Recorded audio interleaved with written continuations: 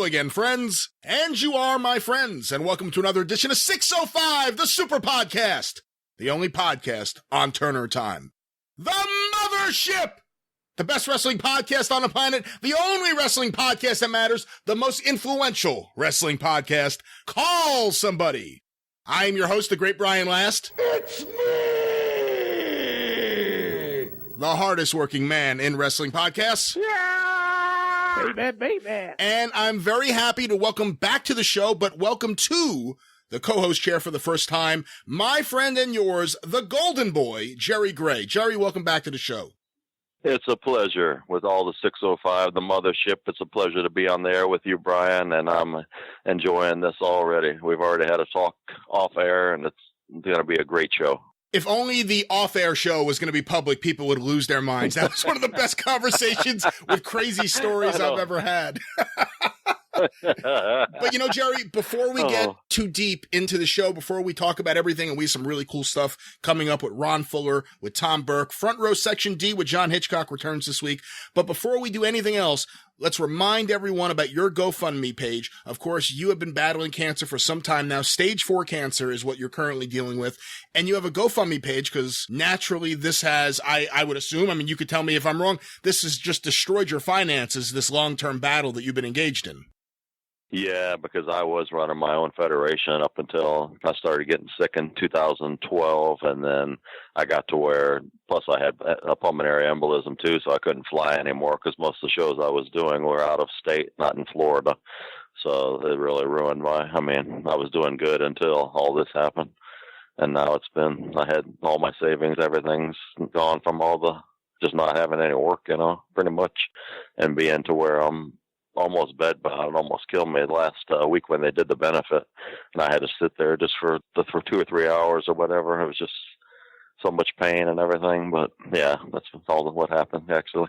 Stage 4 cancer. Well, we're going to see what we can do about making things a little easier for you. And of course, if you want to chip in, if you want to help out, you can go to, the simple way to say it is tinyurl.com/GoFund Golden Boy. Now, what this does is it takes you to the GoFundMe page for Jerry, and you can go there. And again, if you want to help out, that's the place to do it. I want to mention one more thing about this, and of course, we'll mention the link again later in the show. But Travis Heckel, the official art director of the Super Podcast and of the Arcadian Vanguard Podcast Network, has been doing something really cool, and he's only going to be able to do it for a limited time because of the numbers, of people who want it. It may end up eating too much of his time up, but if you, at least for right now, if you make a contribution to Jerry to help Jerry out, and you can get more information at the Facebook page, facebook.com/superpodcast, Travis will make for you an exclusive, one-of-a-kind Travis Heckel artwork of you. You can finally be in the Travis Heckel artwork of your very own, so that's very cool. Once again, the link, and we'll give it again later on, tinyurl.com/GoFund Golden Boy. When did you first pick Golden Boy as your moniker? Actually, Dory Funk Jr. gave me that name because when I first started, I wore gold, like sparkle, I don't know what they're called, like kind of like the Mil Mascaras, the gold tights, gold trunks. LeMay? And I had a tank. I guess that's what it was, but I had, don't say that. But anyway, and then I had like a robe and all that, like my idol, Austin Idol had. And then, so Dory Funk just said, you're going to be the Golden Boy Gray. They called me at first, it was not even the Jerry part. So he called me that. That's where it came from.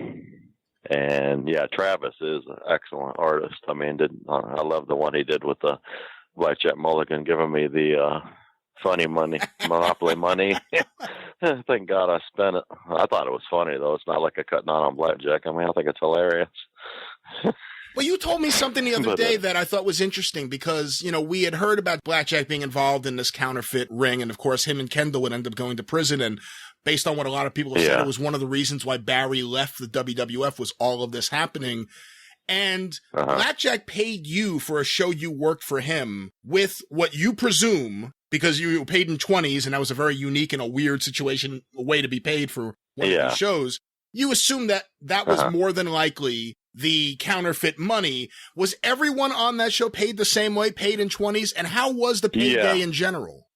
Well, because the thing was when he first wanted to have me. He had the show booked, and he called me, wanted me to work on it, because he had just worked on me. I mean, worked on my show, the one that you saw with Terry Funk with me and all that. October '88. You had the tape of that. Yeah. So he had just worked for me and asked me how much I got for that guaranteed show at the fair, and I told him, and then he said, "Oh my God, you kidding me?" He said, "I can get probably a lot in wherever in Bahamas," and then he got a guaranteed show over there at a fair, I guess. So, but then the weird part was we didn't even do the show at the fair. We went to some dumpy building, and then no people came. I don't know. He said they sabotaged the show, the Bahama.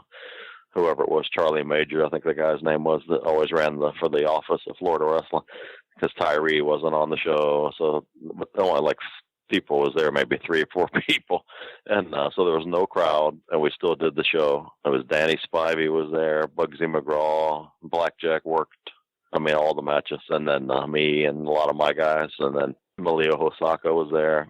So at the end of the show, I'm sitting there waiting to get paid. And then he just left. I don't know. He disappeared somewhere, Blackjack, for a long time. And then Bugsy said, what are you waiting for? To go over to the hotel. And then here comes Blackjack to my room with all this $20 bill. It's a big pile of money to pay everybody with, all 20. And for everybody.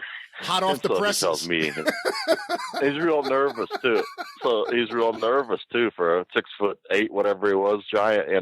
He's asking me, "Who's your partner? You want to be my partner in your shows and everything?" And then I was like, I don't know. And then he goes, "Count this out." He count out 500 for Bugsy, 500 for Danny. And he gave me, the weirdest part was, he said, "How much do you need on the phone?" And I was like, "I don't know. Just you tell me, whatever." He goes, "You're big in the Bahamas. How's I think he said 500 or 600 or something, and then I'll pay all your boys. It's your money, so you just give them whatever you want. So I'm gonna give you a couple, $3,000 or whatever." I was like, Jesus, okay. So it was just so much money. It was so much money. I was like, what the hell? How unique was that though for you at that time? For you to get $500 to $600 for a shot in, let's say, late '88, early '89. How unique was that? Yeah, that was pretty high. That was what you could get, Terry Funk for almost, or 700, I think he was, and 500 Dory and people like that. Blackjack was 500 when he worked for me. So I was like, okay, this is kind of weird.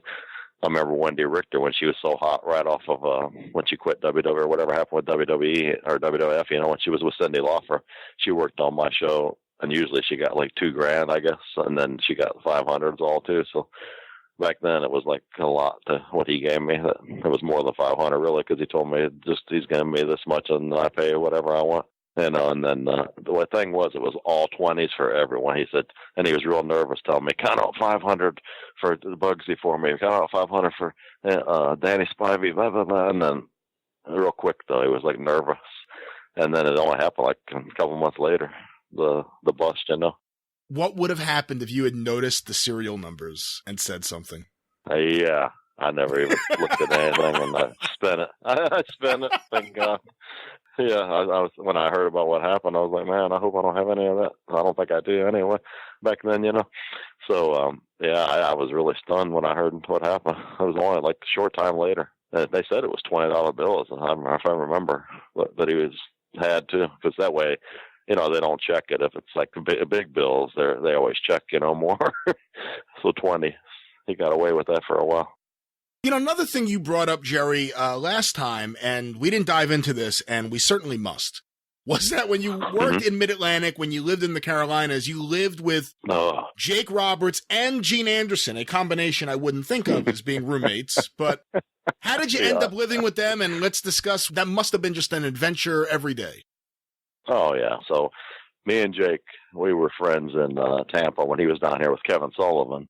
I got to be friends with him there. And he actually is the one that really helped me a lot when I first started, because he told me, you got to have confidence when you go out there. It doesn't matter. You're just starting out. If you have to lose, don't get all boo-hoo when you walk out. Act like you're the world champion. He told me that when he didn't even know me hardly. So he was really a good guy to do that. Nobody else told me stuff like that. And then I remember Kevin Sullivan used to tell me that as good as I looked and everything, because I was really working out hard and everything, he said, I'm going to be doing this for you someday, when I was doing jobs for him, But anyway, Jake told me that, and then I started doing that, acting like when I walk out, like charisma and everything.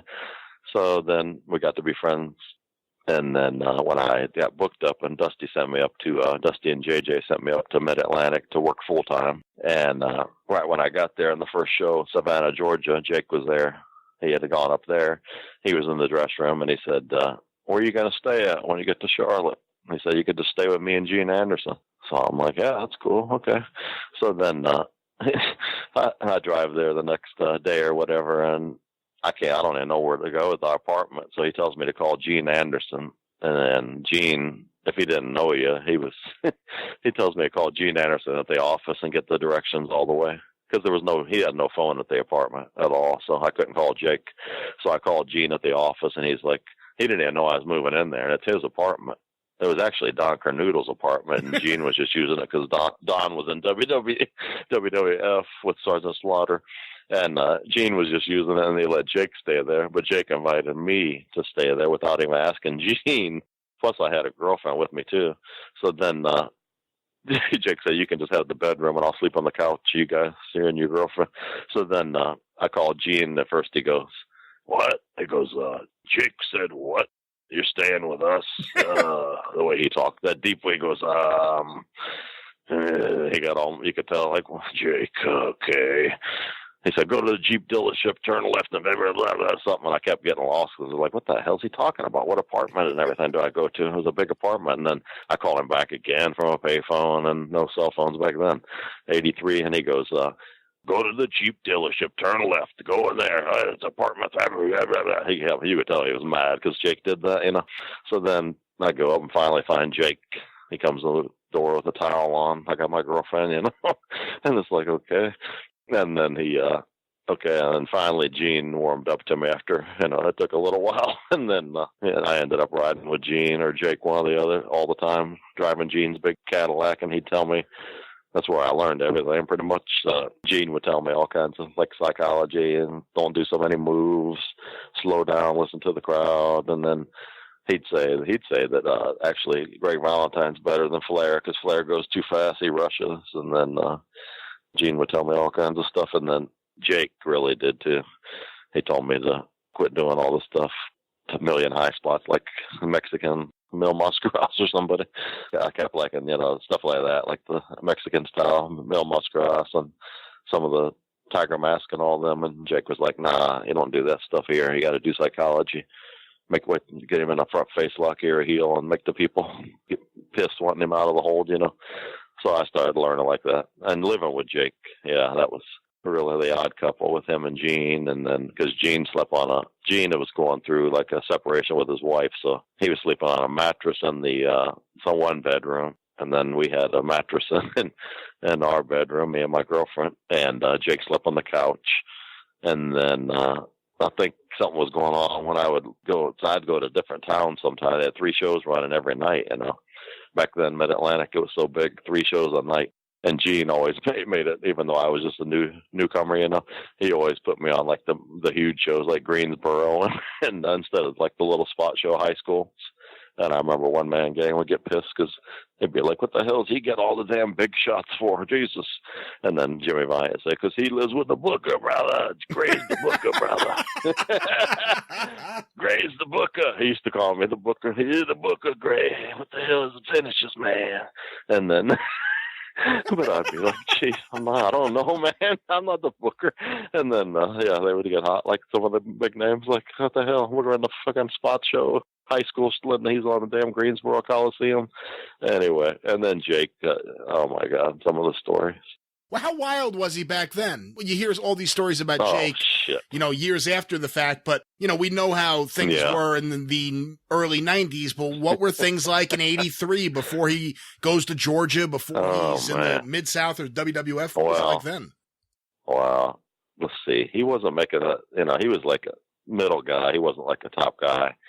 And he wasn't making much more than me, probably. So he was always borrowing money from me, and then he didn't want to pay me back all the time. He'd hide from me and stuff, or whatever hide is. Act like he's just passed out on the couch. I couldn't wake him up. So he, one time he took too many. Back then it was, all I did was I'd smoke marijuana, honestly. I don't even do that now because it make too expensive. But anyway, Nothing wrong with that. Marijuana.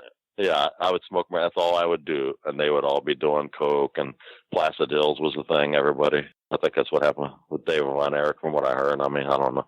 Anyway, the Placidills were the big thing. So Jake would take I don't know how many of them things, and then pass out, and I couldn't wake him up all the time.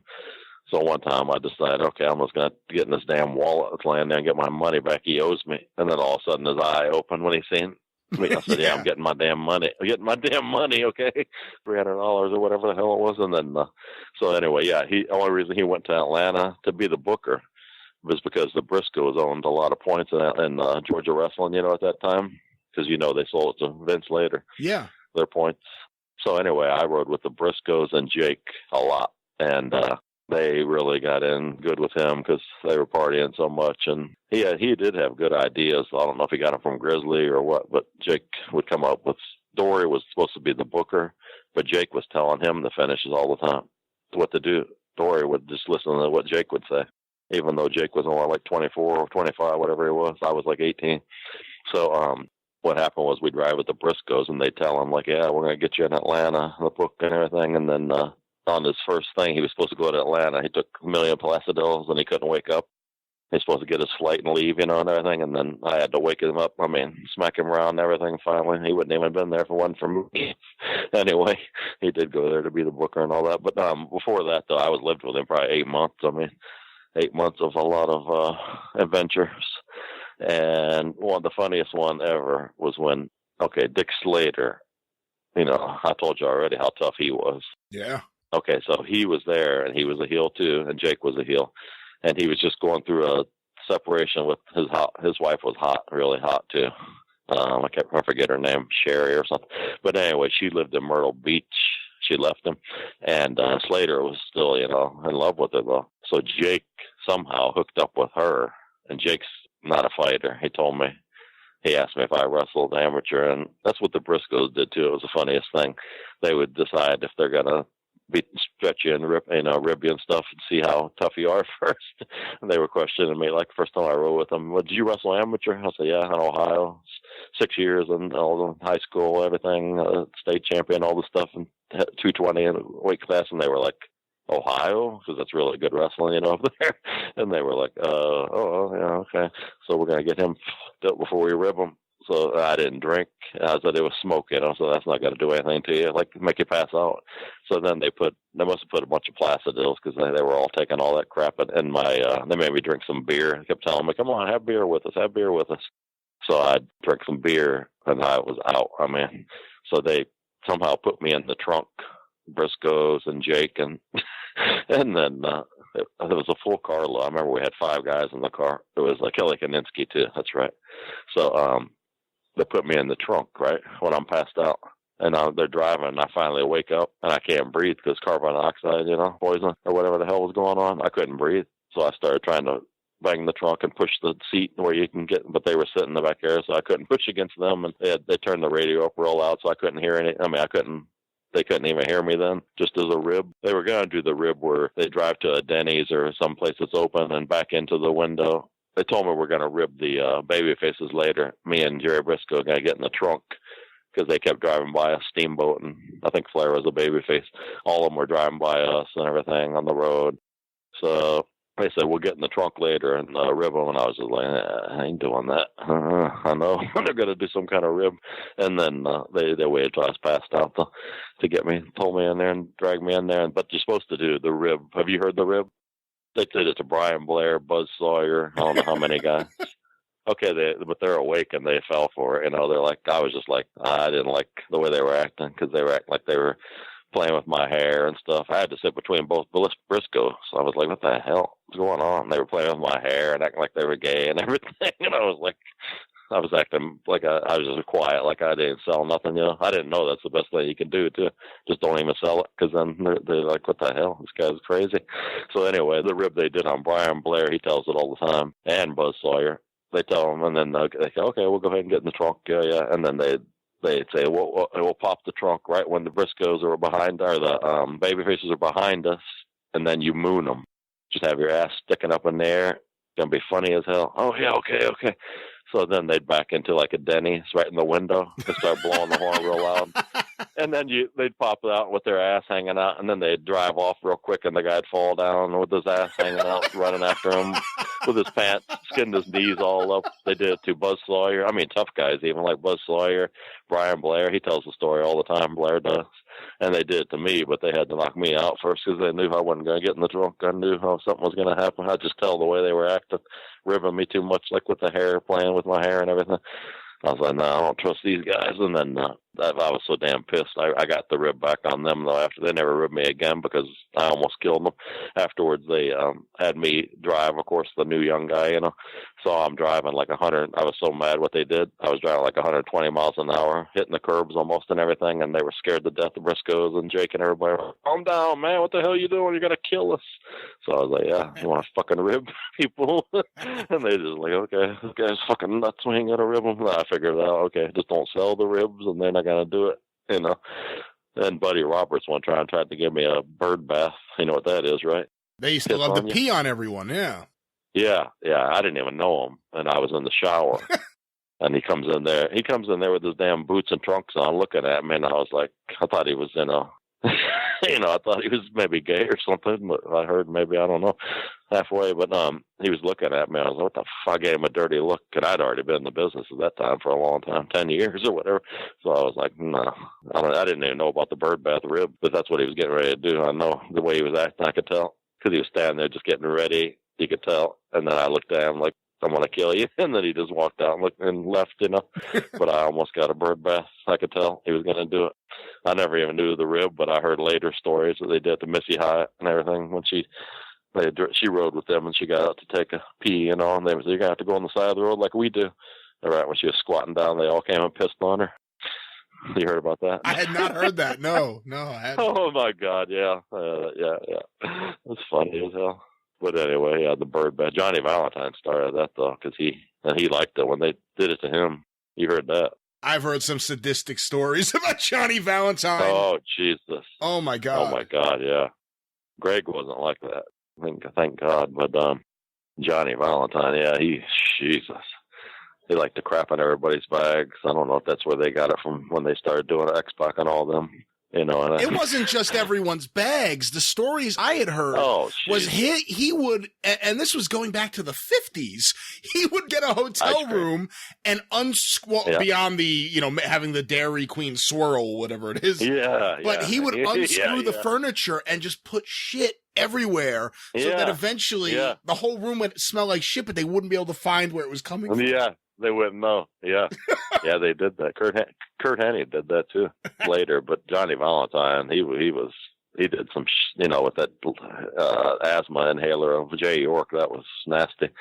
Almost killed him, you know, when he heard about that. I did, but I've actually gotten to the point where I think that may be a work, only because I've heard that story so often, and I think I've heard it taking place in multiple territories. So it's like, wait a minute. Yeah, because they worked it. They worked it later is what happened. Oh, is that what it was? I heard it from Greg told me. Yeah, Greg. He said that it really happened because that guy came in and what he did was he went out.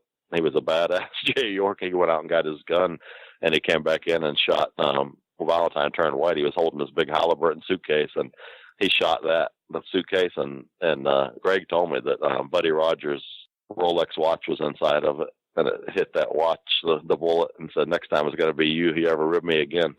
Well, say what the rib was, because the listeners may not be aware of the inhaler rib. Yeah. Jay York, one of the Alaskans, had real bad asthma, and he'd come back from the ring and do his little inhaler, you know, puff, and then Valentine put lighter fluid in it as a rib, and when he came back, he squirted that in there and almost killed him, you know, choking to death, and then he knew Valentine did it because he was the ribber of all, you know, so he went out and got his shotgun or whatever kind of gun he had, some kind of big gun.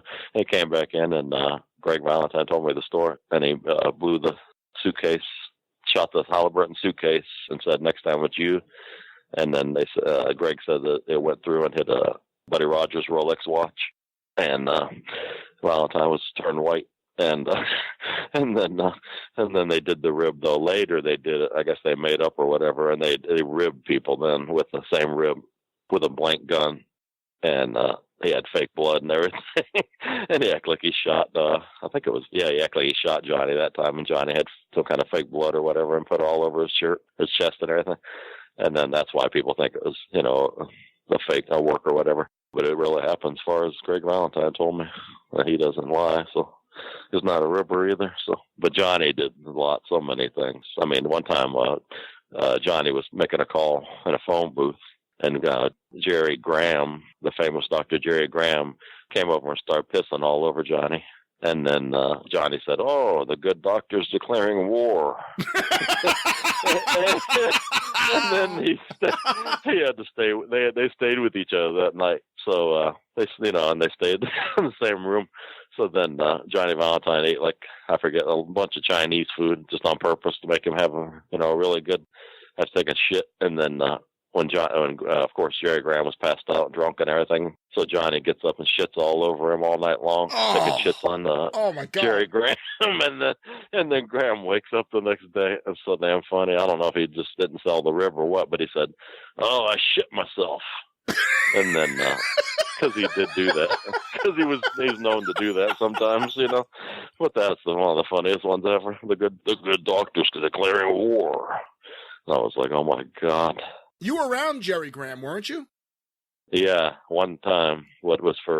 They had me pick him up and everything. He did some shots down here for, I forget who the promoter was. They were running against Eddie Graham, and it was kind of just to really piss Eddie Graham off, because it's the guy that gave him, his mentor, gave him the name and everything.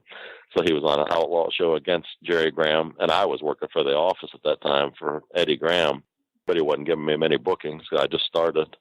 I told you already, he was mad because Louis Tillett trained me, and Louis Tillett had ran with Austin Idol and all that right against, competition. So he still wasn't giving me many shows. So I put a hood on, a mask, and worked for some outlaw show in Jacksonville. And they did a TV taping too. That was showed in Tampa. So Jerry Graham was there. They told me to pick him up, and he seemed like he was straight at first. He thought my name was Jerry Graham too, because I said my name Jerry Gray or whatever, and he was like, "Jerry Gray? You're good Jerry Graham too?" I said, "No, Jerry Gray." He goes, "Oh," they said Jerry Graham, and then he didn't seem too bad then. And then I took him to the hotel, and then he was drunk by the time we got to the show to do the TV tape. It was a TV studio actually, but he still did a hell of a good man. I mean, I don't know how old he was, because it was like 1982. I forget how old he would have been, 50-something at least. Yeah. So he got a lot of heat and everything. I loved the way he used to spit all over the audience, too. When somebody would punch him in the face or whatever, he'd have a big spit, and he'd go flying all over the audience when he would sell, with a big wad of spit. And then he had good heat. And then I had to take him back to the hotel, though, afterwards. And then that's when that happened. They had like a hot tub and swimming pool. And then he always did this, I guess, because I heard other people saying it, too. And then he wanted a bunch of beer first. He stopped and got a bunch of beer, a case of beer or something, and then I didn't even drink at that time. So then he getting more drunk, and then all of a sudden he wants to go down to the hot tub, and then he come with his small little like bikini looking trunks, and then he weighed like 400 pounds at that time, and then he was a nice guy, though. He didn't do anything bad. He was just funny as hell. So then he walked down there, though, and there was like families there and everything, and he's like 400 pounds in a little bikini, and he lays there. He's a good swimmer and all that, so he floated on his back in the pool at first and had all the beer like he always did. I heard beer on his chest, like drinking it, and then all the families started leaving. Everybody started leaving and freaking out because the kids and everything. It was a big guy. He looked like he swam like a fish, but maybe a whale. But anyway, and then he got in the hot tub, and he was just telling me stories about everything, and then mostly about like New York back in the old days, and there was another guy there. I don't know if you remember Lenny Montana, his brother Rocky Montana. Lenny Montana was the one that was in that movie. Luca Brasi in The Godfather. Yeah. That's it. He had been the Zebra Kid, as a wrestler before that. Yeah, Lenny. Yeah, Lenny. He was champion in AWA with Hardboiled Haggerty. Did you know Lenny? I mean, you're saying his name like you knew him. Did you actually meet him? It was his brother, Rocky Montana. I knew him real good. I worked for him. He had a construction business, and I did that on the side while I was doing. Eddie Graham's giving me these, 2 shows a week or whatever. So I was working construction with Rocky Montana, and I thought he was lying first, saying he was Lenny Montana's brother and all this. And then Jerry Graham said, I remember when you and Lenny, he started telling, you and Lenny in New York, blah, blah, blah, you were the toughest one, you were tougher than your brother. So it was a shoot, and I found out, he's not lying. Jerry Graham was saying all kinds of stories, what he did, with his brother. So anyway, I knew his brother good, and then that's what happened with Jerry Graham. No, he wasn't too crazy, but a little bit with the people seeing him with those trunks on and the body floating around with beer on him and everything. And he was pretty drunk. But he didn't do anything bad. He never did do anything bad that I know of. It's not like Johnny Valentine was the crazy ribber. Jerry Graham wasn't a ribber. He was just crazy and funny as hell. With that, he didn't do that yell, though. I didn't get to hear that. What's the yell called? The war cry. Jesus. Yeah, he didn't do that. I don't think. And then the worst part was, though, when I went back, like the TV taping the next Wednesday morning, some of the girl wrestling fans told me that, hey, they know that was you on that TV taping they did for that, and that little show, whatever. They didn't even call it independent back then. They just said some show you did. They noticed your build and everything with that mask, though, and they know what you, whoever the booker was, Dory and Eddie Graham was the worst one to get mad. And he said, the girl said, yeah, they know what you. And I was like, oh, shit. And then I went in there, and they didn't say anything, but they put somebody against me. I don't know what the fuck who it was. Somebody badass, like Tonga Haku or somebody. Again, him, of course. It was either him or a shooter, maybe Les Thornton, because he was like, Tony Charles and Billy Robinson that shooting English style, Yeah. And he got me in some kind of damn thing. And I thought I was going to die because he worked it, though. I hated it. It was kind of like Stu Hart. They just act like they're working with you, and then it's not like they tell you to defend yourself and let you know they're going to shoot on you, It's like he's working the whole match, and then at the end, I let him have my body, and he just gets me in that some kind of choke. I have no breath left hardly. I don't know what they was trying to kill me or what back then, Then I bit his arm. I had to at the end because it was like, hey, he's not going to let go. I have no breath left. I think that was the payback for working an independent. So I didn't do any more outlaw shows after that. But that was pretty funny. Well, you brought up Sunbelt Wrestling again. Of course, that was the group that was started by Don Curtis with Louis Tillett and Great Malenko. Were you working for them? I've never seen it. Obviously, I've never even heard any recordings of it. I don't know if anything exists, but were you there when, everyone talks about Randy Savage issuing challenges to Jerry Lawler and the Memphis promotion for years, but didn't that happen in Florida? Didn't the Great Malenko issue challenges on the air to the Championship Wrestling from Florida promotion? Yeah, that wasn't Sunbelt Wrestling, though. They didn't do that at all on Sunbelt because Louis, he wasn't that type of Louis. He was pretty much running it more than Don Curtis. It was Louis Tillett. And, I started there, but no, that was later when I was working for the office. I was right there in the office when they were all getting really pissed about it because Malenko and his sons were doing another TV show that was airing in Tampa, and I guess they were challenging. Malenko was challenging Dusty Rhodes to a match. They didn't call it a shoot or anything back then because the people pretty much thought it was anyway. So he was just challenging him to a match, and then so much money is going to be donated if whoever wins or whatever. And then he said his sons, Dean and Joe Malenko, would challenge Eddie Graham and Mike Graham to the match. And then the office didn't say, they didn't respond. That's the best way to do it, really, on TV, not to give them any airtime. But in the dressing room. Well, plus they would have gotten their asses kicked. Plus every one of those guys would have gotten destroyed against the Malenkos. Yeah. Oh, yeah. Because especially Joe Malenko with all the Carl Gotch training he had. Jody, he was with Carl Gotch so much. But anyway, Mike Graham, I don't think he can do the amateur stuff. I don't think he could do the hooking like Carl Gotch trained Jody to do. So what happened was I was in the dressing room hearing all this stuff, and some of the older guys that Eddie wasn't really taking care of them very much, making them referees and stuff, like Gordon Nelson. He was a badass too. You ever heard of him? Gordon Nelson, the bald guy. According to Ron Fuller, it was Gordon Nelson who brought the sugar hold into the snake pit. He was the one who introduced sugar hold to everyone in America. Yeah. A nice, quiet guy, and he'd kill you, though.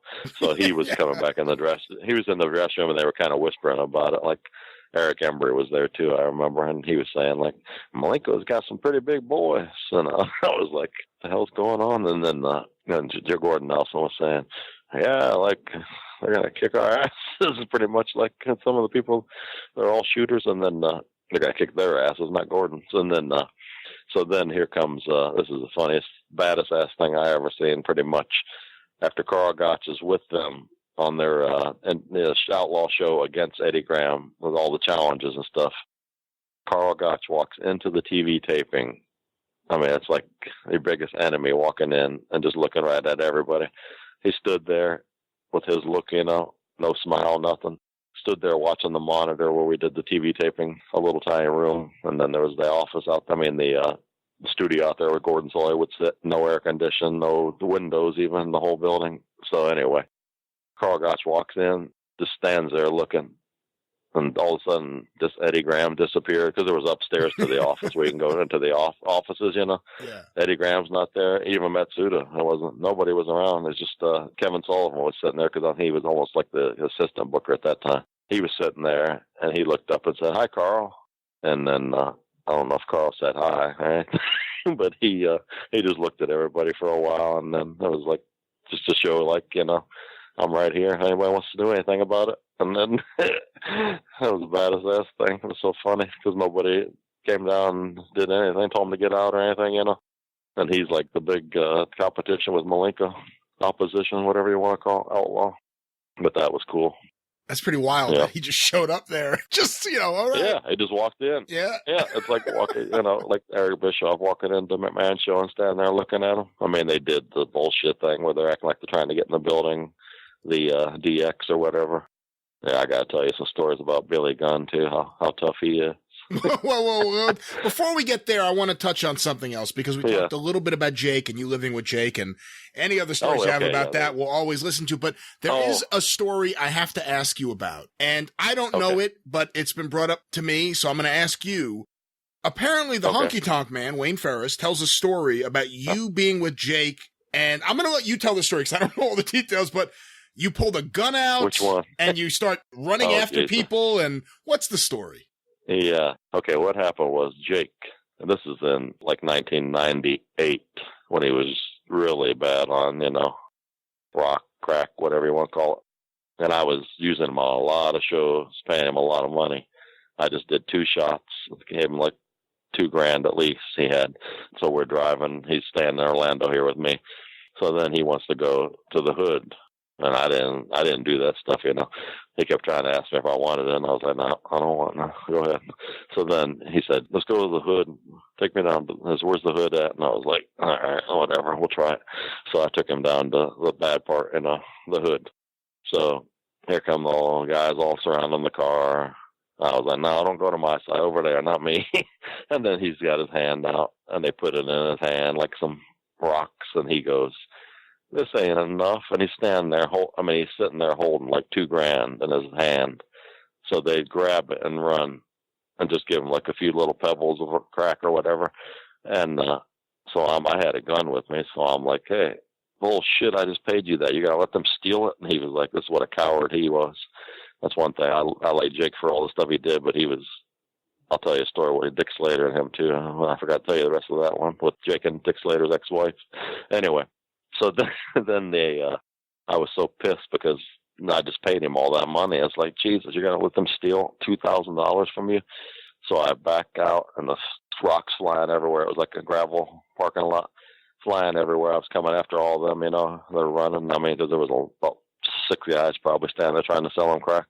And the one that stole it, I was just driving, trying to find him, and then I had my gun, and Jake goes, no, go, just leave. You pull the gun, they're all going to have guns. He was almost crying, and I was like, oh my God, you coward. You got to let them steal it, whatever. Yeah, that's what happened. Honky Tonk tells it a little different. But what does Honky Tonk say? Well, I don't think it's Honky Tonk. It's Jake. He exaggerated it and said that I got out of the car and ran down the street and was shooting at him and everything else. So I was like, oh my God, what the hell? I don't exaggerate stories. I just tell the way it happened. But that's enough just to show Jake how let somebody steal $2,000 and want me to get it back for him. I was like, he don't want me to go after these guys. No, let's just leave. I said, yeah, okay. You ain't never coming down here again either with me. Yeah, so then he, and then Charlotte, though, let me get to that with Dick Slater. Okay. Dick Slater is a heel too, like us. So one time we're riding with him. This is a different one now. I get to the one with him and Dick Slater's wife. So we're riding in Dick Slater's Porsche, and I'm in the back seat, and he's got like a million joints rolled, and he's smoking one after another, and then he's got the cops pull him over, right? So he has like 5 different driver's licenses, Dick Slater, and shows the cops, and they're like, he said, which one do you want? And they were just like, what the hell? And then they recognized him, of course. He was a big star up there in Charlotte. And he couldn't remember my name because I just met him pretty much. So they asked him, who's in the car? And he went, oh, it's Snake and Sonny King. I'm Sonny King, right? Sonny King's a little bit different looking than me. So then that was pretty funny. And then so then Slater didn't know at that time. Jake was messing with Slater's pretty much his wife still. I don't think they were even divorced. And she was beautiful too. Because I'd go to the house and then he'd go, in the room and I'd be sitting there waiting and then in the bedroom with her. And then I was like, man, what the hell? And he goes, man, if Slater finds out, he's going to kill me. I was like, what the hell? You're a coward, Jesus. What the hell? Can't you? He goes, no, Slater will kill you. And then I didn't know how tough Slater was. And then at that time, and then Jake still kept doing it though. And I remember Gary Hart would always say with his voice, it was so damn funny because I rode with Gary Hart. He rode with me all the time, Gary Hart. He told me about carrying razor blades with you and stuff to defend yourself. He told me a lot of stuff. And he goes, Jake would tell him, he just called her Miss Good Pussy, the lady, because he didn't want to say her. He didn't want to say her name. Was Slater sitting right there in the dressing room with us, And then he's like, you going to see Miss Good Pussy again? And my man, are you going to see Miss Good Pussy again? And that's what Gary Hart would say. And then Jake would be like, yeah. And they were talking right in front of Slater. Slater didn't have any idea. And I was like, I didn't have any idea either until Jake finally told me that's Slater's ex-wife. I mean, it's still his wife. And then they just separated. And then I was like, yeah, whatever. I didn't know Slater, how tough he was. And then, so what happened was somehow Slater found out. And then Jake and him were teaming too at that time. So what he would do is he'd always have the baby face. He'd have Jake hold the baby face, and he'd have the baby face move, and he'd knock that shit out of Jake with that punch of Slater's. He punched like a mule, a horse. So then he hit Jake every night almost, and have the baby face move, and then he'd hit Jake for real. Jake would tell me, yeah, did you see that punch? It's a fucking payback. So then he got so mad because Jake kept doing it anyway, going and seeing her. And then one night Jake was in a parking lot in a bar, and Slater found out he was in the bar with that wife of his, and then he was looking all over the parking lot. Jake was hiding under cars and everything else. He couldn't find. He was going to kill him that night. So I don't know why he never did finally kill him. I think Jake just begged him, maybe, like, please don't hurt me, please. I'm sorry. And then, yeah, because I got in a fight with Jake once. It was so damn funny. I just seen Bushwhacker Luke at that benefit they did for me, and he was telling everybody the story because he was there with Talkie Talk Man was there. It was a big show I had in Ohio back in '99, I think it was. And Jake, this is the funniest thing ever with Jake.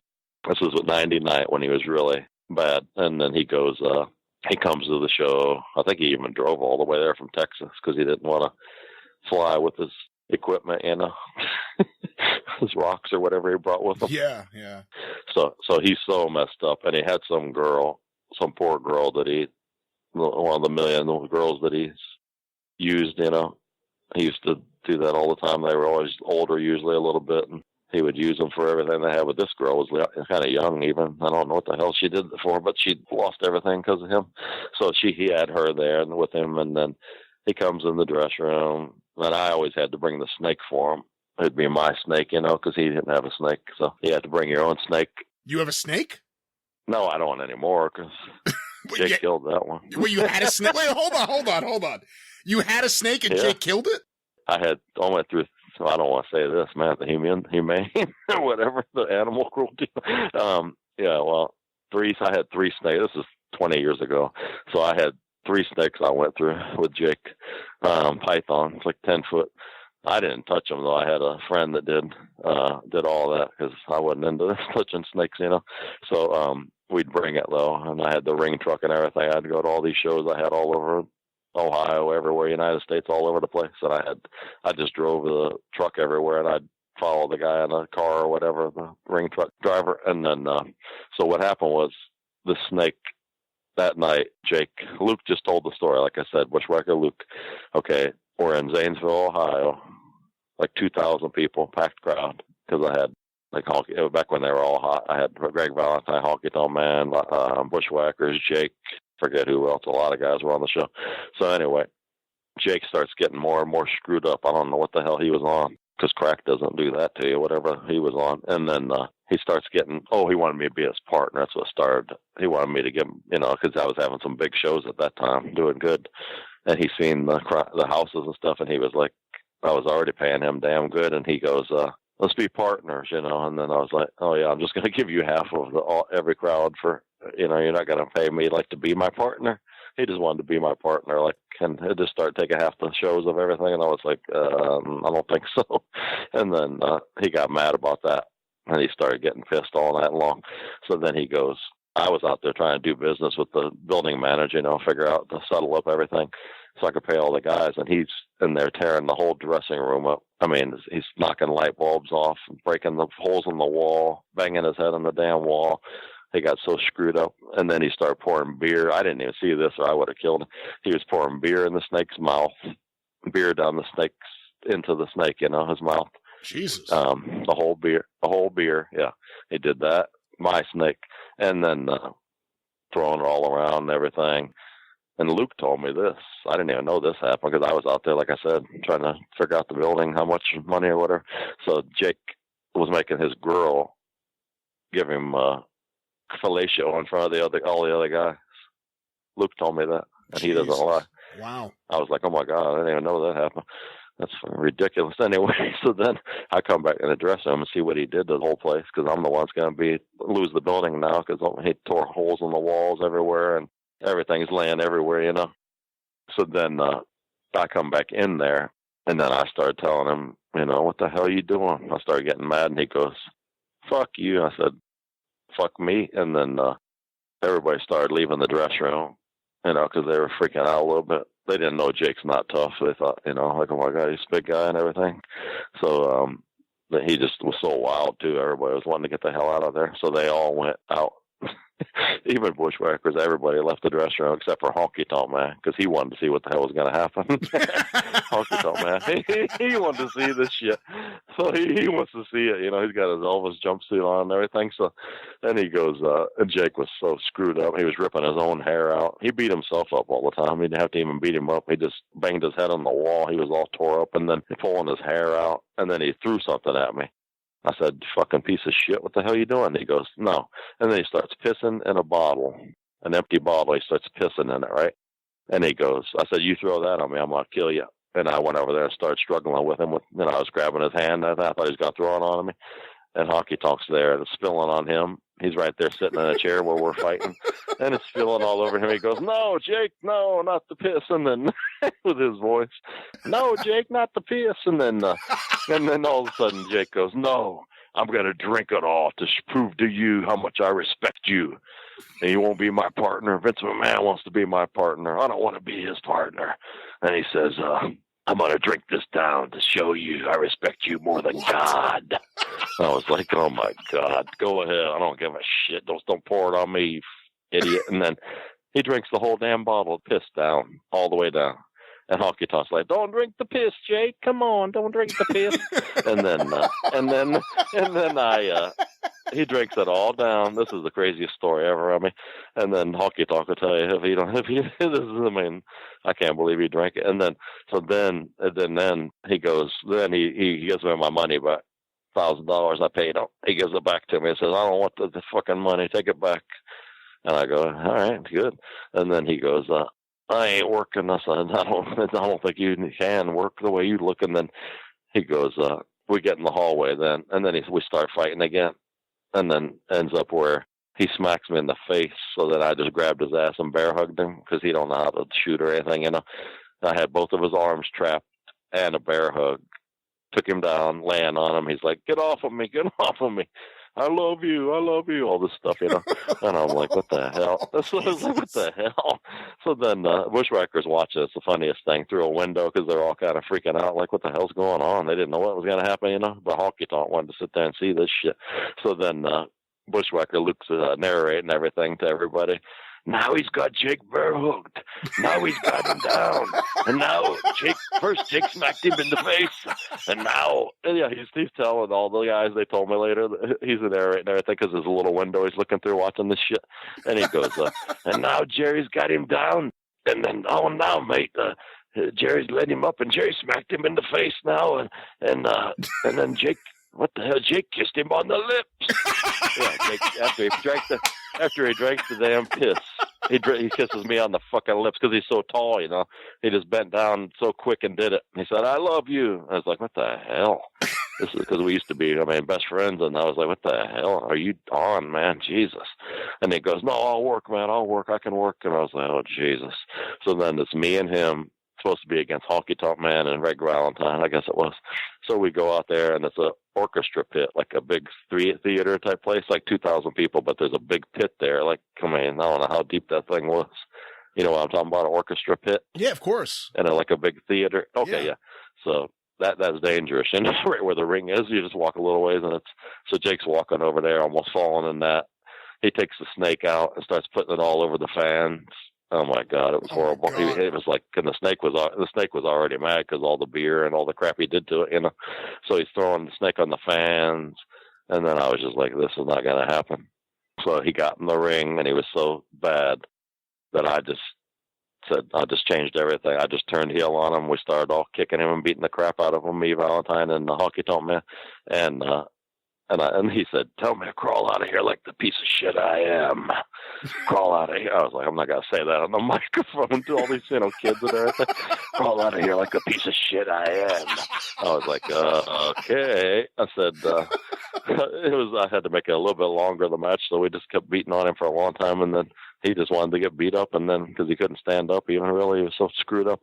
So then he crawled out I said, just crawl out of here like the snake you are on the microphone, you know. And he crawled out all the way to back to the dressing room.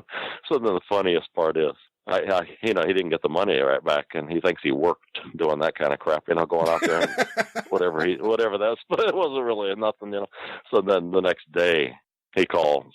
Well, he has his girlfriend call, of course. So she calls me and telling me that Jake was something happened. Something fell in his coffee from the building. Rat poison's what happened to him. So that's why he was so screwed up, trying to apologize, because I had a lot more shots for him to work in. He didn't want to lose all that money. So then rat poison fell into his coffee? Yeah. That's the excuse. Yeah. The funniest shit ever. It's the funniest Just shit fell ever. out of the sky. It fell out of the building. They had rats, and so the building had rat poison up in the top of the building there, in the dressing room. I had rat poison, he said, and it fell in there. And then she's like, can you wire the money, $1,000? I was like, you gotta be fucking kidding me. So he gets on the phone. He goes, yeah, man, I'm sick as hell. I said, maybe it's because you drank that piss. It was a lot of piss you drank. And then he goes, my stomach's killing me. Fucking killing me, man. I was like, yeah, okay. The rat poison, huh? And he goes, yeah, it's fucking sick as hell. And I go, okay. So I had to, because I hadn't had him on a lot of other shows. So I was like, I'm going to have to pay him, I guess, for whatever reason. That was not very much of a match, but it was a hell of a story that everybody still talks about. Yeah, that was so damn funny. I told Luke and them and all them what he said the excuse was, and they were laughing because they were all mad at him anyway, because he had a show and didn't pay anybody in Texas. They all were waiting for their pay. King Kong Bundy, Bushwhackers, right? Everybody, Greg Valentine, they all wanted their money, 5 or whatever, 100 at least they got. And he, after the show, he just disappeared. Didn't pay anybody right before this happened. So they're all pissed at him. And they loved it when I beat his ass. And then Luke was like, no, he's got him down, yeah. And then he didn't pay him ever, though. And they just look around like he wouldn't even talk about it. And then had to see their faces, Well, what he did was he beat himself up again that night because Bundy was going to kill him. I don't know how tough Bundy is, but he could beat Jake for sure. But Jake was, they came and found where Jake was. And they seen him down in the basement or whatever the place was in Texas. And they seen him smoking a pipe, And they were like banging on the thing, where's our money at? And he came out there and he put his hand through a glass window and had to go to the hospital on purpose just so that way, you know. Wow. Funny as hell. Did you end up losing the building? No, actually, the guy liked it because he made a lot of money that night. He goes, we could just patch that up. We'll fix all that up. He was like, what the hell's wrong with these damn guys? You could tell his face was like, God, what the hell happened? No, he put a few holes everywhere, and the restaurant was everything was fucking, screwed up bad. I have to say, I always thought the Briscoe Brothers story of Ole Anderson thinking they should take a blood oath to keep their partnership in Georgia alive was the weirdest thing. Oh, but I think now the story of Jake wanting to drink a bottle of piss to show his respect for you and why you should be partners with him. And he also turned down Vince McMahon. I think that's now the new standard for insanity with partnerships in wrestling. That is. Yeah, and Honky Tonk Man tells that story all the time. That's another one he tells. It's so damn funny. I mean, because he really tells it, because of course they always put a little bit more onto it, but I'm telling them what really happened exactly. And it's good enough if you just tell the truth. What happened to the snake from that night? Oh, the snake passed away because Jake, the poor snake, I don't know what, I wasn't in there, so I would have started beating his ass right then if I would have seen him doing. They told me that he was in there throwing it all around, and everybody else was scared to death of the thing, but he was beating on, throwing it against the thing and pouring beer down his throat, and then so the next morning it didn't make it. Yeah, that was pretty sickening. I mean, I think he did that a few times. He got in trouble in England for doing that. That's why I think he had to leave England. He had a lady over there that looked like Benny Hill that he was she looked just like Benny Hill, exactly. And I hope she don't hear this, but anyway, she was a nice lady, but he was another one of the ones he was gigoloing with, and then she lost everything, and then he moved to England with her because I'm sure you heard about the thing that happened with him up in Ohio, a homicide. He wrecked into somebody and they got killed, I guess, or something. Wait, what? That's why he moved to England. Yeah, and then I don't know. I thought that story was out. But anyway, what happened in Ohio? I don't know. I remember him moving to England, and in fact, I don't know all the details, but I remember he had a fan club president because I actually sold her Jake tapes like in the 90s. He had a fan club president. Was she from England? Who lived in England? Yeah. Yeah. What's her name? Valerie. That was it. Yeah, that was her. That's it. Very nice. Her. She was really cool. I mean, she was really nice with my she's nice. Dealings with her. She's nice. Yeah, she was nice. Yeah, and then she thought Jake liked her, that way. But I mean, it was Benny Hill pretty much, and then they made trips with me. I made sure because Jake wouldn't show up, a lot of times, so I made him come stay with me because I had a lot of, at that time in 98, 99, I had a lot of fairs all over the United States and like one after another. And then I just had him ride with me and Honky Tonk Man and all them were just like, how in the hell can you handle him? And I made him quit smoking crack and everything because he was in the car with me trapped, he was going through withdrawals and everything. But then he said, I appreciate the help, man. I think I can make it again. And he started straightening up until, I'm not going to say who, but until he got to one show I had in West Virginia. And there were some guys there that like to do that too. And they took him off when I was in there again with the building guy or whatever. And he comes back and I could just tell he was on it again because he was like saying something. I was like, oh my God, what the hell? Who the hell got him to the fucking hood again? At least he didn't try to kiss you again. I mean, that's the benefit of it. Oh yeah, he tried more than that later, I'll tell you. Anyway, the George Steele said George Steele knew I had straightened him up for about 2 weeks. He went through withdrawals because I was just driving from West Virginia to Wyoming. We had to go, and then all over from like 2,000 to 3,000 mile trips and stuff.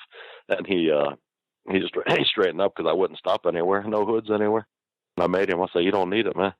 And he was drinking a lot of beer though, and taking like a whole bottle of some kind of damn pills. I don't know what the hell they were. So he wasn't off of everything, but at least crack. And then, so then George Steele seen he was straightening up, and he said, "Oh my God, I can't believe he did this." And then when he seen that night that he fell off again, he said, "I almost cried when I seen that he did it again." He said, "I can't believe he was so great, the mind and everything." So that's what happened there with Jake riding with me all over. But she was in the car too, is the thing, Valerie, because he was just using her to pay for everything and all his stuff. and then her credit card and everything. And then they had a tour of the whole country because she'd never seen America, so always going through like 3,000 miles across the United States, you know. But and then when it come to her at nighttime, like in the hotel, she wanted to be romantic, and Jake was just like, he didn't want that, you know, with her. That was the funniest part. She was always saying, I want, you know, and he'd be like, I don't feel good. He'd come over to my room and tell me, like, she's trying to get me to do this, that, this. I was like, oh, God. He should have told her that rat poison fell into his drink. Yeah, he probably did. And then I'm not going to tell this. Well, that's too much, I think, one of them. But, yeah, that's some of Jake's stories. There's so many. I mean, but I still like him, even though he owes me $2,000 that I'm never going to see again. What does he owe you $2,000 from?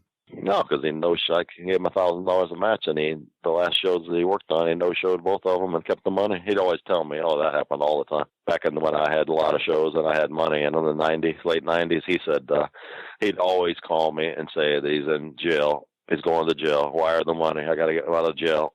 And I know it wasn't that, you know, but I would do it. So he'd get the money up front all the time. So he got all that money up front again, and that time he didn't show up to either show.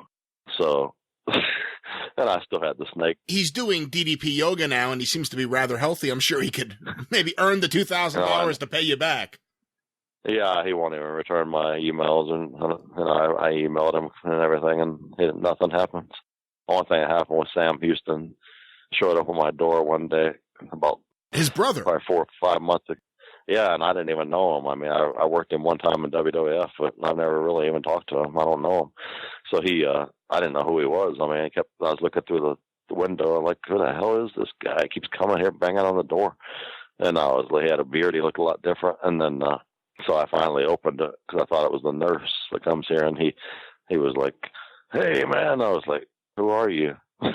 He goes, Sam Houston. I went, oh, shit. So he came in. He was nice and everything, but he said that Jake, what was it? Jake was living in Vegas, I think he said at that time. And they said that on his stand-up, he talks about stories with me and him a lot, you know, the stuff I'm telling you right now. And I was like, oh, yeah, okay. Maybe I can get some money back from he owes me, but that's not going to happen. I know that. But one time he did owe me when he left to go to Atlanta to be the booker, you know, in what was it, late 83? 83, yeah. When the Road Warriors. Yeah, okay. So he was with me we lived together almost, 8 months, and then he was going to be the booker in Atlanta. And right before he left, he decides he wants to borrow $400 from me. So I'm like, you got to be kidding me. You don't have no money again? So I loaned it to him, and he said, I'll give it right back to you. So he's in Atlanta, right? So I'm like, I want my fucking money. And he wouldn't return. He didn't have no phone, you know, no cell phone. So I'd called the Georgia wrestling office. And I didn't know. Well, I met Ole Anderson one time, and he was an asshole when I worked for the TBS tapings, you know. I told you my first match against Ernie Ladd. Yeah. First match was against Ernie Ladd. And, yeah, I'm like, oh, my God, of all guys, the biggest damn guy here. And Ernie Ladd, but he was so easy. I was like, do I even sell this? He didn't even touch me. Jesus. So anyway, that was funny. But the thing was, Ole Anderson came in. It was George Scott was the booker at first. That's when Piper I first met, too. Piper came in there. He was doing the commentating, you know, TV with the Gordon Solie, the commentating. Piper. Okay, Piper came in the dressing room, was talking about Don Owens and talking like him and everything. I didn't get it until I went to Oregon. Then everybody does impressions then of Don Owens and Elton Owens. Once you go there, it's like in your brain, like they're so damn weird, goofy people. Elton Owens and Don Owens, especially Elton. But anyway, so Piper's there. Here comes Ole. Okay, Ole Anderson took over after a few weeks of George Scott at first. And then Great Mephisto was really nice, too. He was there when I worked Torque Hamada, and Mephisto was his manager. Ray Stevens, I worked, too, and he was a nice guy. And then here comes Ole Anderson to be the booker. And he goes, this one guy was with me was acting kind of goofy. I didn't want to do that. He was wanting to take pictures. One of the other guys that Louis Tillett trained, he wanted to take pictures with everybody in the dressing room, and nobody did that back then, even though I wanted to kind of, but it was like, the biggest stars in wrestling were there. I mean, it was like Dusty Rhodes, Ric Flair, Harley Race, everybody was there. Piper, everybody. You know how TBS was then. It's so hot in '81. Yeah. So here comes Ole Anderson, and this guy tells me to take a picture of him with somebody. Terry Gordy, it might have been. And I'm taking the picture, and Ole Anderson sees me, and he thought I was a mark because I had my clothes on still and everything. I already wrestled and everything. And he goes, he thought I was a fan. He goes, hey, what are you doing in here? And I was like, I'm a worker. And he goes, yeah, who trained you? And for once, Louis Tillett, the name worked because Ole Anderson loved Louis Tillett. I said Louis Tillett, and he goes, oh, where are you training? And then he found out it was true, and he was like, oh, I'm sorry. Yeah, he was nice then, but at first it was like trying to throw me out of the dressing room. I'm like, I'm a worker, Jesus. I'm taking damn pictures. It ain't my fault. This guy wanted me to take a picture of him with Terry Gordy, but he was nice then. So then a couple of years later, when I was in Charlotte, Jake owes me this $400, and he's in the office there, and Ole Anderson's there too. So I told Gene, because he lived with me still. I still live with Gene still for a lot longer. Just me and Gene then, because my girlfriend even less thanks to Jake. I think he was messing with her on the side. And another thing I forgot to tell you. Yeah, when I'd be on the other shows, because they had 3 shows a night, Jake sometimes was off, and my girlfriend would be there at the house, at the apartment. He sounds like a great friend. And I heard, I heard that, that something was going on. Like maybe. Anyway, the funniest part was Gene. I went to him and told him that Jake owes me $400, and Gene was a stand-up guy. He didn't like people doing that kind of crap, especially when the Briscoes did the trunk gimmick. He got so damn mad, and then so did Greg Valentine. They said, you could have got carbon monoxide poisoning. They were all getting mad at the Briscoes, telling them off and everything. They were pissed. Gene was really bad. But then they did it to Gene, too, tough as he was. They got him on. He didn't do any drugs, nothing. And they got him, Briscoes ribbed him once and got him all screwed up and put it in his drinks or something, all kinds of Placidils and everything. And Gene was older, he didn't do any drug or nothing. They had him so screwed up and ribbing him and put him in the back of their pickup truck, and we're driving all over, and he was sliding out, almost falling out. He was trying to hold on. Briscoes even ribbed him. It was like ridiculous. Yeah, I didn't like those ribs. But anyway, so what happened was I told Gene, he lived right there with me, so he goes, okay, we'll go call Ole. So we go to the office and call Ole Anderson, and he puts me on the phone with Ole. And I'm like, Jake, him was Ole's booker, I don't know if Ole, I think he owned probably half of Georgia at that time, maybe. Ole, and the Briscoes did too, and Jim Barnett. So Ole goes, well, I said, he owes me $400, and Gene goes, the kid needs his money. And then Ole goes, well, I can't take it out of his pay, and I go, well, tell him to send me the damn money or I'm coming there to get it. And then he goes, I'll tell him, like, what the hell? And then he told Jake, I guess, and then Jake called and said, take it easy, man. I'm going to wire it. And then, I'm going to wire it into you. And then I went to the bank. It wasn't there. And I had to keep running back and forth, no cell phones, and find a phone booth to call him back. And he's like, it's there now, go. And then I just made his ass, I'm coming there to get the damn money if you don't give it.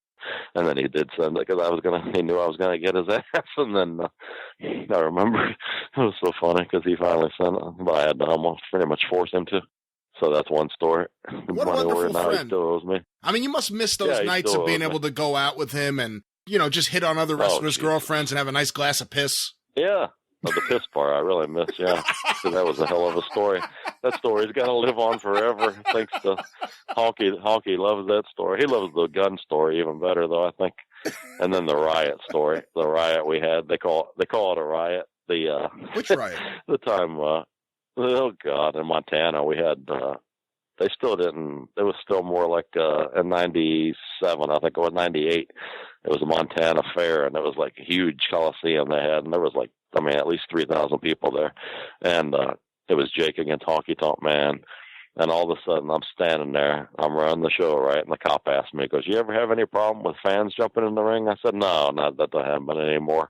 Next thing I know, from each side of the ring, a guy came. 4 guys came in the ring. Right when the cop said that. I was like, what the hell? And then I ran down to the ring, and, honestly, they were beating Jake up. It was like, oh, my God, this is embarrassing. Instead of usually the boys kick the guy's ass when they come in the ring, So this guy's got Jake down, and Jake can't get loose. And then everybody's down, honestly. I don't want to say anything bad about my friend Honky. But everybody's down. I mean, and the fans got them down, right? So then I came in there and started punching everybody, and the cops got them, and then the referee stretched a couple of them too. The referee did. So anyway, yeah, that's the funniest thing. But now it turned into a riot with 50 people hit the ring. That's what some guys say. So anyway, Jake says that, and that way he don't look bad. Like two guys, the one guy beat him up. Yeah, it was one guy because it was 4 guys, but it only took one. So the match was stopped like for a while, and I was like, oh my God, it's embarrassing. Beat the wrestler's ass, and then we got to come save him. The promoter has to come save him. Hockey even says, the promoter come in there and kick the ass. I've never seen this happen. And then that was a funny story too. He still talks about that. Hockey tells some good ones. He sure does. No, I like Hockey Tom, man. I like him though, because he's never missed a show. I've used him. All the years I used him, he was never even late. Of all the guys, everybody else always, Bushwhackers never did either, but everybody else always had something, and something would happen, they lose, they couldn't make it, like Rick Steiner and Buff and all the people wouldn't. Everybody would, sometime they would say they can't make it, and try to send somebody else in their place, or something would happen. So anyway, Hockey Talk's good about that, really, definitely. Well, what a series of stories you have just shared with us here. The glass of piss will live in infamy, as well as the gun and just everything else. Man. But before we get going with the rest of the show here today, Jerry, I want to tell the listeners a little bit about our friends, the wrestling fans over at Ramsor Records. And of course, you can go to ramsorrecords.kungfustore.com and use the promo code 605 at checkout and save 20% on all purchases. Once again, ramsorrecords.kungfustore.com, RAMSEUR, Ramsor Records. And I want to tell you a little bit about David Childers. We've talked about him in the past, and of course his album Run Skeleton Run. But now I want to tell you a little bit about some upcoming shows. He'll be playing 5 shows together in the next couple months with Kyle Petty. Many of you who are NASCAR fans may recognize that name. Kyle Petty. He'll be playing with David Childers at these upcoming dates, March 2nd. They'll be at the Spinning Jenny in Greer, South Carolina on March 16th, at the Cat's Cradle Backroom in Carborough, North Carolina on March 18th, at the Muddy Creek Music Hall in Winston-Salem, North Carolina on March 20th, at the Evening Muse in Charlotte, North Carolina, your old stopping ground, Jerry, and of course on April 19th at the Willow Tree Coffee House in Johnson City, Tennessee, Jim Cornette's old stomping ground. You can get more information as well as tickets by going directly to davidchilders.com. And once again, I want to remind everyone the album Run Skeleton Run available at ramsorrecords.kungfustore.com. Ramsor Records, the Mid-Atlantic Wrestling of the music industry. And with that, Jerry, let's go to this segment. It's time for a return of a very popular segment, Front Row Section D with John Hitchcock. Of course, John wrote the book Front Row Section D. You can get that by using the link tinyurl.com/superpod. Amazon, and you can get that book. It's filled with some of the great stories John shares on this show, as well as many others. But today we're going to talk a little bit about some of the chaos he caused at ringside. Nikita Koloff, Dusty Rhodes. Why did everyone hate John and his fellow members of the Front Row Section D ringside crew? Let's hear a little bit more about that right now. Let's go to Front Row Section D with John Hitchcock. It's time for another story of troublemaking in the Mid-Atlantic with our friend John Hitchcock. Hitch, welcome back to the show. It's great to be back. Thanks for the invite. I don't know this story, so I'm fascinated with it, but you said something about Jim Cornette and Dusty's father. Oh, yeah. That's in the book, Front Row Section D, but it was one of those, it's one of those things, you're sitting there and you're watching the Georgia show at Win, 605. Anyway, and Cornette comes out and they're setting up a feud with Dusty Rhodes. And was he with Nikita then? Maybe. But anyway, Cornette gets out there with Bobby and Stan, and Cornette does this interview about how they're going to be in this feud with the American Dream, Dusty Rhodes, and he said he wanted to get an inside scoop on how to defeat the man, and what better way to figure out how to defeat him was to go back to Dusty's roots and go to his hometown, and maybe he can find something out that they can use, And so Cornette's telling this story, and he's real serious about it, and he goes, so I went down to Texas.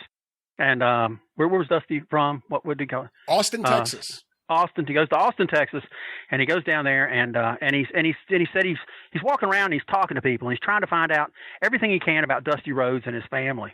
And then he found something out very interesting, that every time he asked somebody about Dusty's father, they said that it turned out he was not a plumber.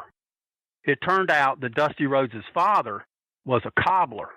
And the reason why he was convinced that Dusty's father was a cobbler is because whenever he asked anybody around town in Austin about Dusty's dad, they always referred to him as a black loafer. Now, when he says that, and then Cornette does it, and like, bang, just the way Jimmy does, he immediately shifts gears and starts saying, Dusty, we know about you, we're going to get you, blah, blah, blah. When he does that, even Bobby started laughing.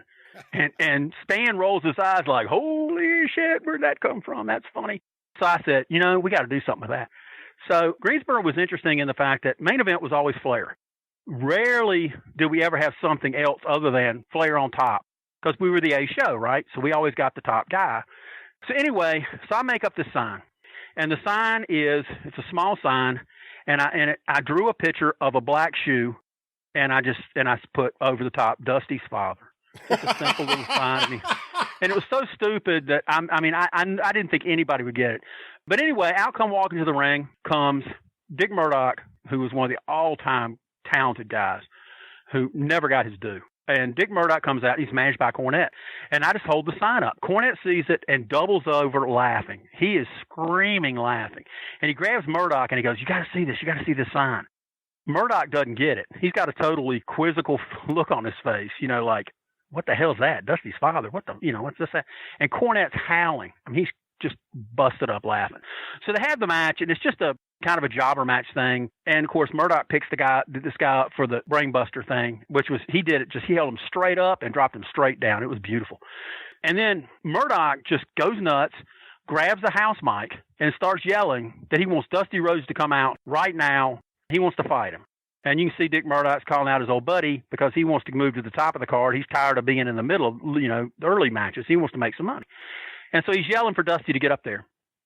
Now, what made this kind of interesting was we're listening to this and we're like, he's got a good point. So we started chanting because Dusty did not come out. And we start chanting, Dusty's yellow, Dusty's yellow. Well, Dusty's yellow, Dusty's yellow. Dick Murdoch's in the ring with the house mic, and he suddenly turns and looks at us and he goes, that's right. All right. And he jumps out of the ring and he runs down to us and he's got the mic and he holds the mic for the front row to chant over the mic that Dusty's a coward. Cornette is like peeing in his pants. He doesn't know where the hell this is going. And he's holding the mic. And I want to add one more thing. They had just put in a new PA system. This thing was loud and this mic was hot. You could hear it everywhere. And we're chanting, Dusty's yellow, Dusty's yellow. And then Dick Murdoch gets ready to grab the mic to pull us away. And I said, 1 second, Captain Redneck. And he goes, yeah. And I grabbed the mic and I went, and he sucks too. And the crowd went crazy. I'm attacking the legendary American Dream. And then Murdoch steps back and he's got a smile on his face and he salutes me and then walks off, hands the mic to Shivani or whatever and walks off.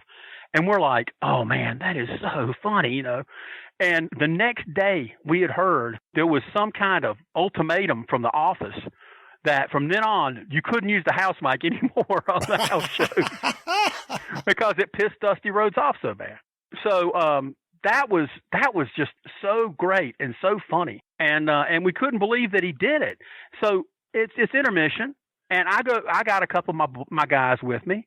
And I'm going up to go to the bathroom, and suddenly I'm surrounded by about 10 guys and 10 people, a few women and a bunch of guys, and they go, there's that asshole, there's that guy, and they go, how dare you say that Dusty's yellow? Dusty Rhodes is a great man. He's an American. Blah, blah. These people are going crazy.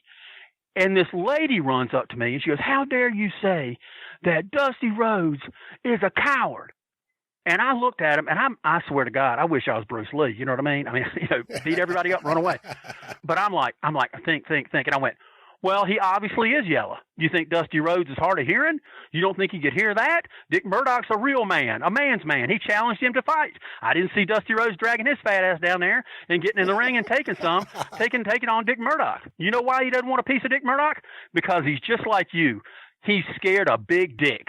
And when I said that, that lady was so shocked that I said that, and that I beat a hasty retreat into the bathroom and got to take a whiz, and then I waited, and then I basically very quickly got to the seats where the front row was, because these people wanted to kill me. They wanted to beat me up because I'd be smirched, the legendary name of the American Dream, Dusty Rhodes.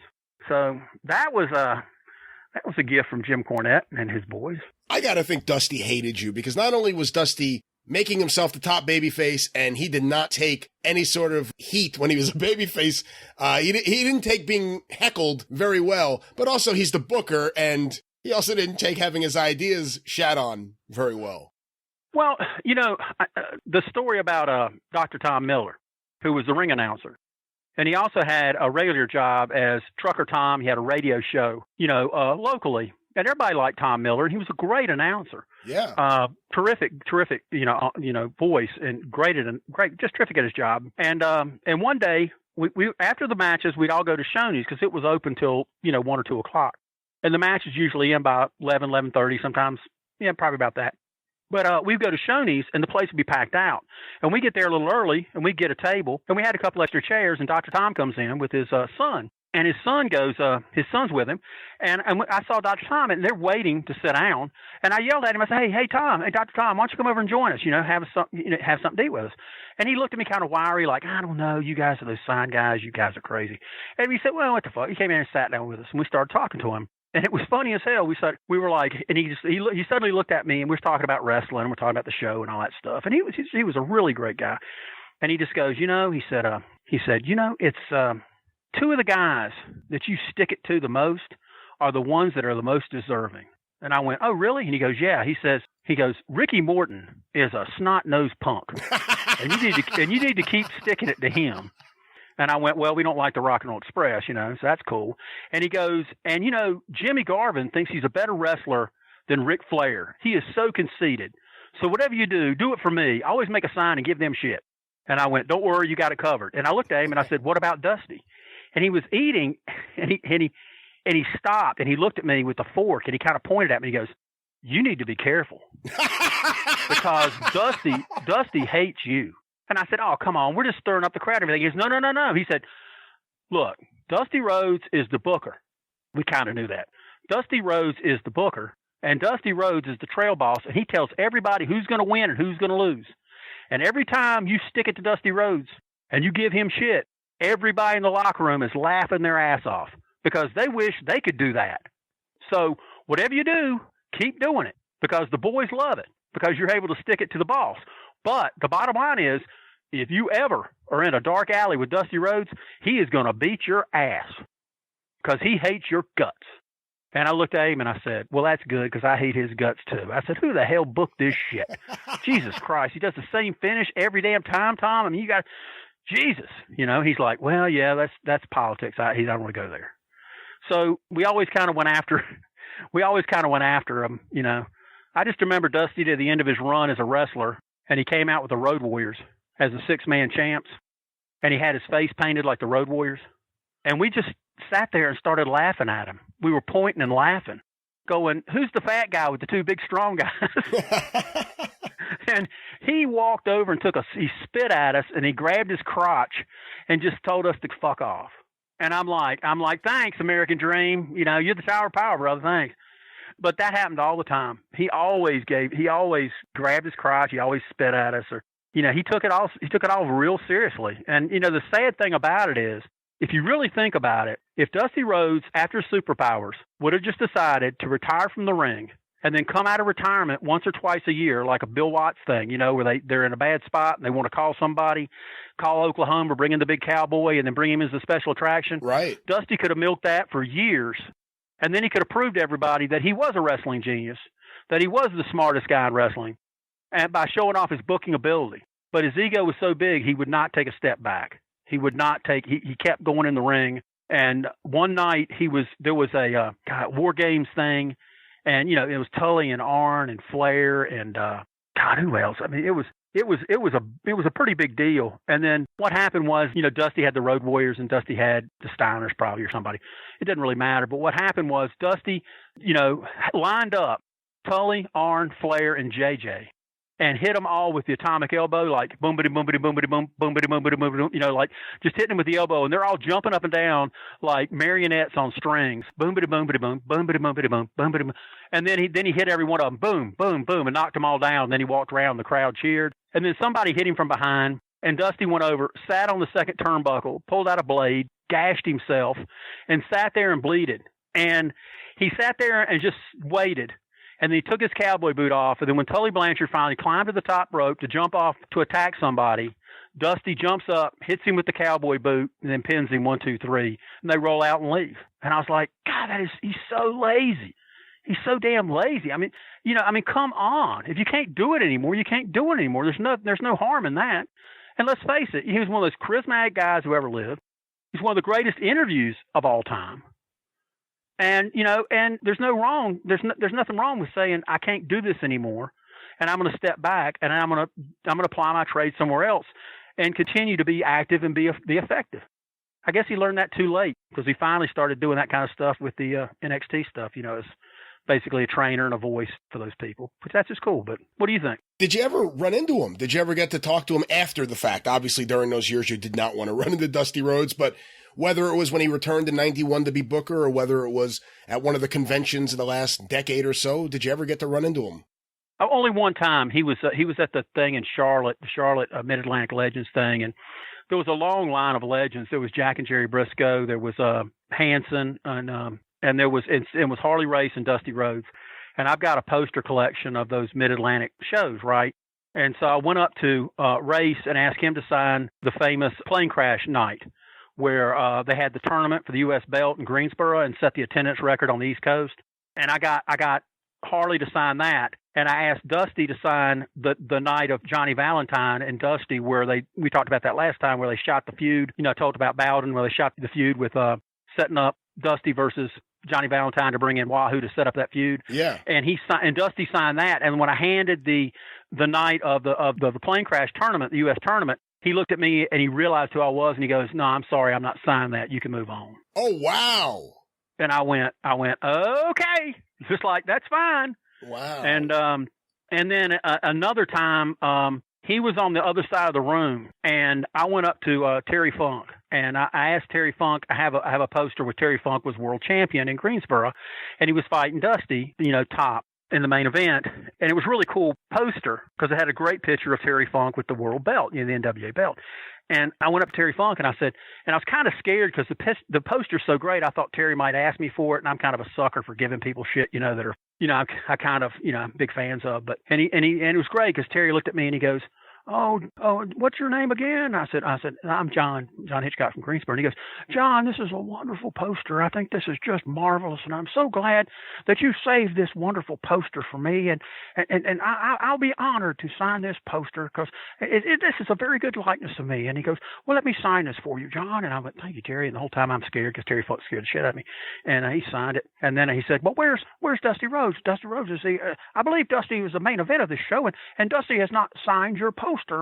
Where's Dusty at? Does anybody know where Dusty's at? Is Dusty here? Is Dusty around here? And Terry's yelling across the thing.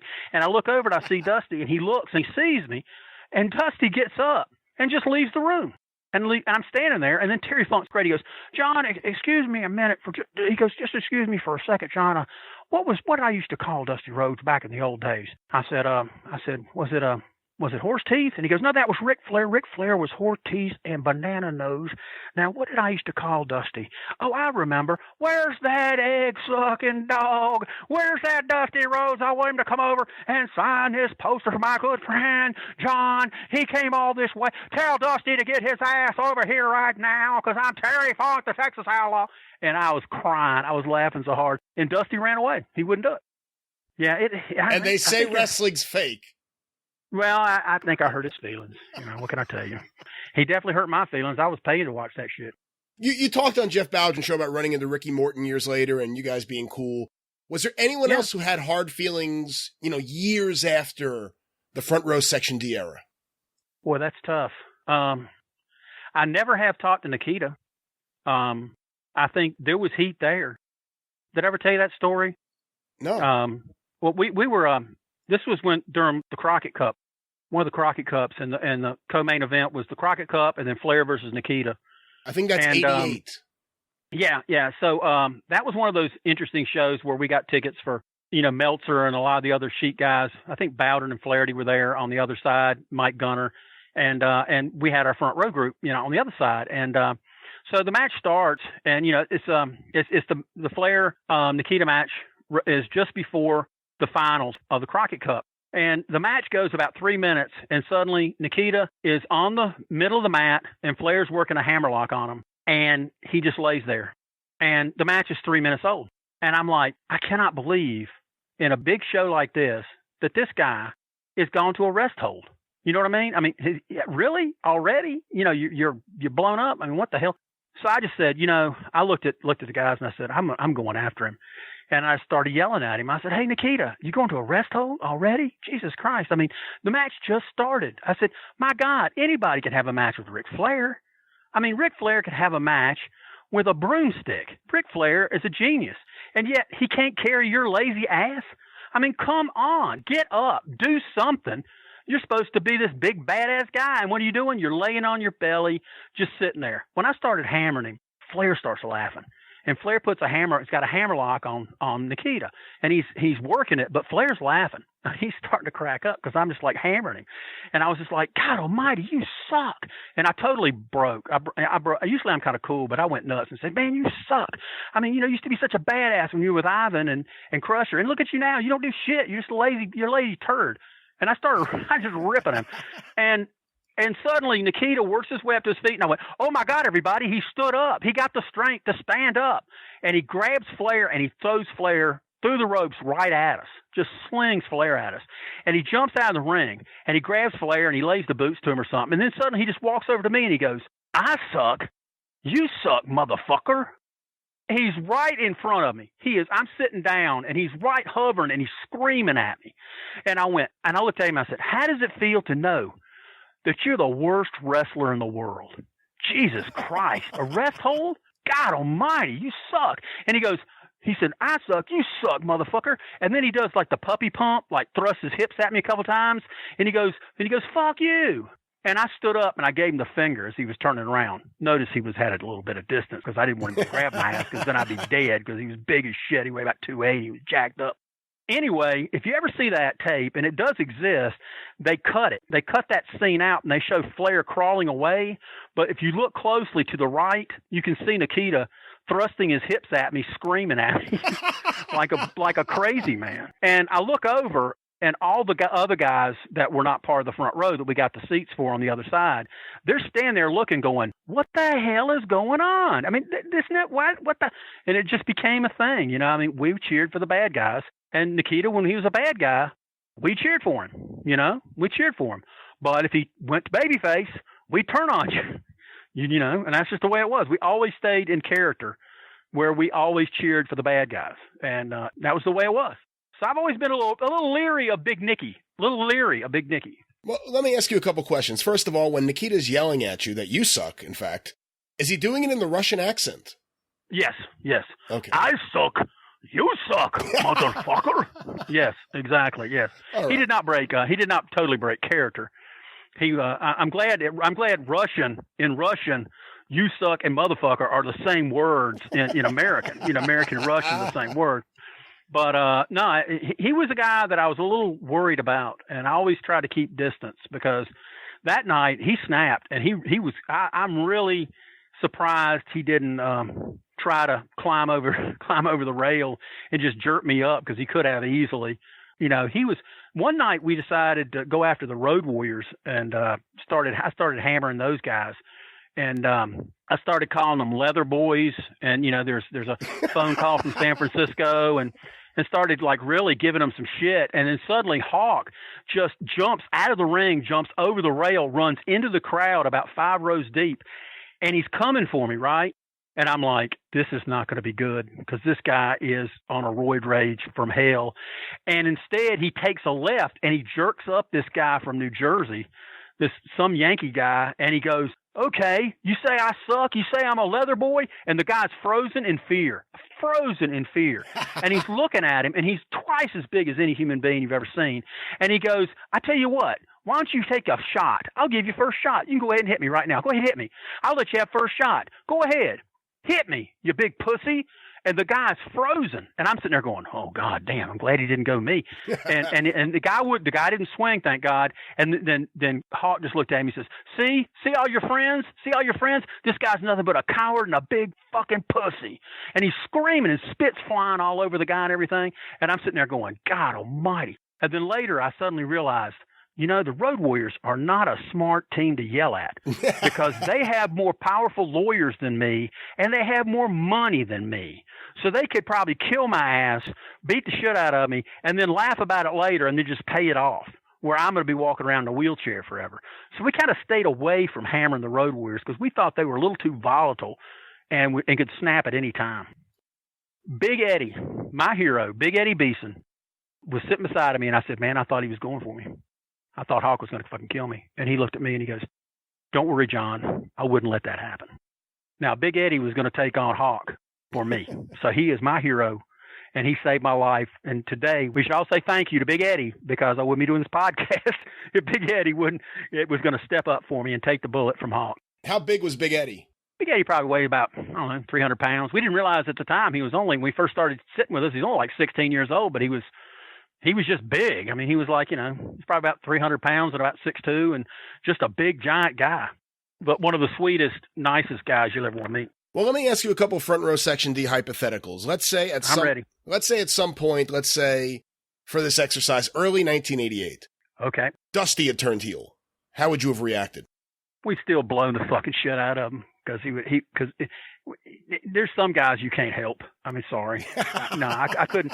There's certain guys, I mean, you know, there's certain guys you just can't cheer for. I mean, when he sticks the cops on you, that pretty much sealed it. No, we couldn't, you know, we did churn a little bit, but we turned once, Chris Champion once, he was in a terrible car wreck. And remember the New Breed? Of course. I thought those guys had tremendous talent, tremendous ability, and Ole hated them, and Dusty didn't like them, and they ended up kind of running him out. But he was in a car wreck, and he came back with a cast on his arm, and we started chanting, "Welcome back, Chris! Welcome back, Chris!" And when we did that, they were wrestling the Barbarian and the T.J. Khan, and T.J. Khan suddenly just turns around and he goes, "What? You're cheering for a good guy? What?" And I went, "Cool out, T.J. We're just trying to help the guy. I mean, come on, we're trying to give him a push. You know, come on. He's in a car wreck. At least we can do. You know, come on, give me a break." So no, Dusty was just he was the guy that was the booker. So we had to give it to him. That's just the way it was. Here's another hypothetical. Same time period, early '88. Okay. Flair turns face and feuds with Arn. What do? We'd have to cheer for Arn, no doubt about that. But you know, Flair's one of those guys though that Flair was so good for so long, and you know, I mean, so multi-talented on every level. You know, I mean, charisma, interview, personality, talent, drive, the condition the guy was in. You know, I once talked to Flair, and he said, and this was probably in the 90s, and he said he was doing Stairmaster 6 days a week, 3 hours a day. You know what I mean? I mean, the guy's a machine. He's a cardiovascular machine. And I saw every match the guy did pretty much in Greensboro. I mean, I remember his first match on television when he was tagging with Rip Hawk. I mean, as soon as he showed up, it was just like, bang, who is this guy? You know, I mean, who is this guy? There's nobody like him. But Flair's one of those guys that earned his stripes. And you would stick with him no matter what. If he was a heel or a bad guy, you'd stick with Flair because, you know, Flair was the institution, you know. I mean, Flair's the legend. And, you know, but Arn, you know, we did go to Asheville up in the mountains and saw Flair versus Arn in one of those matches, you know, the one with Pillman interfered to let Arn win the match. Yeah, we went to that match and you know what? We cheered for Arn. We were sitting pretty good seats in the end zone. Wasn't a very big event. Wasn't a big, you know, place. But, you know, we cheered for Arn. I mean, Arn's the one guy we would cheer no matter what because Arn was like our hero. So I'm not saying man crush. I'm just saying that Arn was the man and we loved Arn. Because Arn, when he first came in and he's tagging with Ole would do an interview and then Arn would have, 30 seconds? And he would steal the interview in 30 seconds every damn time. And we just fall out laughing going, oh my God, this guy's so quick and he's so smart and he's got bucket loads of charisma and he brings it in the ring every night. I mean, the great guys, the ones that we still talk about, are guys that, did you get your money's worth? And then some every time we saw them. They earn the respect. So if Dusty Rhodes turned babyface and he weighed 600 pounds, we couldn't cheer for him. Now, if he dropped down to about 240, 250, well, Dusty, right? 260, we might have actually decided to mess with him one night, but that would have been about it. There he is, John Hitchcock and Front Row Section D. You'll be hearing more from John in the coming weeks. We have some really cool segments I think everyone will get a kick out of. But from there, we're going to move on to another friend of the show. Wrestling historian Tom Burke returns to the show today, and Tom's going to talk about a few different things, including some recent information he received about Chris Colt, which I think a lot of people will find interesting, as well as some of his own personal Dr. Michael Ano stories. And I wanted to really talk to Tom about something that came up on the show a few weeks back. The wrestling magazines in the 70s. Tom, of course, was part of the Rings Wrestling magazine, and we talked about when that switched ownership, what exactly was happening. We're going to get Tom's perspective on that, as well as his thoughts about the general magazine scene back then. Let's now go to this conversation with friend of the show, wrestling historian, Tom Burke. I am happy to welcome back to the program, wrestling historian Tom Burke, the man behind the Global Wrestling News Service, and he is here on the line right now. Tom, welcome back to the program. Thank you very much, Brian, and a Happy New Year, and Happy New Year to all the listeners of Superpodcast 605. Well, Happy New Year to you, too, and it's great to have you back on the air. And one of the things, we were talking briefly about it off air that so many people reacted to during your previous times on the show was you're talking about Chris Colt. Because you had a personal relationship with Chris Colt. You knew him before he was in the wrestling business. And we've talked all about that in the past. And you were saying that you recently got in touch with someone in his family. Yes, she reached out to me. His niece reached out to me. And we've had a number of conversations. And she has been very helpful in filling out some voids, as well as correcting a lot of the rumors that have spread around about Chris's passing. Before I go into that part, I want to reflect on my last conversation with him was probably about 6 months before he passed away. And in that time, he said to me something which has always been in the back of my mind. He was seeing a psychologist or a psychiatrist, either one, and he said that the doctor was so intrigued with his life that they were working on his biography together.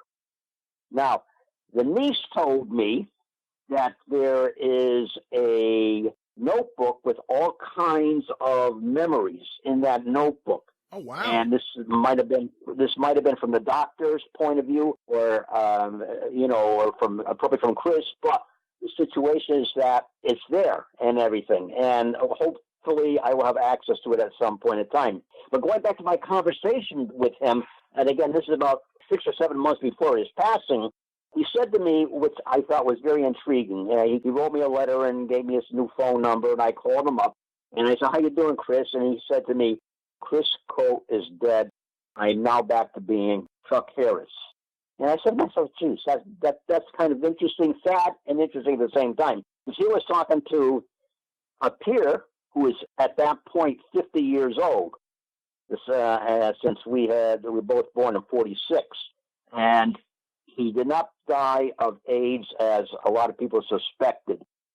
Sad to say, he was in a situation where he had a lapse and he overdosed. He passed away in his apartment in Seattle, Washington. He was there for 3 days till someone found him. He had been living alone. He was, in a situation where he had been straight in the sense he was off drugs. When I spoke to him months before, he told me that he had been off drugs and Robert was straight, and sad to say he had a lapse and ended up doing whatever, and he passed away, sad to say. But it's a situation that I was very hurtful when I heard that from her, because as I said, I knew he had passed away, and all the rumors were that he had AIDS and all this, and he did not, even though he was under medication for that virus. For HIV. But it was not HIV, exactly, yes. He wasn't, that did not do him in, the drugs did him in, sad to say.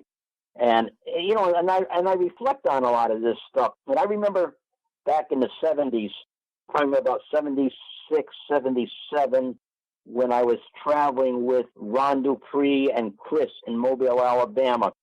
And Ron Dupree said something to me, and it said, I have known him for 11 years, and I don't know him.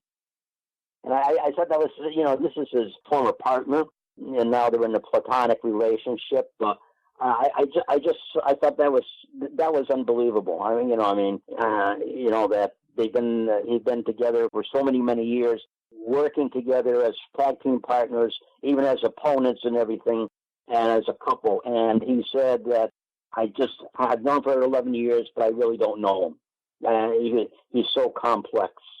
And I think that sums up a lot of things with Chris, with a lot of people and everything. But so I want to set this record straight. So I hope that will end up putting to bed all the rumors that have been circulating about him for the last 2 decades about.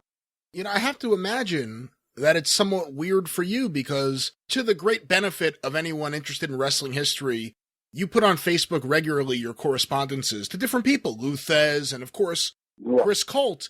So you get to see that you had regular correspondence with him for so many years. Again, you knew him before he was in the wrestling industry. So what's it like for you when you know, for the most part, I mean, you have no certainty until you know, but you know he has passed away, but you have no information about your friend. You don't know for 20 years, over 20 years. What happened? Exactly. Yeah, that's it. It was shocking in a way, and in another way it wasn't shocking. Because I remember in a conversation I had with him years ago, he said to me, "I'll never live past 40. Well, he went another 10 years.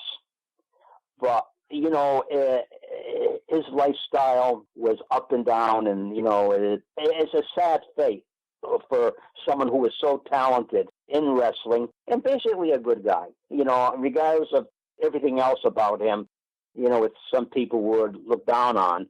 I don't. You know, you have to look beyond that. You know, I looked at him as a person, and he was okay in my book. You know, I would have no problem whatsoever with him in any form whatsoever. But I think that, getting back to your question, yes, it was a void.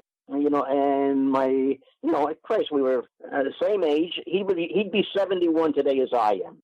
And, you know, you look at it, and, you know, Christ, you know, we both grew up in the post-World War II era, you know, baby boomers. We both had this infatuation with professional wrestling, and that was our common denominator.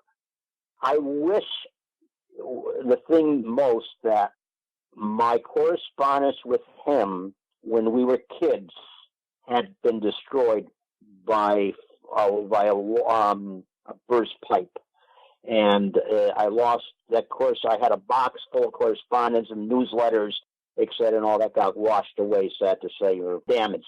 So, but ever since then, I kept the stuff in a higher storage area. Yeah. But yeah, I got other stuff. I got some more letters I'm going to post, and one letter that I distinctly remember from him was just before I went in the Army, and he wrote about that. And his comments, you know, forgotten country or something like that. You know, I mean, I thought it was kind of unique. I have to dig that letter out and post it on my Facebook page. How would you describe, in general, your correspondence with him? When you look back now and you look at those letters that you received from him, what do you see? Do you see anything differently today than you would have 30 years ago? Oh, absolutely. Yeah, that's absolutely. The long years of friendship. The last one that I posted on my Facebook page was in thanking me for always being with him in regards to his professional career. You know, giving him all as much publicity as I could in various magazines that I worked for. And, you know, I think that in itself reflects his genuine friendship with me. Not just as a colleague from a wrestling angle, him as a performer, myself as a writer, but also a deep affection and friendship, you know, which I cherish. Well, you actually cared, and I'm sure He didn't run into too many people in the wrestling business that cared. Yeah, exactly. Yeah, and I think what it is too is because of our ages. We were the same age. Some people don't understand that, but he was a peer, and maybe because of my growing up and having a network of friends who were all into wrestling, and then all of a sudden, boom, they're no longer interested. And my network of correspondence that I had throughout the mid-'60s and everything, and Chris being one of them, I think it generated this unity that we had, and it's something which maybe some of the younger people out there who listen to 605 don't understand the power of correspondence, of actually sitting down and writing a letter. Whereas you get on now Twitter and tweaks and emails and all that, But sitting down to write a letter, put your thoughts on that paper, put it in an envelope, go to the post office and mail out, and you get it in 2 or 3 days or whatever. That has a lot more feeling to me than to just get on the net and boom, boom, boom on Twitter or Facebook or whatever. That's my opinion. I'm old school, I guess. But but from what I've seen... And from what I've heard from people I've spoken to, when you look back at you and Chris Colt in the early 60s as pen pals, and then you look and you see Dean Silverstone and George Shire and Jeff Walton, and, the list goes on and on and on. All of these people that connected back then, over 50 years ago, and to this day are still friends, still talk to each other, may not talk as much about, current wrestling, but those relationships are all still there. Yeah, and getting back to the person you just mentioned, Jeff Walton, you had him on as a guest about maybe over a year ago or so, and it was just fantastic with his interview. I thoroughly enjoyed it. No firm announcement, but I think you'll be hearing him back on the show pretty soon. I would hope so. He's a great guy. Again, he's another peer. They were the same age, And I tell you, this is funny. Mickey Doyle and I and Dr. Jerry Graham and Jeff Jaffe were all in the same age range, maybe a year or so apart. We were all in the Army together. And I joked with them. I said, imagine if we had all been stationed together at the same time, the same place. What a time we would have had. They would have been, they'd be a wrestling tag team, I'd be their manager, But, But, it's crazy, It's crazy. You think about it. You bring up Jerry Graham Jr. Let me ask you a hypothetical that just popped into my head. How do you think Chris Colt would have gotten along with your very good friend, Dr. Jerry Graham? Oh, they get along great together because they travel together. Oh, I didn't know that. Absolutely. Oh, yeah, absolutely. Matter of fact, Chris was telling me a story. They had been wrestling for the Sheik.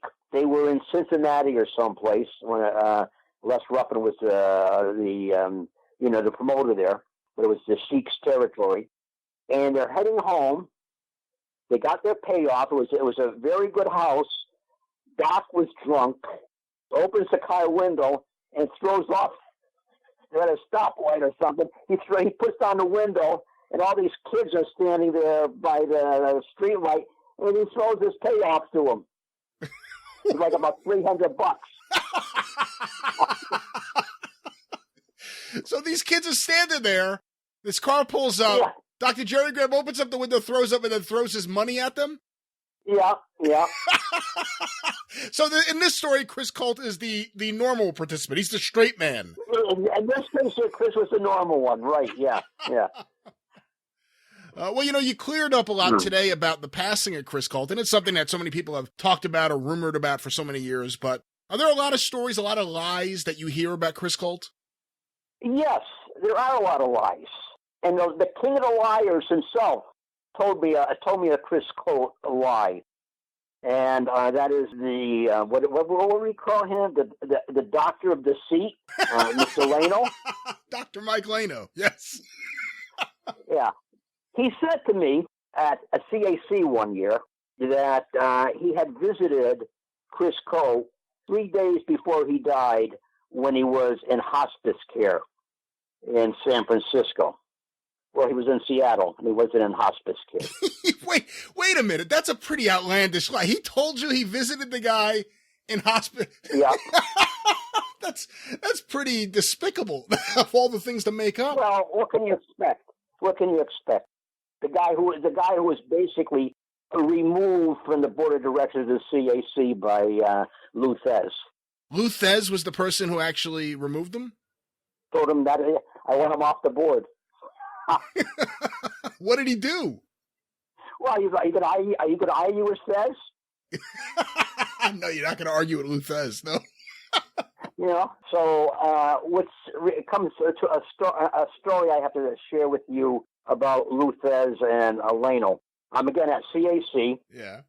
I go up to Lou. I'm shaking Lou's hand, and everyone we're talking, and you know, blah blah blah. Leno comes up, extends his hand to Thez. Thez takes it. Thez is looking at me, and he just does a Danny Hodge grip, and Leno's on his knees, and Thez has just got this biggest grin on his face, you know, and like he's totally ignoring Leno. But I still think of that often, you know, and you know he was a character. I mean, you know, the doctor of deceit. What can I tell you? You know, I want to talk to you about something else today, Tom, and your name actually recently came up on the show. I had recently got some old copies of The Ring Wrestling, and I was going through them, Yes. and I noticed the changeover when it went from you were, I think, correct me if I'm wrong, the associate editor, and then Norm Keitzer took over, and it became a different crew. And I know you were involved in the magazines for so many years, but can we talk a little bit about this? When did you first get involved with the Ring Wrestling? And let's talk a little bit about the history there. Well, my history of ring wrestling goes back to the time I knew Chris Cohen. I was like 16. And in the back of the magazine, there were what we call agate columns, correspondence columns. And I was doing a column called like the Wrestling Beat. And I would end up giving information and some local wrestling news from my area, Massachusetts, but other things. Because what I would do is, on the way home from school, the central library was right near my school. I would stop off there almost every day, and we had a wide selection of out of town newspapers. And I would read them and make wrestling notes, of course, you know. And I would use that for my newsletter, and I'd also use it for this column that I was doing. So I was like 16 maybe at the time.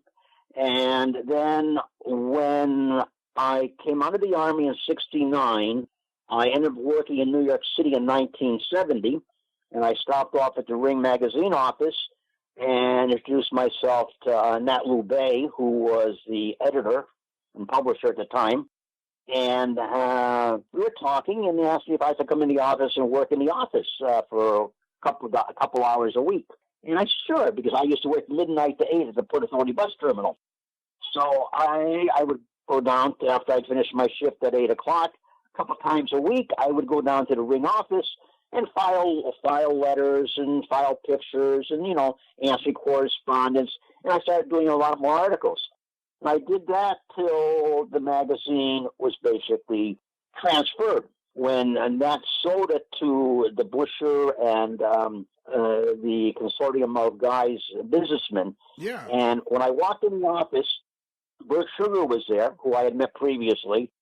And he says to me, and I remember the exact quote, "You don't have to come in any longer. I'm shipping all this wrestling shit to Norman Keitzer." That's the way he put it. Wow. Yeah.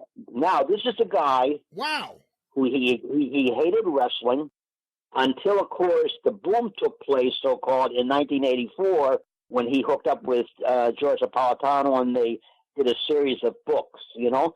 So this guy here, to me, was just a bum. There's no way I can describe it. A leech. So, and then, of course, Norman Keitzer took it over, and I continued to work for Norman Keitzer under, what was the name, Pro Wrestling Enterprises. And that continued till they finally folded. Then out of the clear blue sky in 1985 or 86, I got a phone call from Nat Lubay, who said he's resurrecting ring wrestling. So I went down to New York and teamed up with him, and I did one issue. We're going to do another issue, and for some reason or other, it never came about. So the last issue of Ring Wrestling magazine, I was the official editor, and that's the one with Kevin Von Erich on the cover. And I had issues with the graphics department. They did not put the magazine together as I thought they should have, as well as I had some issues with one of the other office guys there. But say la vie, that's how it goes. I don't even think I've ever seen that issue, the last issue where he brought it back. I'll matter of fact, what I'll do is I'll scan it for you. Matter of fact, Ed Gurria did a great article for the issue called "What's in a Name" or "My Name Is" or something like that, and just reviewed like aliases in wrestling and everything. So it was kind of interesting because I was trying to bring back the history of the sport. What in general was the relationship between the different magazines? You have Nate Lube, you have Sahadi, Lou Sahadi, you had Lou Eskin. I used to work for Lou Eskin, and I never worked for Lou Sahadi. But I'll tell you about Lou Sahadi. Well, let's just, so the listeners know, Lou Sahadi was Wrestling World magazine. Wrestling World magazine, yes. And Lou Eskin. Lou Eskin was Wrestling Review magazine, and then Official Wrestling, and a couple other titles he worked under.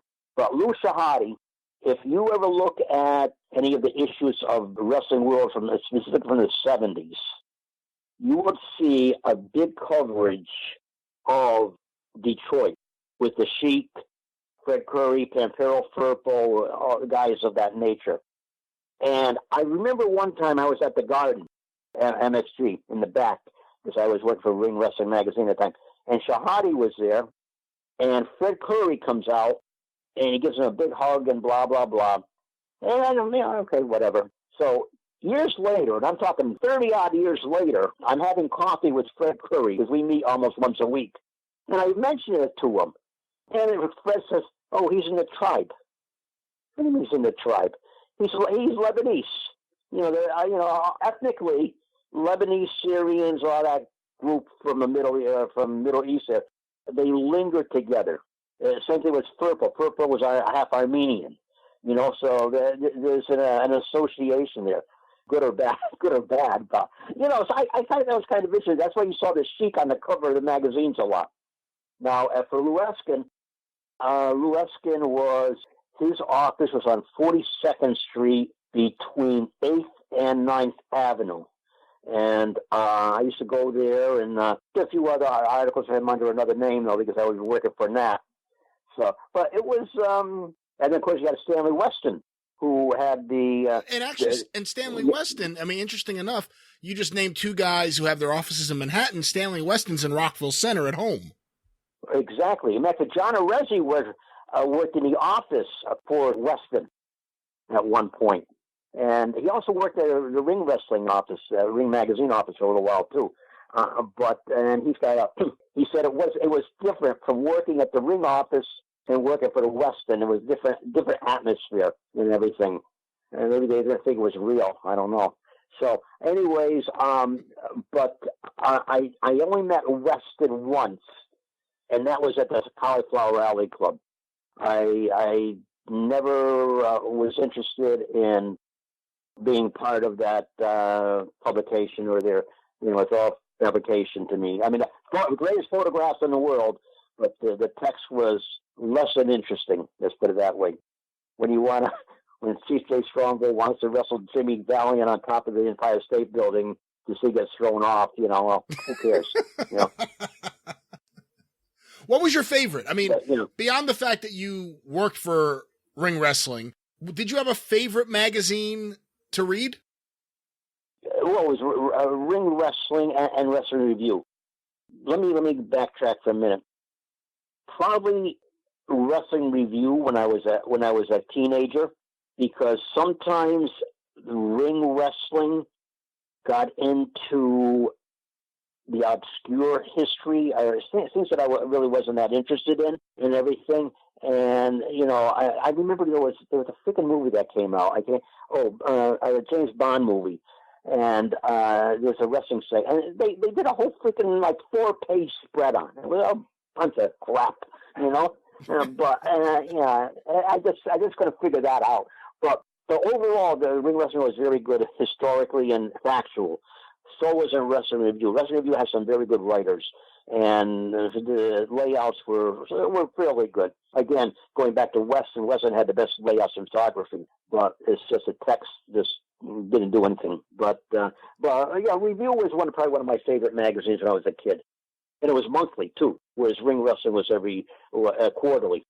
Do you remember the first time you saw a Japanese wrestling magazine? Yeah, I would have. It would have been probably 1967 when I was in England. I was on leave from the Army. I had taken a month off and traveled to England, and I was staying with Ron Farrar and his wife and family. His wife Marge, who became a girl wrestler, Sue Britton, and Ron was a big collector, and he had some Japanese magazines, and he also had some Japanese posters. I remember. So that was in '67. Oh, very cool. What'd you think when you saw those? I mean, I don't know how they were in '67, but just a few years later, you had color and glossy. Yeah, right. As I recall, it was a pulp magazine with maybe 2 pages of color or something like that. You know, not a lot, but not like well, years later in the '70s, they splashed the color pictures like 6, 8 pages, sometimes 12 pages. And it wasn't that thick either. Maybe 46 pages, something like that, and maybe 4 pages of color. Just a few years later, it would really change with Gong magazine. Oh, yeah, Gong, like 100 pages, What was it like for you to see wrestling in England for the first time? Oh, I loved it. That was the reason I went for 2 reasons. Number one, wrestling, of course, but also the fact was the language. Even though I did learn something, and I hope this does not, this won't be politically correct. I'm sure it'll be okay. I got lost trying to find where I was going on the subway, or they call the tube there. And I went up to an Asian person, and they had such a heavy accent, I couldn't understand a word they said, and they were speaking English. So a woman this little lady saw that I was totally perplexed.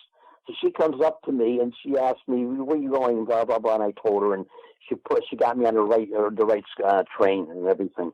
But getting back, I wanted to go to England for the wrestling and everything, and I met Tony Rocco, who wrestled in L.A. years later. Yeah.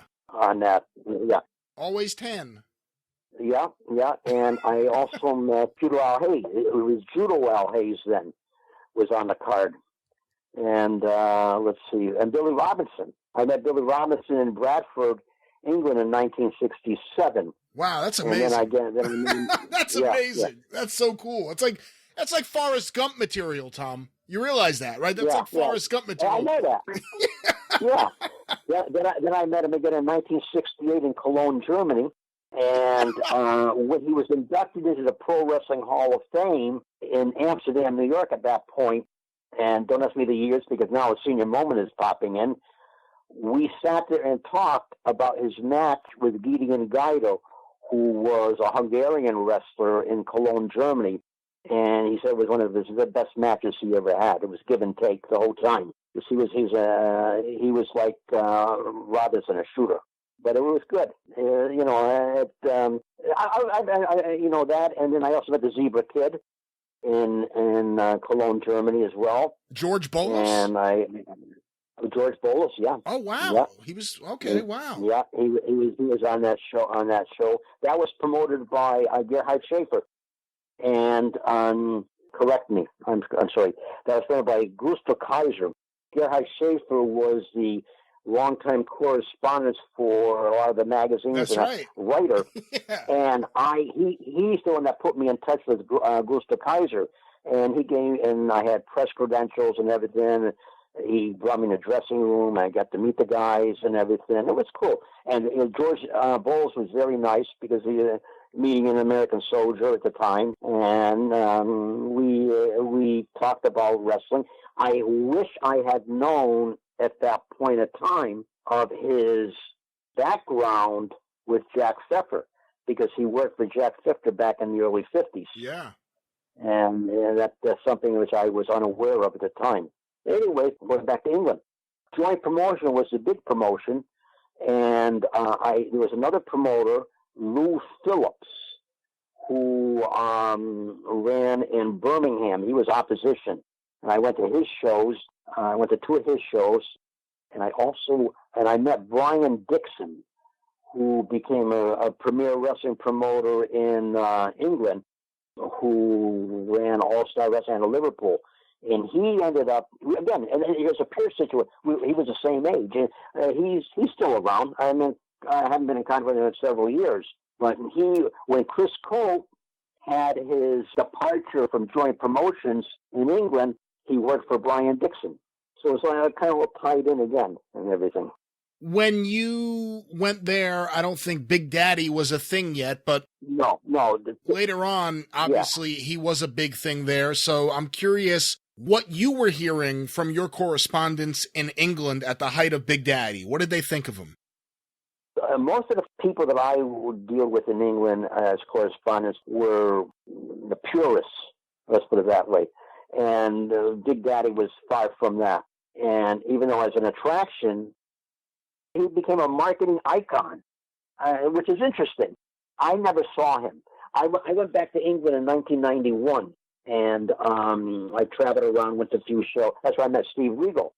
And through the Mongolian Mauler, Peter Miller introduced me to him. And I met Tony St. Clair, Marty Jones, Johnny Saint, and everything. And again, this is going back to Brian Dixon, who at this point, his Joint Promotions was finished. He was the main promoter in England. So when I walked into the venue, he spotted me right away and, brought me in and introduced me to the boys, and that was it. So that was interesting. I really enjoyed it. What did you observe going there at that time in 91, which is a few years after they lost TV, which really was it changed British wrestling, and the WWF was over there in full force. What was it like going to a British wrestling show at that time?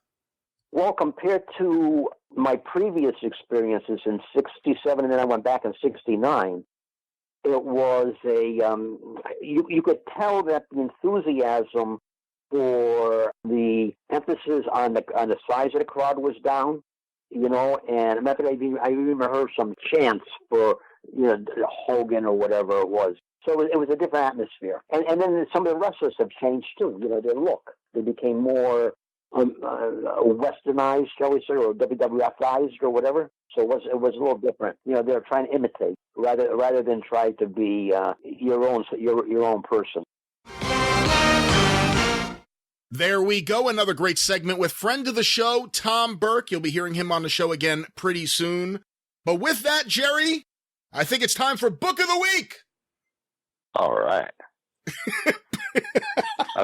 I've got a lot of them, brother. Which book is it? Well, this week's Book of the Week is Crazy Like a Fox, the definitive chronicle of Brian Pillman, 20 years later, by Liam O'Rourke. A very wordy title of a book here. Huh. But I have not finished reading. Yeah. I have not finished reading this book yet. And usually I do not make a book of the week until I finish reading it. But I've had a very interesting time. This book has been near my bed. And usually before I go to bed, I'll pick it up and just flip through it. And I can never put it down. It really, from the limited amount I've had a chance to read it, it does a great job of using the story of Brian Pillman to almost tell the entire story about what was happening in WCW and the WWF at that time. Really in depth. There's a lot of information too that I'd never heard before. There's a lot of little stories in this Pillman book that you've heard, like little things about, and it finally fills in the salacious details. There was always a story going around that Mark Madden told that Brian Pillman was sleeping with one of the divas and he called them on the phone in the middle of it. I never heard it was Sonny until this book. This book has a lot of really interesting information, a lot of interesting dirt. It's really well sourced. That's one of the things. You look at the people who were interviewed for this book. I know who a lot of them are. Wow. They knew their stuff. So he went to the right sources. I look forward to really profiling this book again when I finish reading the whole thing, but I feel comfortable enough now to recommend it to everyone. Book of the Week, Crazy Like a Fox, the definitive chronicle of Brian Pillman, 20 years later by Liam O'Rourke. Of course, you can get that by going to tinyurl.com/superpod Amazon.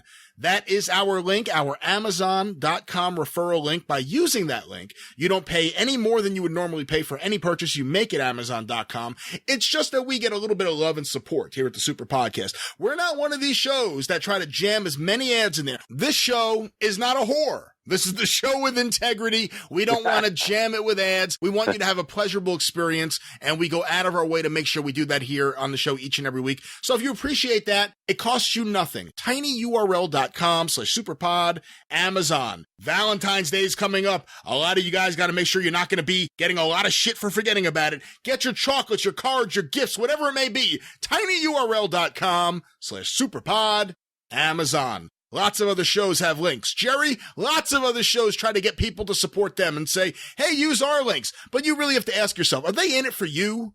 Or are they in it for themselves? Fuck those other guys. Well, we're not there yet, but feel free to jump in enthusiastically in a moment. But you really have to ask yourself, which show gives me the most content with the least amount of ads, and it's the best content? And I think the answer will be rather clear. When it comes down to it, when it comes down to them or us, fuck those guys. Fuck those guys. Support the Super Podcast. Support your Super Podcast. Right. And with that, Jerry, we're going to talk now with a friend of the show and a member of the Arcadian Vanguard Podcast Network, the Tennessee stud himself, Ron Fuller. You got to work for Ron, didn't you? Yeah, it was 1982, I believe, whatever year it was when Bob Armstrong turned heel. They brought me in, and that was a pretty hot period of time. Oh yeah, geez. I mean, they brought me in from Tampa under the hood as the Destroyer, and they had me stand on a big wooden box behind Gordon Solie's podium there. And J.J. Dillon was my manager. They did a promo for me coming into Alabama and Pensacola and all that, and so I looked like I was like 6'9". And then they said I was coming to get Ron Fuller, and then because Bob Armstrong just turned heel and he was acting like his arm was broke, and he was bringing me as the bounty hunter. And then so I worked Ron, and then Bob Armstrong would always hit the ring, of course, and not have a broken arm and start nailing him, and we'd get so much heat. The whole crowd was coming after us in Mobile. I remember we had to run into the restroom, cops were everywhere, and lock the doors and all this. It was wild. Well, Bob had been loved there for years. So what was it like? How were when you say the heat was that heavy, they were ready to kill Bob Armstrong? Yeah, it was like Cornet and Mid-South. I mean, same type of heat. Yeah, I remember because I accidentally, too, walked to the venue in Birmingham because the hotel was so close with my mask on just to draw, attention. And then when I left, I wasn't thinking all the heat was going to happen, so I had to leave like that, too. And then I just kind of yelled real loud, kind of like Marky Lewin used to yell, that I don't want to do it and break your eardrums, but yeesh, yell, but yeesh, that. I did that kind of a few times with that weird mask. I had a mask that looked kind of like Gene Simmons' face, that weird looking shit, and then they kind of ran away then a little bit. Leave me alone. All the fans that were mad at us, they decided this guy is weird looking. But anyway, yeah, it was horrible. I mean, the heat, I couldn't believe. It was one of the most I ever seen besides Cornet. They tried to make you look 6'9". Ron Fuller was 6'9". So what was that match like? 6'9". Yeah. Oh yeah, he laid punches in for. I know that. He laid when he hit you on those punches he did. Where he kind of hit you on the side of the neck. I remember they were snug. But he was good. Everything was good. I didn't mind. And then I like being stiff. I was used to it from all the stuff that Eddie Graham did, my initiations with Haku and everything. Good pay in Southeastern? Oh, yeah, real good. I still had the check stub. It was like, for back then, you're talking 1982, so that many years ago, it was like at least $700 a week. That's pretty good. For back then, that was good. And it was short trips too and everything. So yeah, and then I ended up going to, that's right before I went to Charlotte though instead. So I was either going to go there or Charlotte. And then I came to Charlotte and I thought, my first show was in Savannah, like I said, and I thought I was going to be the Destroyer up there. That's what Dusty told me. And then when I got there, Dory Funk was the booker, and he said, no, what do you got a mask for? You're going to be Golden Boy Gray. I was like, oh, good. I'd rather be that anyway. And then that was funny. I'm sitting there with a mask, and Terry Funk's like, that's the funniest thing. I had spikes and all kinds of stuff, like kind of like the Road Warriors did before they ever did it. I had like a vest with spikes on it and armbands with spikes. I even made Kevin Sullivan his first spikes he wore when he was doing the gimmick in oh, wow. the evil gimmick in Florida. Yeah. Yeah, I made him for him, the first ones he had. Yep. He asked me, he seen my outfit. I had like spikes everywhere, and he was like, can I wear that? And I was like, I kind of looked like, what the hell? And he goes, no, it's yours. Go ahead. And then he was assistant booker. I didn't want to say no. And then Dusty wanted to wear my big cape I had to be the Midnight Rider. I was like, Jesus, they're taking all my. And Fonzie was like, man, these guys are the bookers. You better give me your outfits. I was like, nah, fuck, I don't want to. Anyway, they just let me go ahead and not use their stuff. I mean, my stuff they didn't use. So what happened was I just said, I'll make you a pair like I have. I had them made like spikes for his wrists, the ones he wore at first. And then, so what happened, I went to Charlotte, and I had all that crap on, I got there early to Savannah, Georgia, and Terry Funk was there, and he was walked in the dressing room. I didn't know him real good at that time, and he goes, what the hell are you doing? He was ripping the hell out of me. He was like, Dory was like he always was, but Terry was like, what the hell are you doing with all that stuff on? You're not going to hurt nobody, are you? On these fucking spikes. And he goes, who'd you work for down there? Dusty Rhodes? He's an asshole, isn't he? And I was like, I'm not going to say nothing bad. I think they like each other. What the hell? I said, nah, I don't know. And he goes, he's a fucking asshole. Admit it. Come on, man. Come on. Jesus, Dusty's an asshole. I said, I don't know. He goes, what are you doing with all that stuff? And then he started ripping me, and then, they said, okay, you taking steroids? Yeah, you look like you've been taking steroids. And I said, no, I'm not. And then Dory said, take that stuff off. You're going to be golden boy gray here. And I was like, oh, Jesus. So I had a beard and everything, still scruffy beard. He goes, go back to the hotel and shave, too, because you're working Giant Baba, and Baba was there taping it for All Japan that night. And he said, you and Jake are working Baba and Denver, I think it was. Yeah, I got the tape somewhere. And I was like, oh, my God. So I got paid by them $200 and then Crockett $200. That was a hell of a payoff for back in those days. 35 years ago or whatever it was. $400 for one night. I was like, this is going to be good up here. Working 7 days a week. Anyway, that's what happened with that.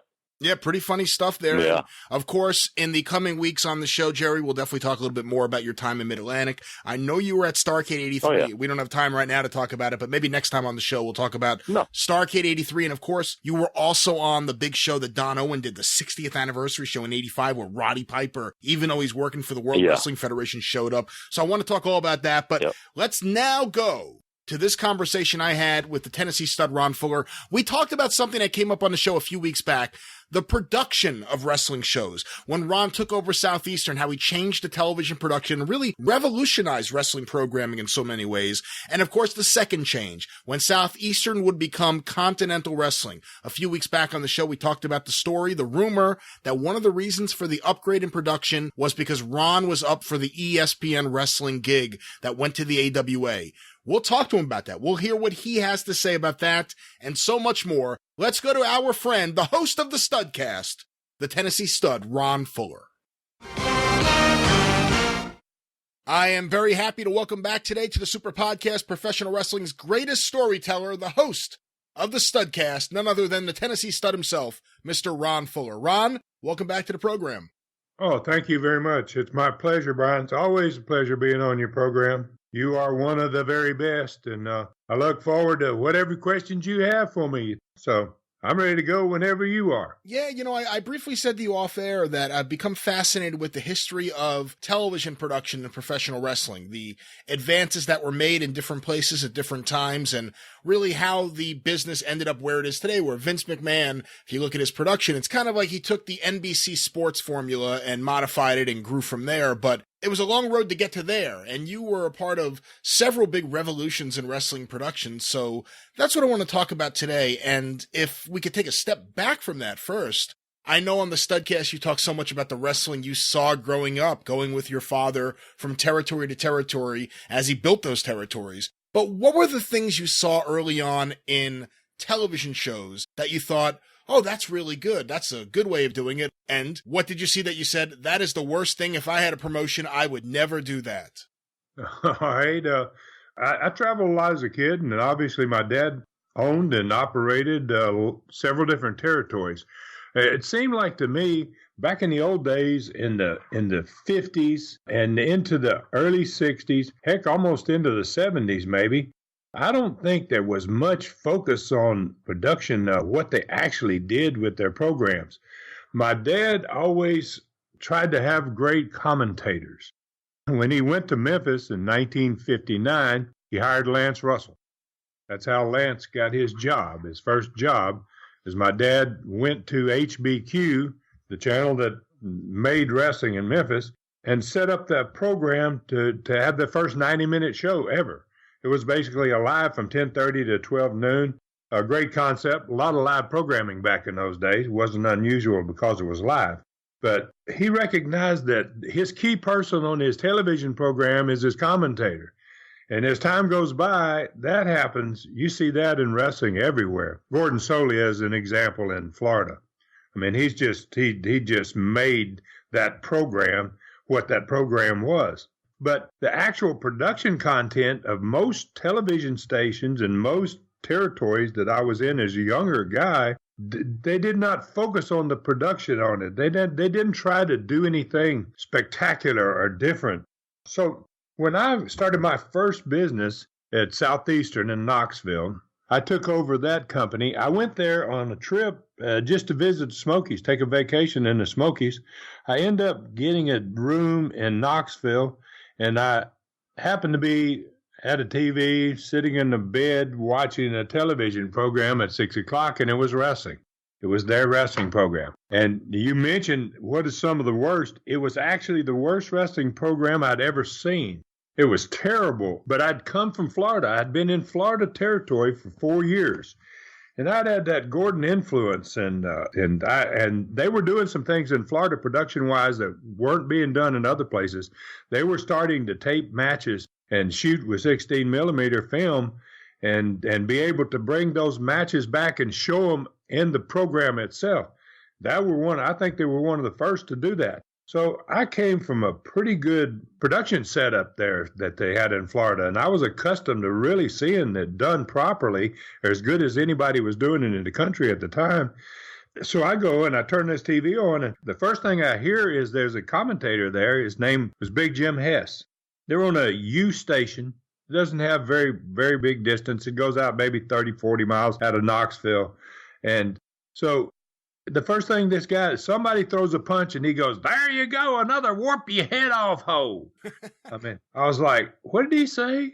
And then it wasn't long till he said it again and again and again. He probably said it 20 times in that program. And I got the impression from watching that one show that he wanted to be the star, and rather than the wrestlers being the star. And I think, for a great commentator to do his job properly, he's not the program. I mean, he is the program in a way, but he's relatively a small part of it when you talk about a wrestling program. And he should be in the background doing a really good job, obviously. But this guy was really poor. Within 2 months, I ended up owning that business there. And I let him go, but first I had to find me someone who I thought could do a much better job as a commentator. I think that was critical back in the 60s and 70s as your commentator. Nobody worried much about production values. So I worked an arrangement with Les Thatcher. Now, Les had done some announcing in a couple of places, but he'd never really done a full program. He had never been the head guy. And I really like Les. We had a great relationship. Wrestled with him in Florida for a couple of years in the early 70s. And I wanted him. He's the guy I wanted. So I brought him in. About the same time, I changed channels in Knoxville. I went from this UHF station. I got on the CBS affiliate there.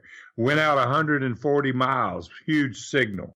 I mean, I turned a town, just Knoxville, I turned a town into a territory off of that television because it had such a distance that gave me a lot of opportunities.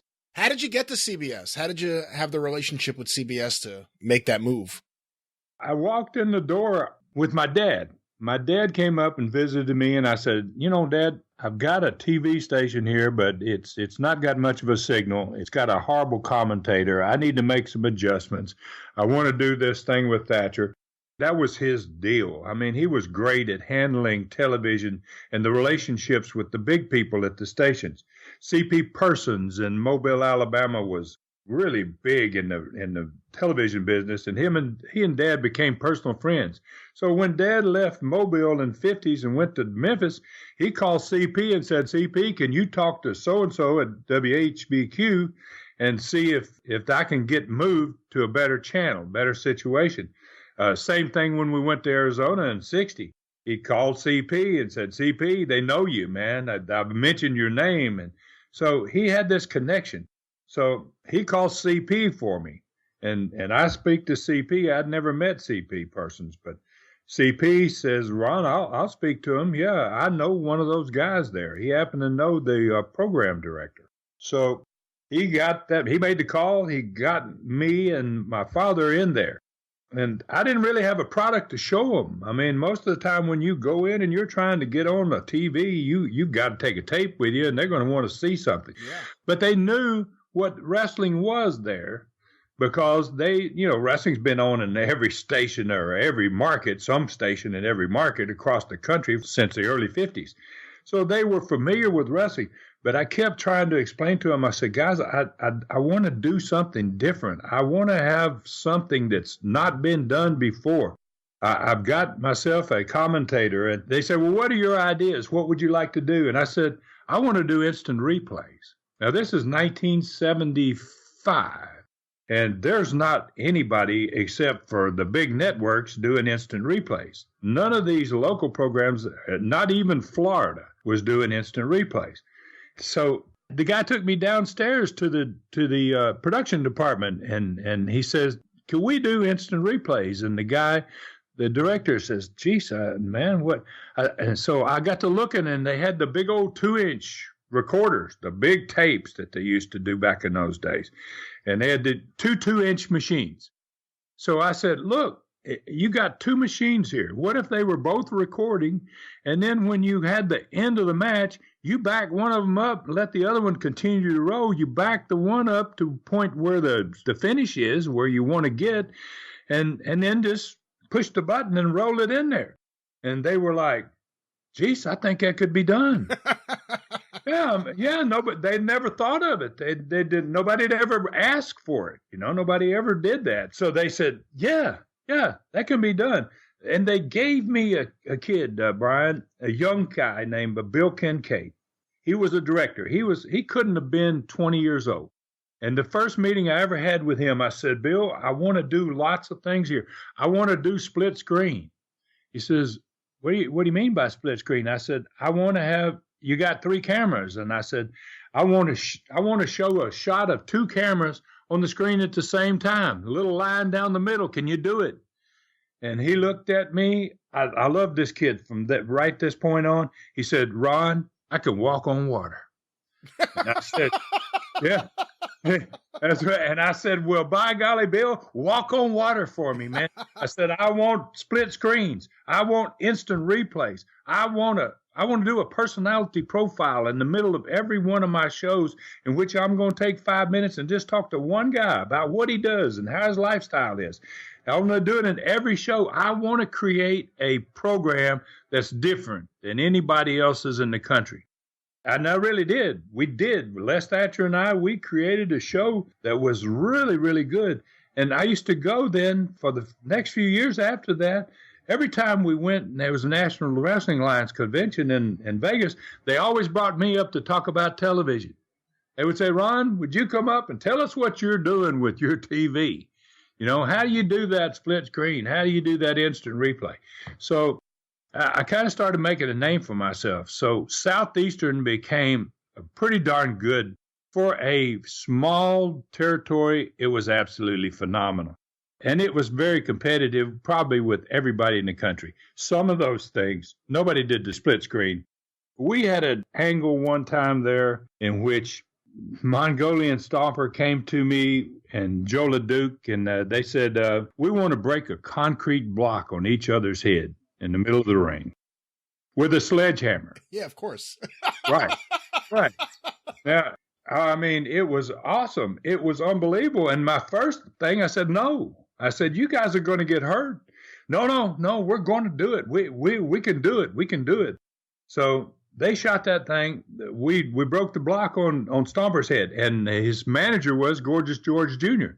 We took a real close shot of it, 2 cameras, one with a real tight shot, one far off. We instantly replayed that thing after he did it. It looked like the sledgehammer hit him in the top of the head. I was like, gosh almighty, I'm in the control room, and I went, oh, geez, man, he's not going to get up. He never went down or anything. He sat on his rear end. They put the block on his head, and George whacked it with this sledgehammer. So then we brought Joe back. So the next week, Joe says, I can do that. I'll do it. So he comes in the ring. He sits down. Gorgeous George comes in. Stomper's on the edge of the ring, out on the apron of the ring. And we had a 16 millimeter slow motion camera. I went to and it took me a week to find who can do 16 millimeter slow mo. I want this shot of this breaking of the block. So we set that camera up on the apron of the ring, probably 5 feet away from Joe LeDuc. And when Joe sat down, what happened with Stomper broke a regular concrete block, like you build into a house or in the old days. But when they came that day, George came and brought a cornerstone concrete block. It was like 3 times as heavy and 3 times the size. And when I saw it, I was like, God, no. I mean, what are they doing out there? Is he really going to try to break this on his head? So they get Joe in the ring. He sits down. Gorgeous George hands him the block and kind of situates it on the top of his bald head. Now, Joe LeDuc's bald. He puts the block on top of his head, and then he's behind Joe. Joe can't see who's there, and Stomper comes into the ring and grabs the sledgehammer, and he breaks the block. And when it happened, I thought it broke his neck, because the block, when he set it on his head, his neck actually went down into his body because the block was so heavy. And I was like, oh, this is going to be horrible. Somebody's going to get hurt. So crash, Stomper sneaks in the ring, grabs the sledgehammer, and crashes him. And I mean, it looked like it hit him in the head, the sledgehammer. We ran it back and showed it on slow motion about 4 times. We showed it in slow motion for 3 or 4 weeks in a row because Joe got hurt. LeDuc got hurt. When he hit him, he went down. He had this stunned look on his face. You could see he was hurt. And he fell back on his back. And then he sat back up, and I thought, well, maybe he's okay. And then he went back slow, and I was like, oh, my, man. So ambulance came, the whole deal.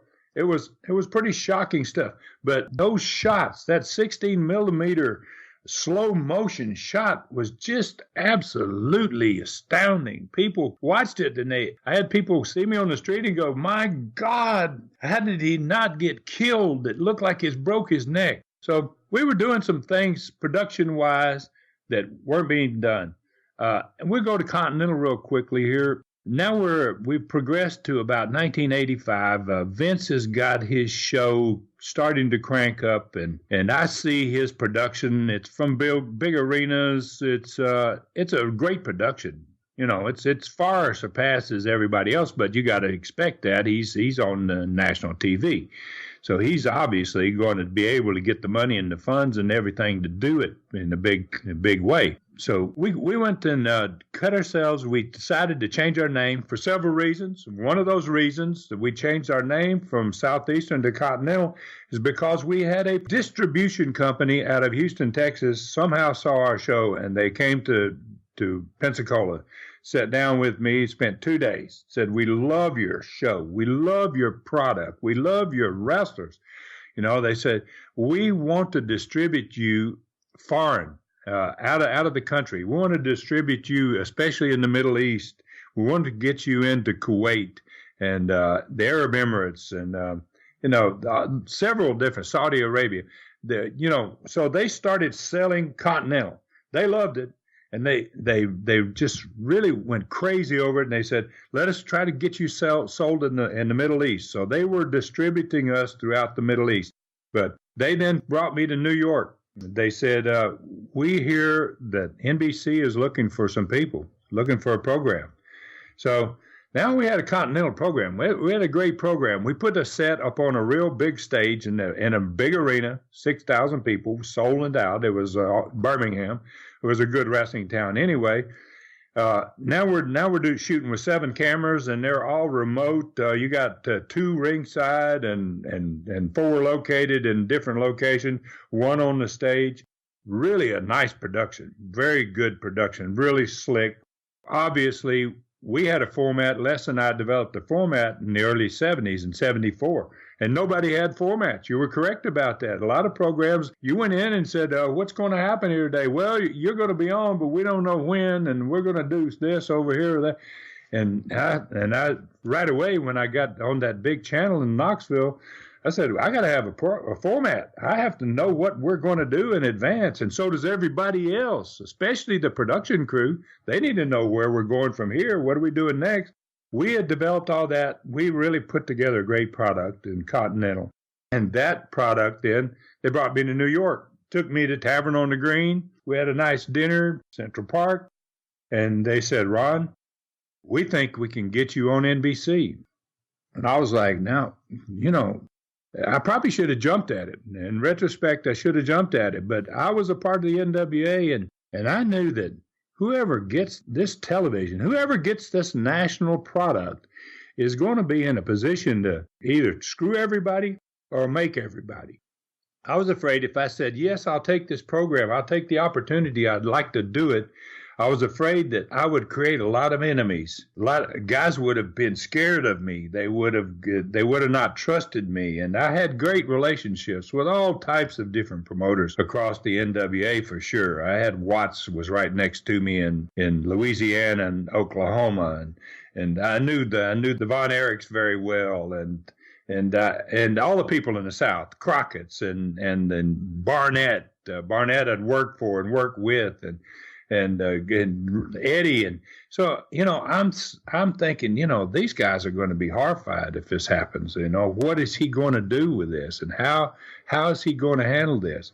So I kind of backed away. I said, guys, there's a lot more involved here than just saying yes, I'll do this program. And I think if I had gone there and taken that program, and I would have done it totally different than what Vince did. I think Vince just wanted to have it all.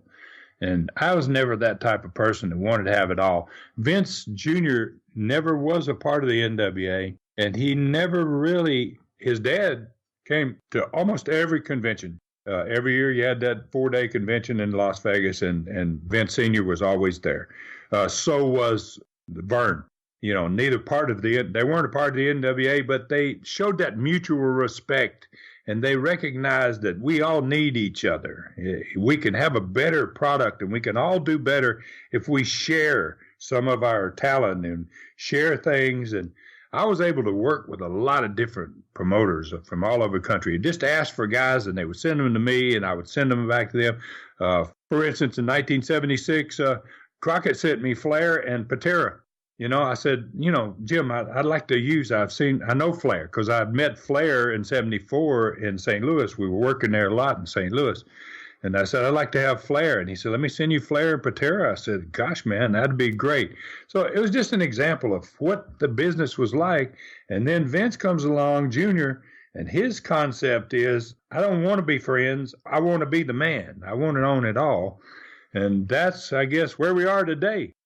He took it in one direction, and it's a shame because I think it could have very easily been taken in another direction, and whoever had that program could have helped everybody around the country. And not only that, had a much better program than what Vince was going to be able to produce, because you could have called and asked for these guys. You could have called out there and talked to Don Owens and said, can you send Piper to me for this national TV?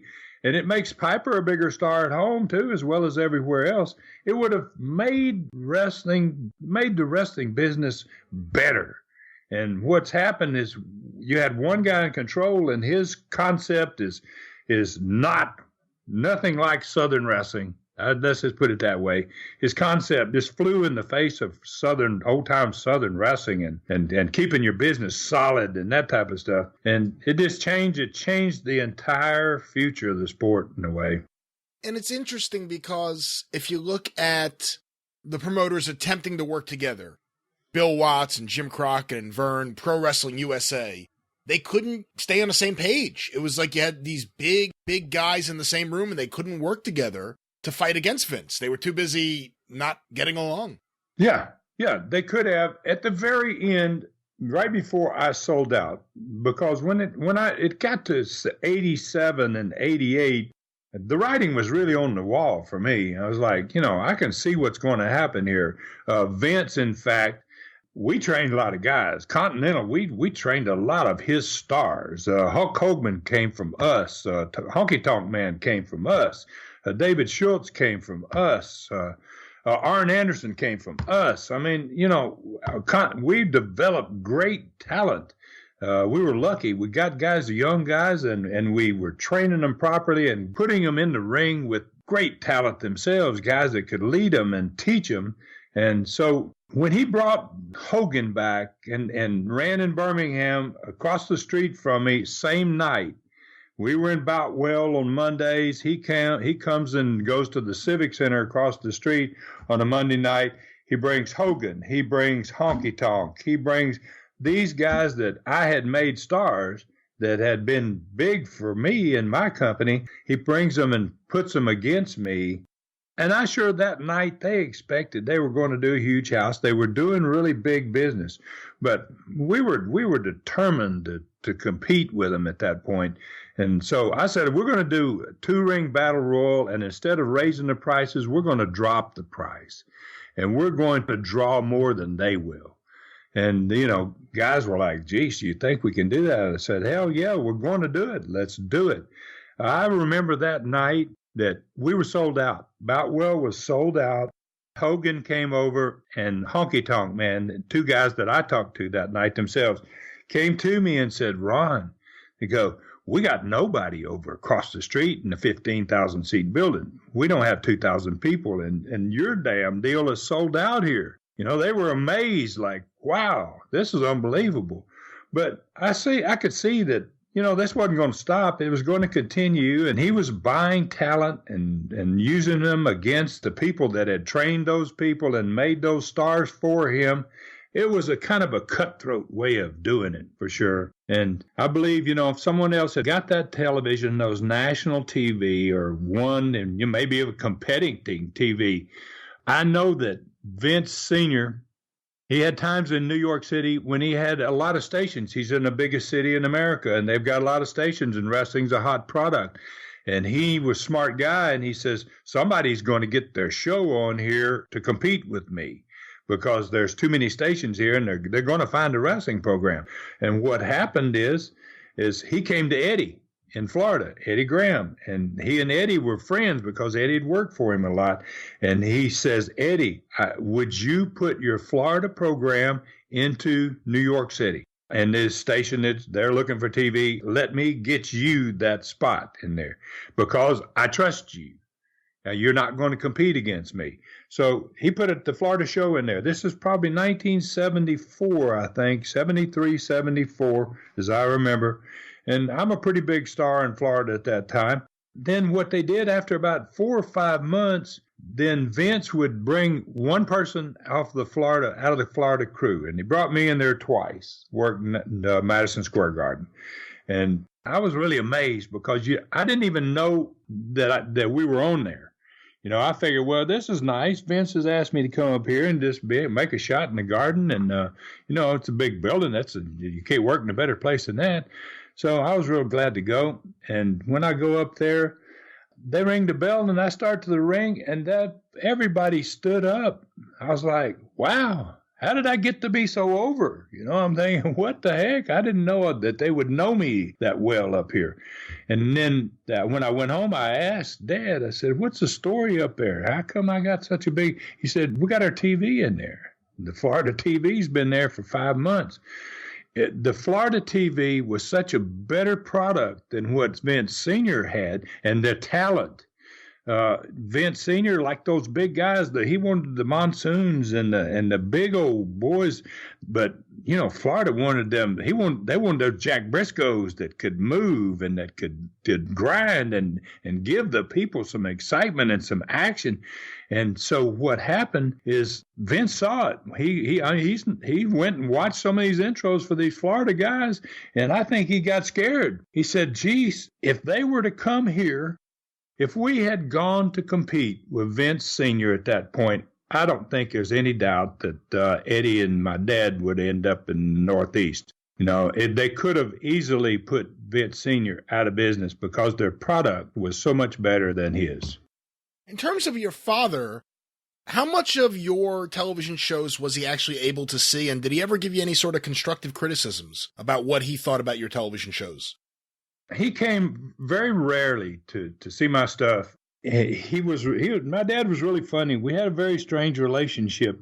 When I got my first business, I bought that territory from a guy named John Kazana. George, his brother, had owned before him, but John was the present owner of it. He's the one that had to warp your head off, old guy, and he had the, a bad program, and I made a deal with him. And the deal was at that point, it was a substantial amount of money that I paid. In fact, my dad gave me a lot of crap about it. He said, boy, you're stupid because, geez, you shouldn't have paid that kind of money. And I kept saying, Dad, they don't have anything there. If they're doing the business they're doing and with the product that they're trying to sell from, I said, I'm going to make that thing big, Well, you can't make it that big. And I said, well, I'll just show you. So he'd come and see me every once in a while. Sometimes he would come. He was training wrestlers on his farm and on the west side of Tennessee, in a little town called Bolivar. And he had probably 20 guys he would train. And every once in a while, he would bring them over. And I remember one night he brought them over, and it was winter time, and I'd only been there maybe about 8 months. It was snowing. And he came in the building late, him and all of his trainees, and we were sold out. And he was like, wow, guy. He goes, how did you sell out on a snowy, bad weather night like this? And the main event was me and Ron Wright. And he went and watched that match. And when I came back to the dressing room, he said, I'm sorry I asked you about how you sold out. He goes, I mean, you guys really got them. Y'all really got them. So he was pretty good about some things. He didn't offer much advice. I really believe that production-wise, my thinking was far beyond his. He did not focus on the production. He focused on the talent and the commentator. I focused on the commentator and the production. Obviously, you got to have the talent. If you don't have the talent, you're dead in the water anyway. But I had the talent. But our focuses were different. I don't think he ever complimented me on my show with the instant replay and the split screens and the personality profiles and all the little different things. Another thing we did that was really not being done too at the same time, Brian, is we did vidaphons. We actually put the names on the screen when we were talking about a card or a particular town. You not only heard it, but you saw it. And there's a great deal more effectiveness to that visual aspect as well as that being able to hear it. And I found out right away once we started doing that, and they put my little director that could walk on water, he walked on water for me. I went in one day and I said, I need a good background for this. And wham, within 10 minutes, he had me, I was like, wow, geez, Bill, you're unbelievable. And we put the names over it. We put the music behind it. Les did and so-and-so in Johnson City or whatever. Here is this main event. And so it was working. And that's another thing that I used to tell those guys when I came up from the NWA meetings. I would try to teach them about, you can do this vidaphon. Rather than just having your guy sit there at the desk kind of deadpan and read off who's going to be in such and such town, and there's no visual there. I said, you just cut a visual in the background and then you make something out of nothing. And so he liked that. He saw the good in some of that stuff, but he didn't really offer me a whole lot of stuff. Dad was really They brought his guys another time, which was really, to me, a great event for him and his boys. He rented a bus and actually brought, I guess, probably 20 guys. And it was a triple world championship that we had in Knoxville, biggest crowd they ever drew in the Coliseum to this very day. And it was me and Harley on top, and Jimmy Golden and Nelson Royal for the World Junior title. There was a World's Lady title. There was, below that was Ronnie Garvin and Mongolian Stomper and Robert and, Tony Charles. Tremendous crew.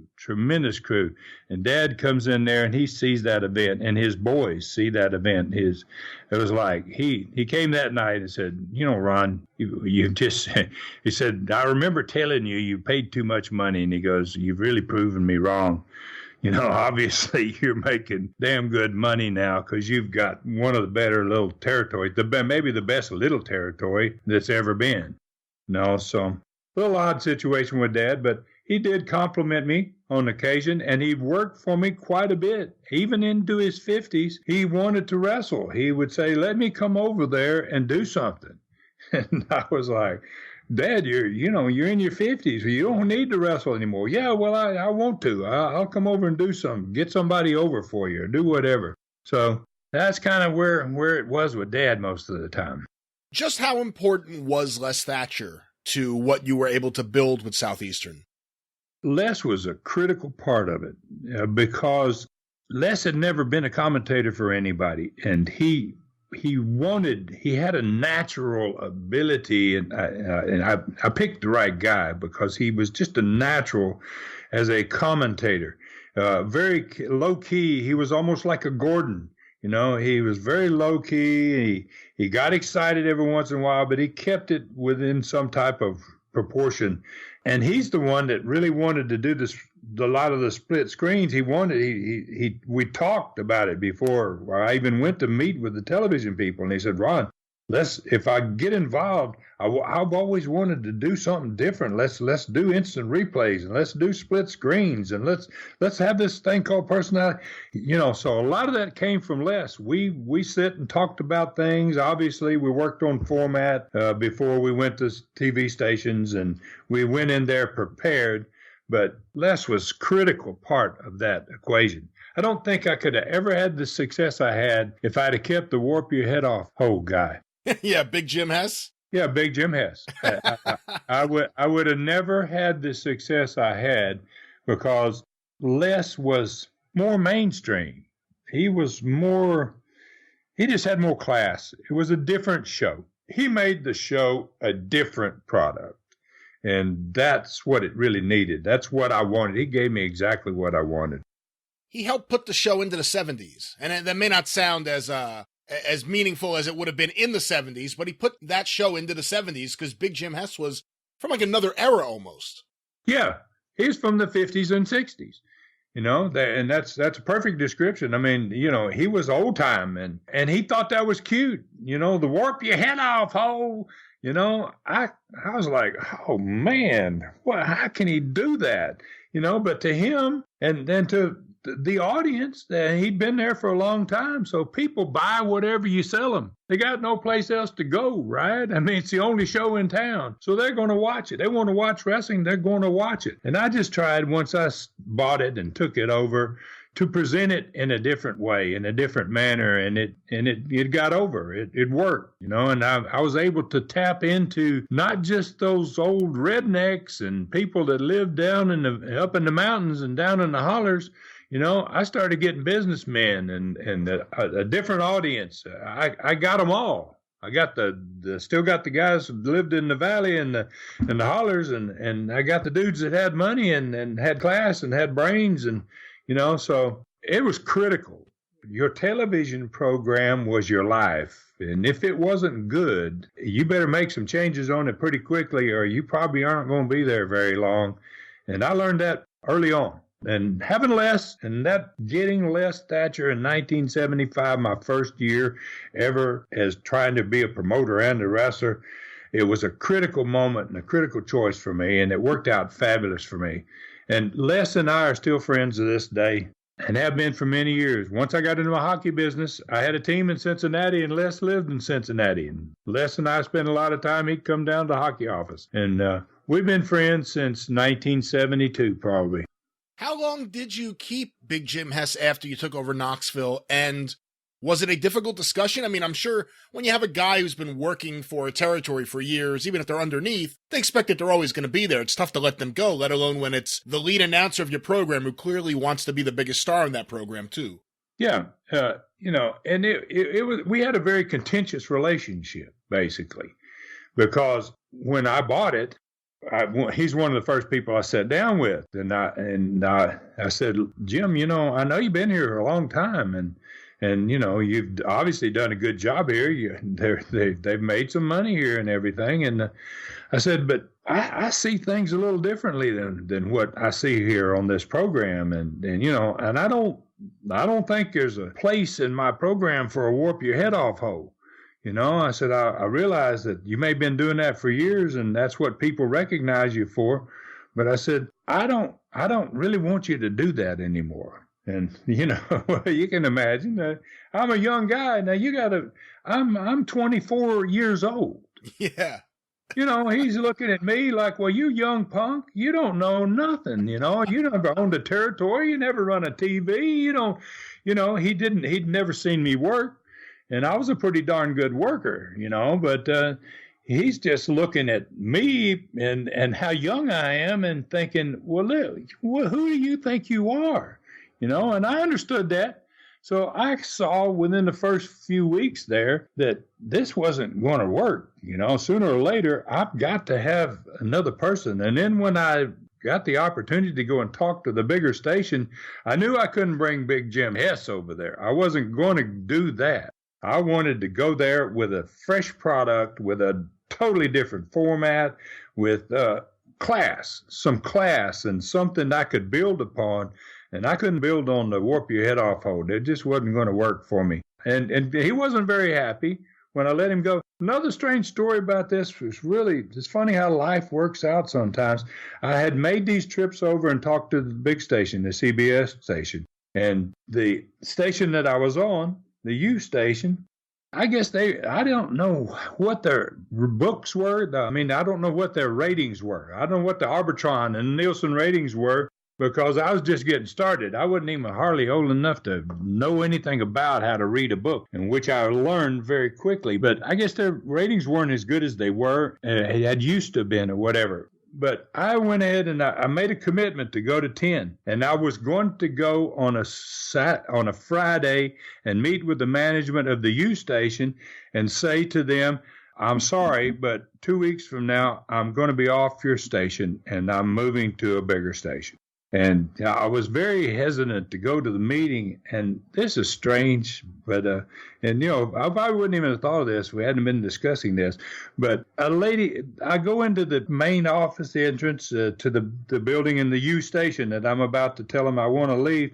And she says, Ron, could you come here for a minute? I go over there, and she says, Mr. So-and-so, I can't remember his name now, program director, general manager, whichever position he was, said to give you this letter. And so I sat down. I've got a meeting. I'm waiting on meeting with them, and I opened the letter. And the letter, it gives me a notice. It says, 2 weeks from now, you're finished here. And I was about to go upstairs and say, 2 weeks from now, I'm gone. It's like, I looked at it, I was like, gee, my knees, how could this have happened? What a coincidence. So it was a really smooth transition. There was no hard feelings. I went on upstairs, and I didn't even tell them I was going to the other channel. I said, guys, I'm sure sorry to hear about this, that you couldn't keep me, but I'll be all right. I'll make it. And then 2 weeks later, I'm over there on the house, man. It was a little strange. Hey, you brought up Joe LeDuc earlier. I'm curious because I know you got to see him in Florida when you were working there, and of course he worked for you later on. What did you prefer, Joe LeDuc as a babyface or Joe LeDuc as a heel? Joe LeDuc, he was a tremendous talent. Joe could go both directions. I preferred him as a heel. Joe LeDuc was not a pretty guy. You know, Joe didn't have any pretty attributes to him, but Joe would give more for the business than most any guy I've ever seen. He did things like, I mentioned his personality profiles. I remember one day we put him on a personality profile, and he was working an angle with Stomper, the same angle before he screwed up his neck. It was the early parts of the angle. And he said on there, he came to personality profile, and it's just him and Les Thatcher, and they sit in front of a set, and it's a low-key deal. And he brings an axe to the deal, and he sets the axe down on a little table between them. And he never talks to me about it. I don't know what he's going to do. I figured they're just going to have a little 5-minute conversation here. And then Joe, about 4 minutes into the deal, he says, you know, I'm willing to bleed. I don't care. He goes, I'll do things to win that most people wouldn't even dream of doing. He goes, in fact, he says, I'll show you just what I'm made of. And he picks up that axe and he puts it on the inside of his forearm. And they get a close-up. So I see he's putting it. I'm like, what is he doing? I said, get a close-up. And so Kincaid zooms in there, and he cuts into his forearm from one side of the inside of his forearm to the other. The blood's running off both sides of his arm. I'm like, gee, my knee, wow, what is he doing? That's the type of guy Joe was. He gave his heart and soul to you, and he just would do anything to get over. And I really believed he was probably more effective as a heel. But as the wrestling business has always been, if you can get yourself over as a heel, you're going to be a huge star as a babyface. That's always been what I've seen. That's what my deal was. When I went to Knoxville, I had never healed. I'd been a babyface for my entire career, and I went in there and I looked at my talent. I had some pretty decent babyfaces, but I didn't have a good heel. And without a good heel, you're not going to go very far. So I had to say, I'm going to be the heel. I'm going to change my deal. I got to learn how to heel. And I did, and I got over tremendously there. I went to Memphis, and for a year I worked for Jarrett on top as a heel and got over and drew him a lot of money. And when I switched to Knoxville, it was just like Dusty switching in Florida in 1974, I guess it is. Yeah, 74. Blew the roof off of it. I mean, I never saw a territory go on fire like when Dusty turned. And he'd been there. He'd been in Florida for 10 years as a heel and never been a babyface. And, you know, when you get that heat and they get to hate you, somehow they start to build a respect for you. I know it's hard to describe, I think, what happens in people's minds, but they hate you, but they gotta love you in a way. They go, dang, the guy's really good, you know? I mean, I wish so-and-so could whoop his ass, but he's just good, you know? And then when you do that switch, if you do it properly, they did it properly in Florida. When I turned, we did it properly. We did it in a way where it really made sense, and the people wanted it. They were begging for it. They want you. They see it coming. I did the same thing in Memphis for them. I healed for them for a year. They brought Rob in there, and they had Australian boys, Bill Dundee and George Barnes and Johnny Gray, 3 Australian kids. The young guys, diggers, man. I mean, hard-working son of a guns. And they brought Rob in, been a babyface in Memphis for years. And he went out there, and it was against one of them, and the second one come in and beat the hell out of him. And I stood in the back as a heel and watched it. Didn't go help my own brother. Talk about heat. I mean, they were like, the crowd was like, you son of a bitch. You know, go get up there, help him. Yeah, you couldn't exactly hide. Yeah. And I didn't. I did it on purpose. Yeah. You know, I went out there and I wanted them to see me, that I wasn't going to go help him because it was going to make more heat for me. It was just going to make it hotter for me. So they did a 2 or 3 week program with just Rob, and he bled every night, all 3 weeks, and they gang up on him 2 at a time. Sometimes the third one would come. And then they brought Dad in. And Dad says, you know, I got one son who's a great kid. Robbie's a great guy, got a good heart. And I got another son. I don't know what the hell's wrong with Ron, you know. He goes, but I can see what's happening to Rob, and I can look at his face and tell he needs some help, by golly, and somebody to back him up. And by God, that's what I'm here for. So now they got a tag situation. They got two of those guys against Rob and Dad.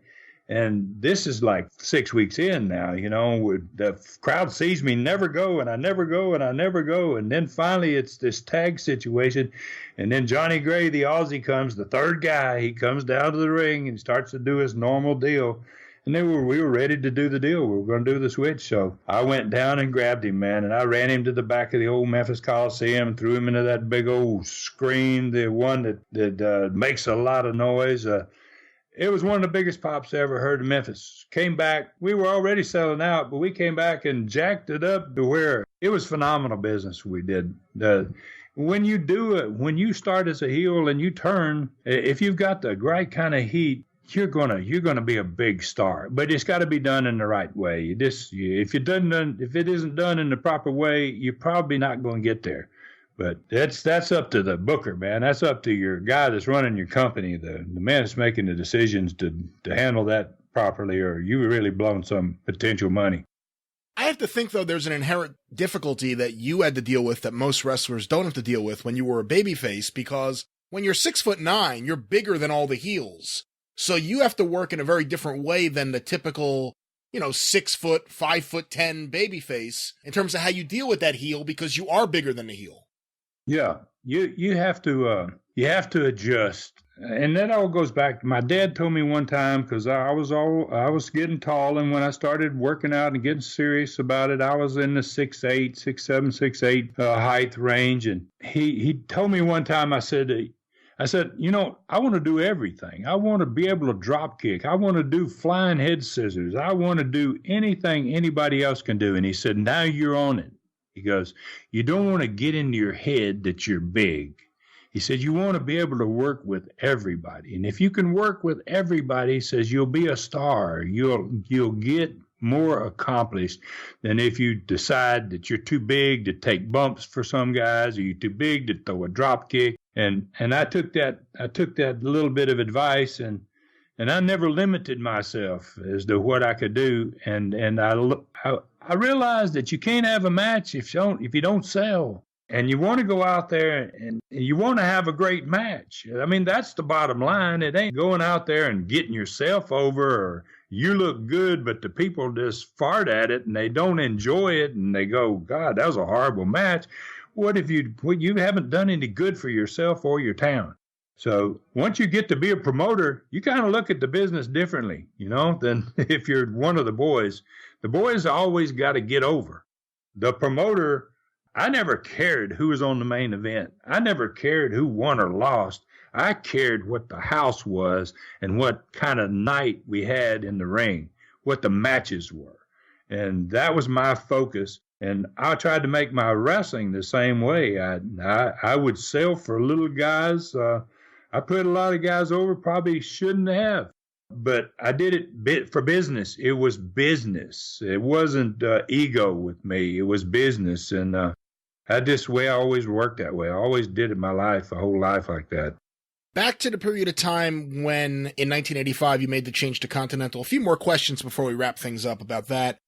Gordon Solie, it would appear, had a rough few years. In 83, you see Barnett pushed out of Georgia. You see Ole in charge. And then in 84, Dusty leaves Florida to become the booker for Jim Crockett. Vince McMahon takes over the TBS time spot. That's the end of Gordon Solie hosting Georgia Championship Wrestling. He hosts the Ole Anderson promotion for a little while, and then when Jim Crockett gets that time spot in the spring of 85, he comes back without Gordon, who was still really popular with those TBS fans. Eddie Graham dies at the beginning of 1985, and it is shortly after this that you bring Gordon into Continental. Now, you had always had Les Thatcher, you had Charlie Platt. What made you decide at this point in time to bring in Gordon, someone who you have known since the beginning of your career? What made you decide to bring him into Continental?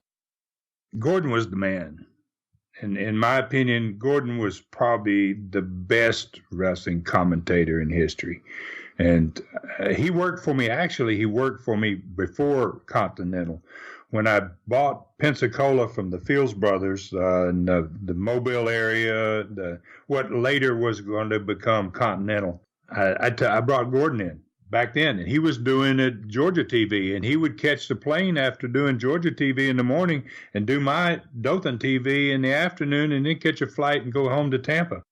He was doing a lot of shows back in those days, quite a few shows. And when it came time to do Continental, now, we talked about how important your commentator is, how important your production is. We're about to take a studio show and turn it into a Vince production. We're going into a big building and with a big set on the stage and a quality crew, 8 cameras, 7-8 cameras, a really big-time production. I wanted the best.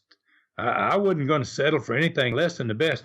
And the great thing about it is Gordon and I had a phenomenal relationship. From day one, when I came out of college at the University of Miami and finally started in Georgia for 3 months, but when I went to Florida in 1970, Gordon really took a liking to me.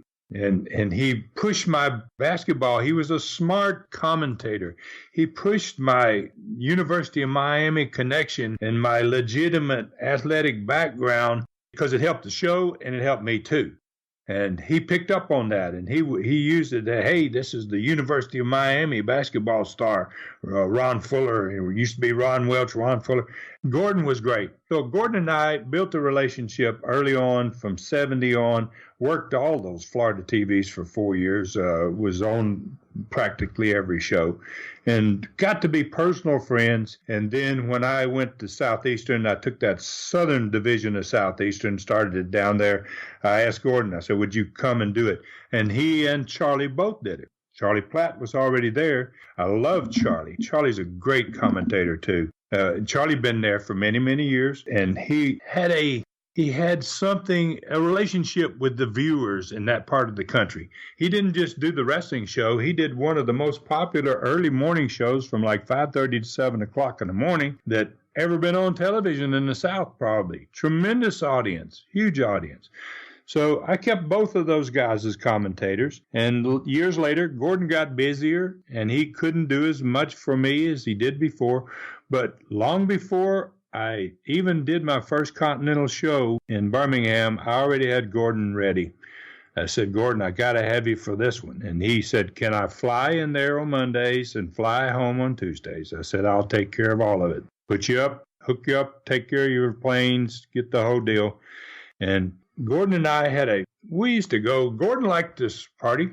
Gordon liked to have a few drinks after he had worked. You know, he worked his rear off and he did a phenomenal job. And we used to go and have a couple of beers together. And I loved Gordon Solie. He meant more to me than just an employee. He was a personal friend and deeply loved Gordon. And I had to have him for my Continental show. Couldn't have done it without him.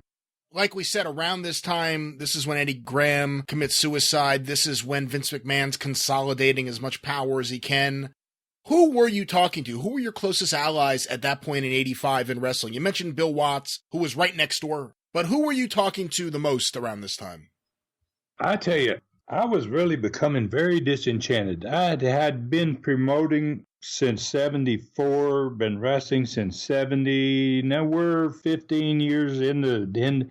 When you own a company and you're trying to be the promoter and the wrestlers on most of the cards, it's a grind. And I was beginning to a little bit kind of down and wear out. And I was losing some of my zest for the business and the job and everything.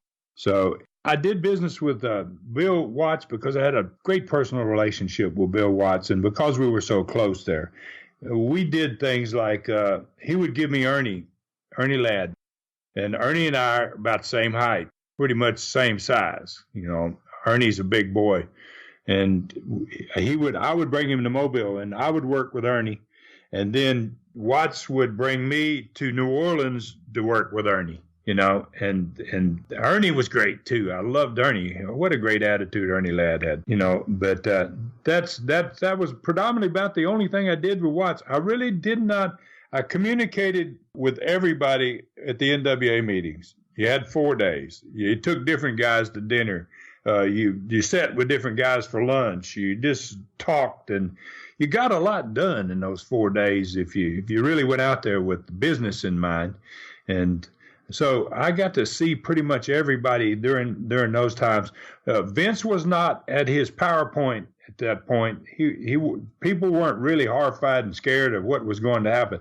Later on, toward the very end, I was making trips to Vern in Minneapolis, and Vern and Jarrett out of Memphis, Devon Eriks out of Texas. They were trying to put something together to fight Vince. And I was on the edges of that, but I was really at that point pretty much saying, I don't want to fight this battle. What's coming here, guys? I used to tell them, what I see, guys, ain't good. I don't see you being able to compete. And the way he's doing it, I don't believe you're going to win. You're not going to be here. And I sold my company because I just felt that if I didn't sell it, it was going to just fall apart and disintegrate anyway. And you sold off the South portion and kept Knoxville originally, correct?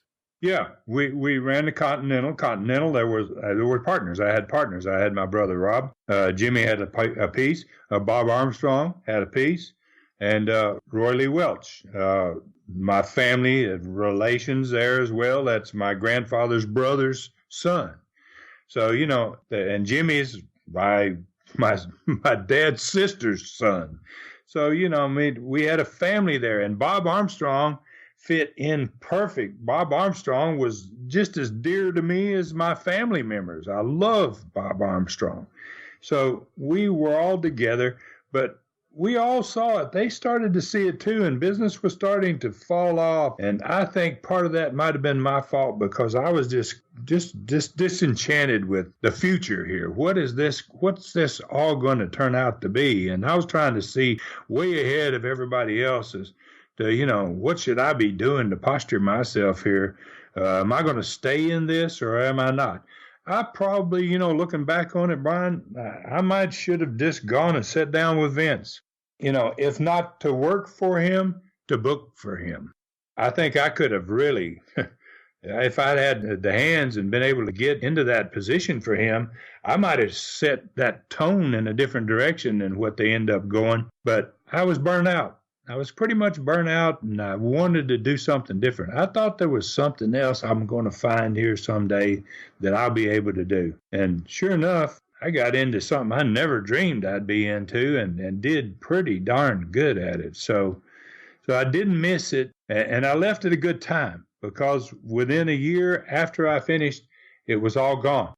So when we sold Continental, we basically sold just everything south of Tennessee because that relationship with me and Tennessee, it was always my town, basically. Knoxville was mine by itself. I started as a young guy and built that sucker myself.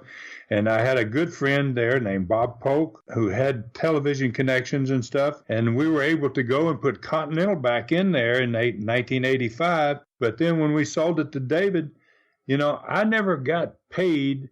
Jim Barnett and Fred Ward bought Knoxville from me. They were the original buyers of Knoxville when I left Knoxville and went to Pensacola. And later on, we would go back to Tennessee when nobody can follow us. That was 1979. And for 5 years, Blackjack Mulligan came in there and ran it. Ric Flair was involved in it. A lot of different people came and tried to follow what we did in Knoxville, and no one ever could. It just never drew for anybody. And then we went back in 1985 with Continental and duck all of us back. The stars that had built it, Rob and Jimmy and Bob Armstrong and me. And it just like, it was like a homecoming. And the first night we went to Coliseum, we sold the sucker out. They couldn't draw 2,000 people, and we sold out because it was like they never forgot us. And we were been gone for 6 years. So they were so eager and on fire to say, God, look, the Stud's coming back, and Rob's coming back, and Jimmy's coming back,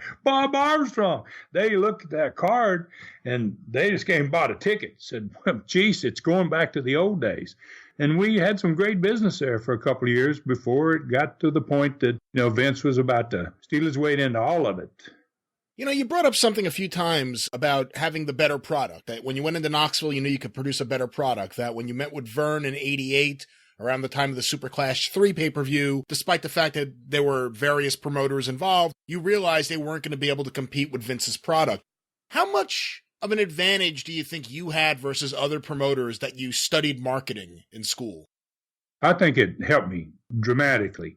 Not only that, but I studied from the master. My dad was the greatest marketer in the history of sports. The old Wrestling King of Sports logo, the ones that the New Japan uses to this very day, that came from my dad in 1954 in Mobile, Alabama. He's the first guy to design and create that Wrestling King of Sports logo. And Dad used it everywhere. When Dad went to promote, he used billboards, he used buses, he used taxi cabs, he used cards.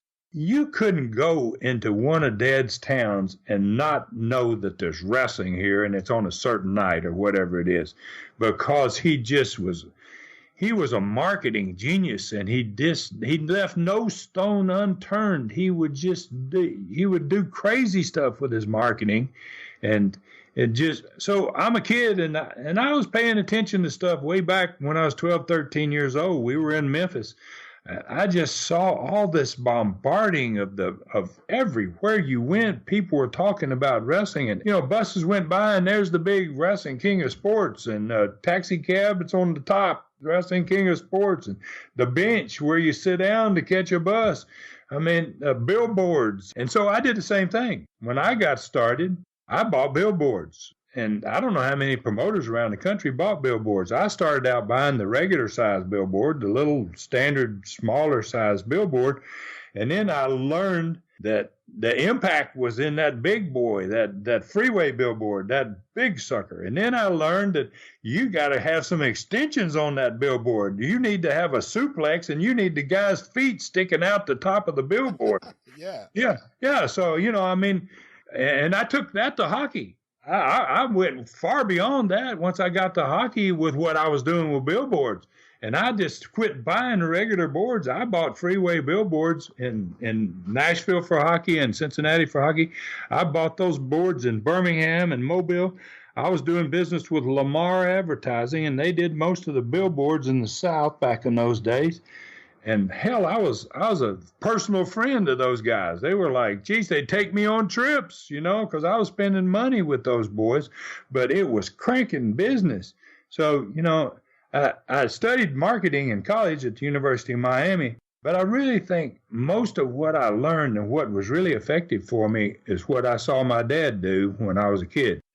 To the right of you, while Continental's up and running, is Jim Crockett Jr., and what had formerly been Mid-Atlantic Wrestling would now become, most people just call it the NWA, but Jim Crockett Promotions' version of the NWA on national TV. What was your relationship like with Jim Crockett Jr.? I had no relationship with Jim Crockett Jr. It's really funny. I don't know that I ever met Jr. I met his dad. I knew Jim Crockett Sr.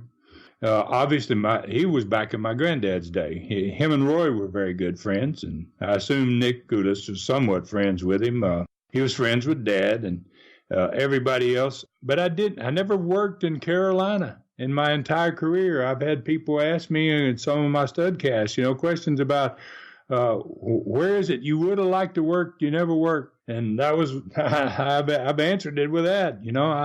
That's a great territory. It was a well-run business. Those guys did good business. They had good talent. They had a good program. They had it going. They were a really good company. Well, we were side by side. Never had a problem. Never had a problem with Jim Sr. or Jr. Didn't really know Jim Jr. that well. But I know they ran a great business, and I could tell that when I met Flair, when I was working St. Louis a lot, 73, 74, every other weekend when St. Louis ran, I was on all those cards.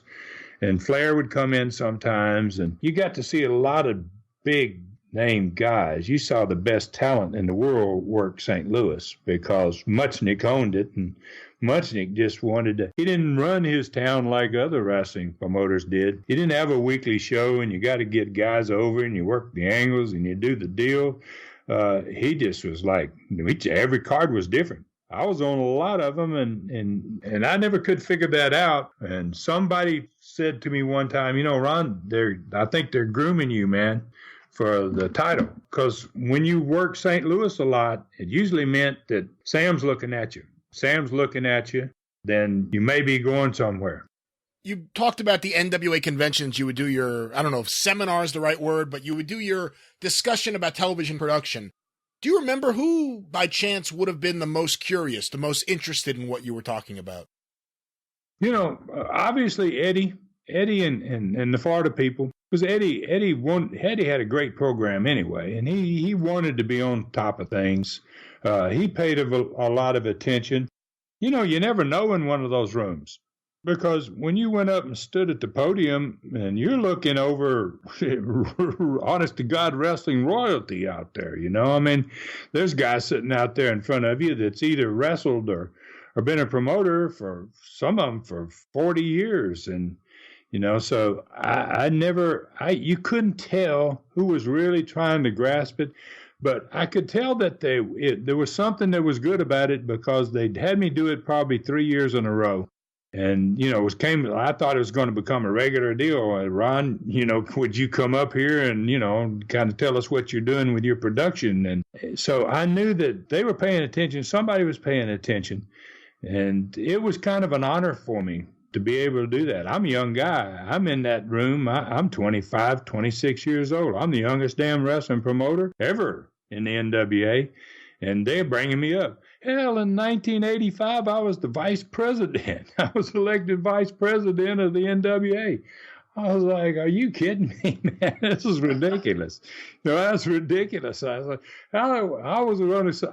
my name was brought up, and they're, yeah, everybody's, yeah. And I'm like, oh, are you kidding me? They're not going to do this. And they didn't. But there was a heck of an opportunity for me. If you were in the wrestling business, you needed to be at that, because you had an opportunity to talk with everybody that meant anything in the sport from all over the world. They come from England. They come from Australia. They come from Japan. They come from Mexico. They're out of Canada. I mean, it's like they're from, and you get to shake those hands and be recognizable to them and then be recognizable to you. It couldn't have done anything but benefit me. And I always took those NWA meetings to be extremely important. I didn't go there to drink and gamble and to have a good time. I went there to get something done. I wanted to come out of there 4 days later and get that plane going home and feel like, well, man, you may have accomplished something here. I think you've helped yourself. And that was what was important to me. It was a business meeting, man, for me, and one of the most important you could go to. I just recently saw a picture of you at one of the conventions. It was you and David Von Erich with Jim Barnett. Yes, that's a great picture. And David and I, that's the first time I ever met David, was at that convention. We actually went, my wife and I and him and his wife went to see Siegfried and Roy show. Really? Yeah. And sit down really close. And I'll just give you this little story. This is kind of freaky in a way, but that was a great show back in those days. I don't know if you ever saw that show, but that was a pretty amazing show. And they brought out elephants. And they had the ballroom is set up big, and we're right down front because Barnett helped us get tickets. Barnett knew everybody. Barnett was a very influential dude. And, he said, David, you and Ron want to go to see Siegfried and Roy? Yes. So you take your wives. These were great tickets. The tickets were, we're almost on the stage with them, right? And they've got this platform that walks off the stage and goes out toward the crowd, and then it circles around and it comes. So they brought the elephants off the stage and walked them through that area. We're sitting right next to where these elephants are walking. so close that then the elephant stops. And I remember David sitting across the table from me. The elephant stops. He's close enough I could reach out there and touch the elephant's leg. He's that close. And they stands up on his back legs, right? Gosh, and I've never felt so in danger in my life. I was like, if this son of a gun falls here, we're all dead. It's just going to kill us all. And turns out it might not even have been a real elephant. I'm serious. I mean, parts of that show was absolutely phenomenal. The elephant standing there beside me, I could smell him, and he disappeared. It's like, oh my, no way. I mean, I could have touched him. I could see the hairs on his legs, and he disappears. It's like, but that was my experience with David. I don't think I ever got to spend any time with David after that. But we spent a lot of time together that one NWA meeting, and I never really got to know those boys nearly as well as my brother did. Now, my brother worked a lot with those guys out there in Texas with Kerry, and him and Jimmy were big in Texas. They were doing pretty good out there for those guys in Texas. And I never had that opportunity to work for the Von Erichs, but I'm really glad I had the opportunity to meet David. He was a really great guy. He was a wonderful guy. Just a few more questions, Ron, and I know I said that about a half hour ago, so I apologize. But first of all, in terms of, I know Bill Watts in early '86 did what you did. He turned Mid-South Wrestling into the UWF and brought it from the Irish McNeil Boys Club, which was a studio-ish kind of taping, to the big arenas. I'm curious because I know I've heard it from his end, but for you, when you do that, when you go and you take it to the big arenas in '85 as Continental, how much did the production cost skyrocket?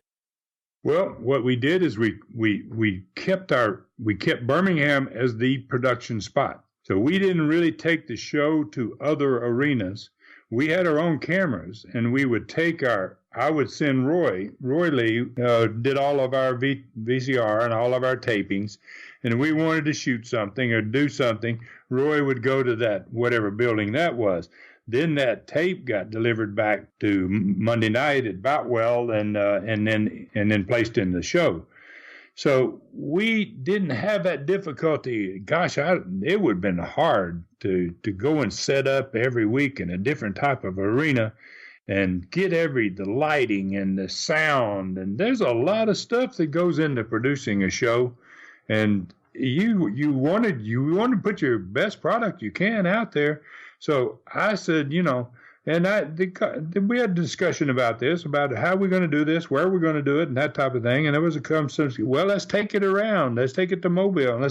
And I said, guys, for one thing, the company that's doing the program is in Birmingham. And they've got to drive 4 or 5 vans and all their employees and all that equipment and everything.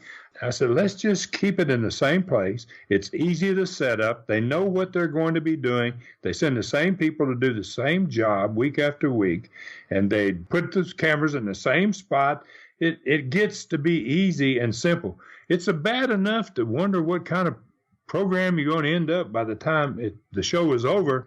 What's going to be good and what's not going to be good. You really don't have time to worry about, gosh, am I going to have bad sound through this whole program?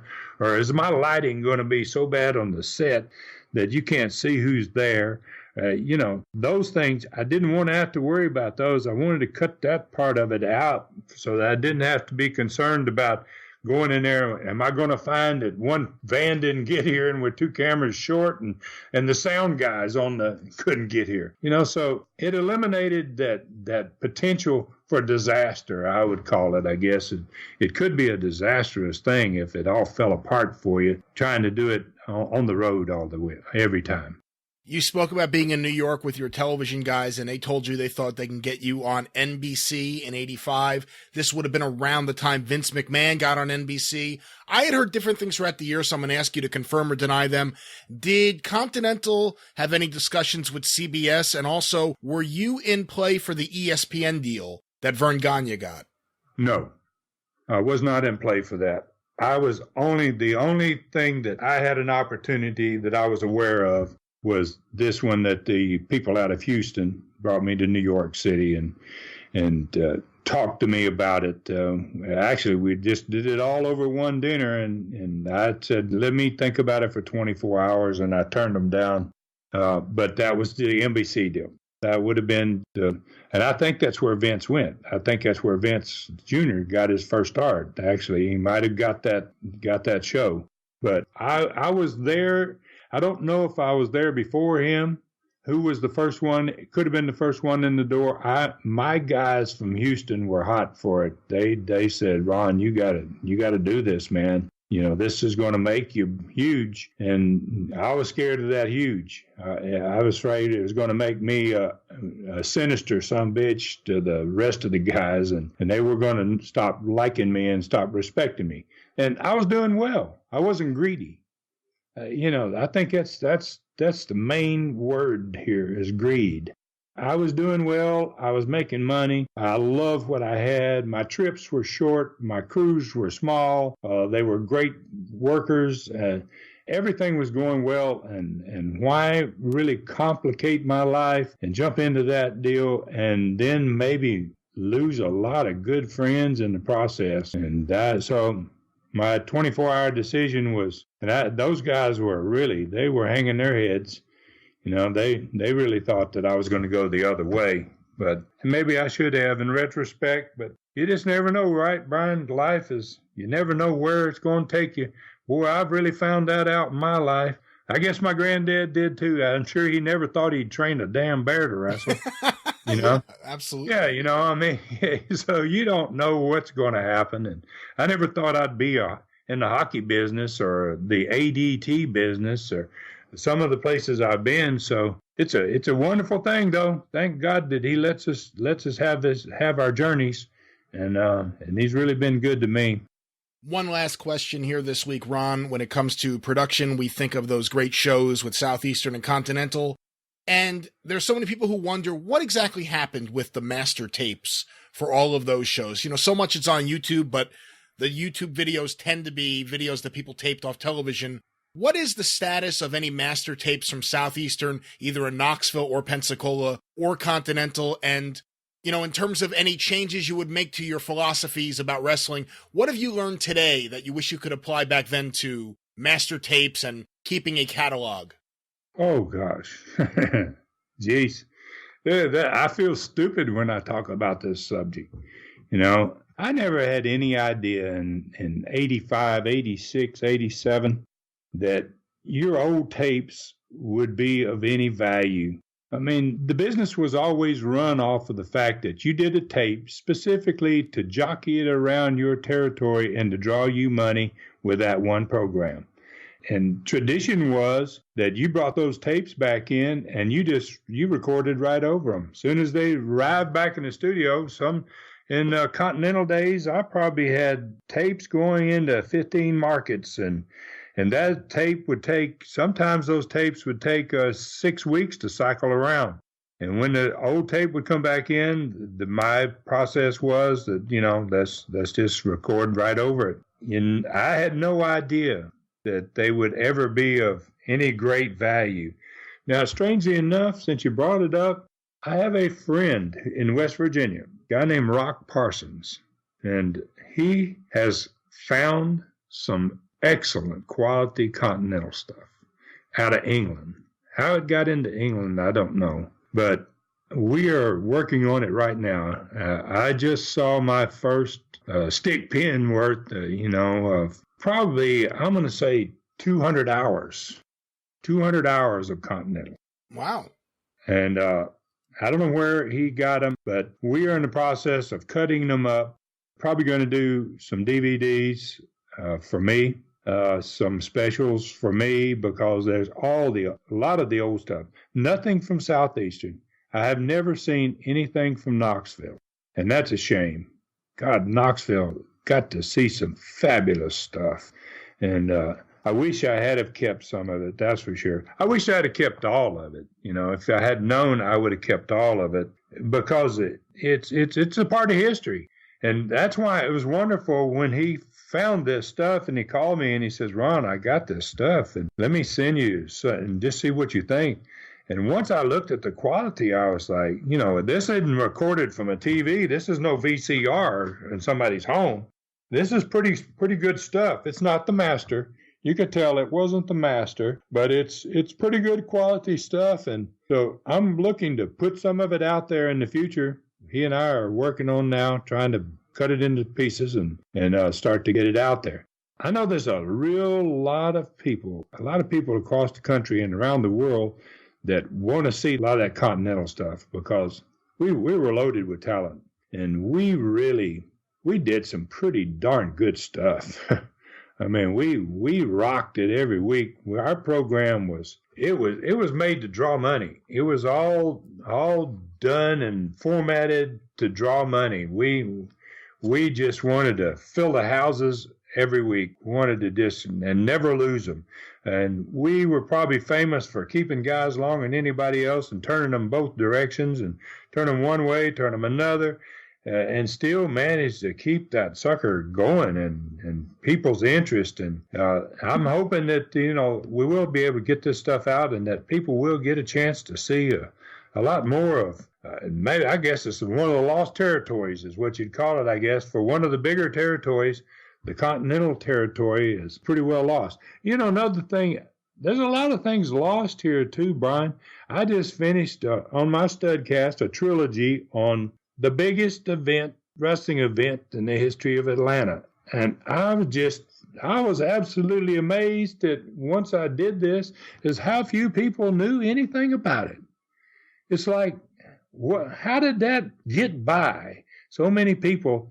That big Ponce de Leon show, so I'm finding that, there's a lot of missing history to our sport. That's right. That's exactly right. And that's what we're trying to do here. You try to do what you can. And, I know all the negatives I've heard from people about what the dirt sheets did to wrestling, but in so many ways, what we have today in terms of wrestling history that's known is because that story in the dirt sheets got around to other fans and more people got interested in wrestling history. And right now we're kind of in a golden age of wrestling historians being able to do research because there's newspapers.com. I've seen so many newspaper clippings of your father just recently from people who go on newspapers.com and they pull up all sorts of interesting information. I saw some stuff about your grandfather too.